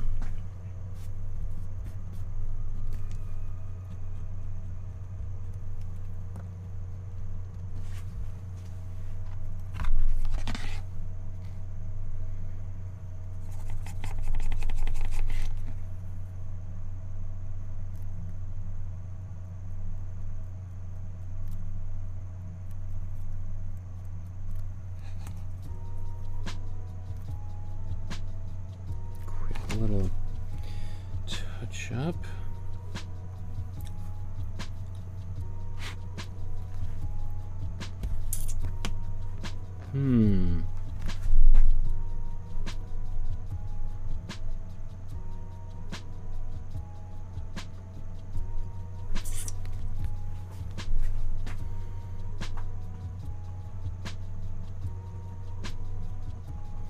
So now I'm looking at it and thinking that is a very bright yellow. I don't mind it, and I am sort of thinking about the possibility of doing another yellow over here just to balance it, but I also sometimes it's nice to have things a little bit unbalanced. Sometimes it's nice to have things really balanced. You know, it's every artist will look at the painting differently.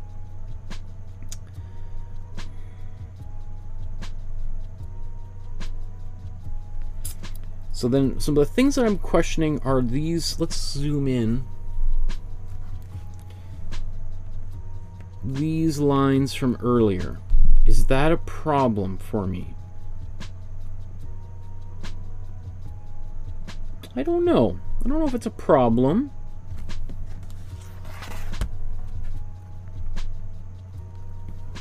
So I'm just taking a flip it over. And then, of course, this area where the paint lifted off, I could try to fix that with just some paint.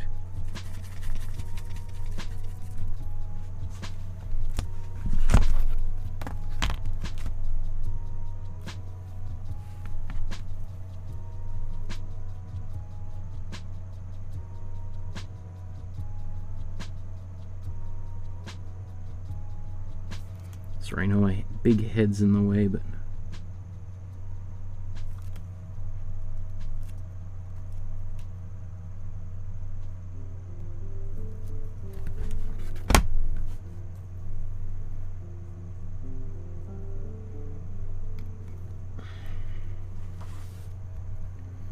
you see, it's not quite perfect if perfection's your thing, right?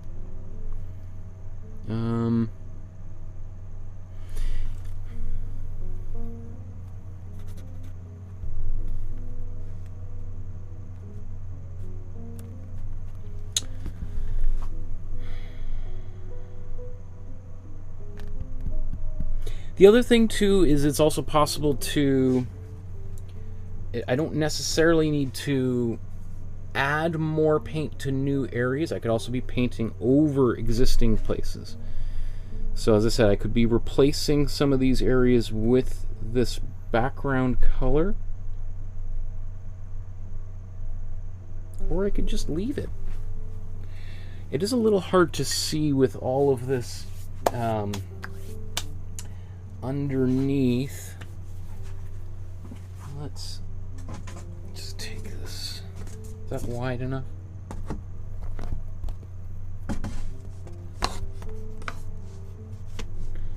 Like if you imagine that being a frame of some kind. Oops.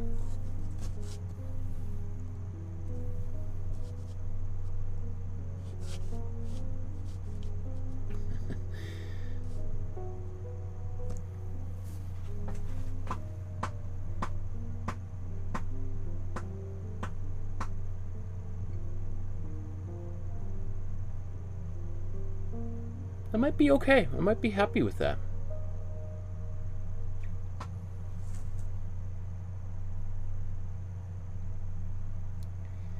Even though there's there's problems all over the painting, but sometimes those little problems can be kind of fun because they suck us into the painting. You know, a mistake is only a mistake if you tell people it's a mistake. You know, when I look at art that's on a wall or a museum, I just take it for, I say to myself, this is the way the artist wanted it to be. If they wanted to fix it, they could have fixed it, but they decided to leave it. And so they must have seen there was something about that state of the painting that they liked. So then it's up to me to ask myself, wow, can I accept that in the same way that the artist accepted it? So I think I'm gonna accept it. Yeah. Because I also think sometimes you could just fiddle forever and ever and ever on a painting, and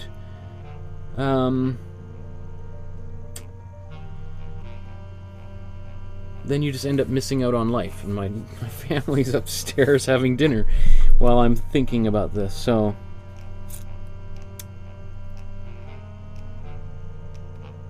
Yeah, I think I'm gonna leave it. It's not always easy to know when a painting is done, right? As you can see right now. Sometimes a painting is done when you can't see any other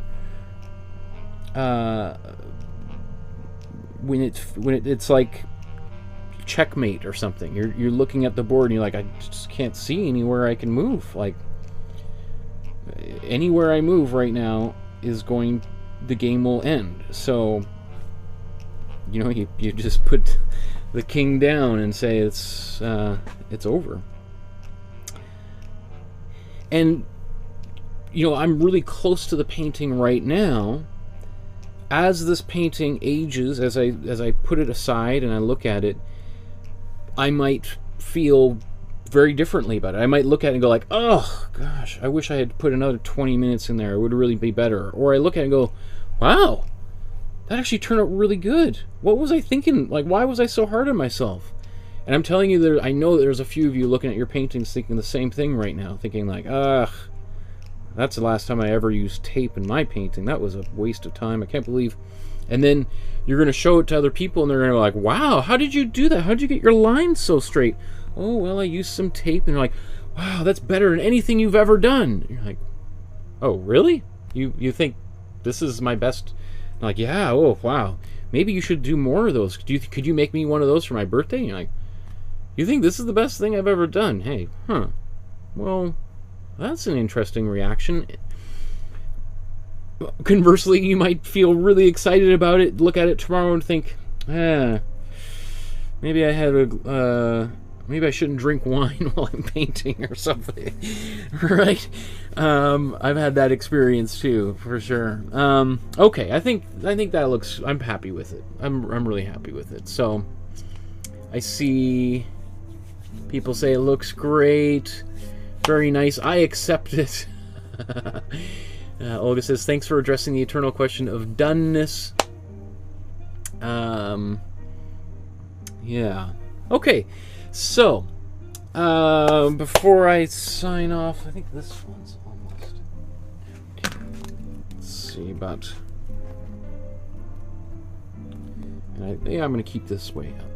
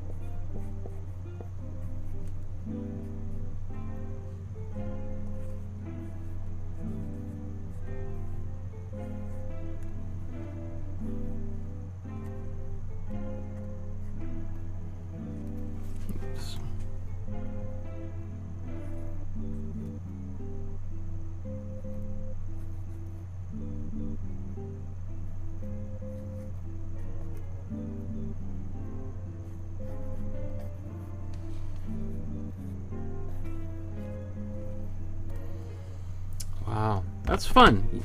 As I'm looking, the more I look at it, the more happy I am. I think it worked out really well. I know it took a lot longer than I was expecting it to be. I was hoping to be done about an hour and a half ago at the very least. 2 hours ago. But, you know, I'm also really, really happy with the way this turned out. And this is the kind of thing, like, when you use tape to make your paintings, it generally looks, especially if you're using a bit of matte medium or gloss medium, I think matte medium is a better solution. You can really surprise yourself and friends and family with the results, and you can do it while you're having a glass of wine, because it's not so that you don't have to worry necessarily so much about all the little fine details, and if you make a mistake, you can easily just put a little bit of tape there and boom, it's gone. So Thanks everyone for painting along with me. Remember to hit the like button before you leave for tonight or this morning, those of you in Australia. And if you want to leave a donation, there's the PayPal link below. You can contact me through the Facebook or my email on my website if you want to send an e-transfer or whatever. All of your donations have allowed me to buy the cameras, the computers, the shelving in behind me. So I'm eternally grateful for your support, both financially and those of you that share these episodes with your friends and family and encourage other people to join and paint with you. We'll see you guys in a couple of days when we look at the art of Fortnite in our Paint Arcade series. And then I can't even remember. I posted all the videos for what we're doing next week. To be honest, my brain is a little frazzled, so check those out. You'll see them here on my YouTube page. Thanks everyone for joining me, and everybody have a great weekend until I see you again. Stay safe. Good night, everybody. Bye-bye.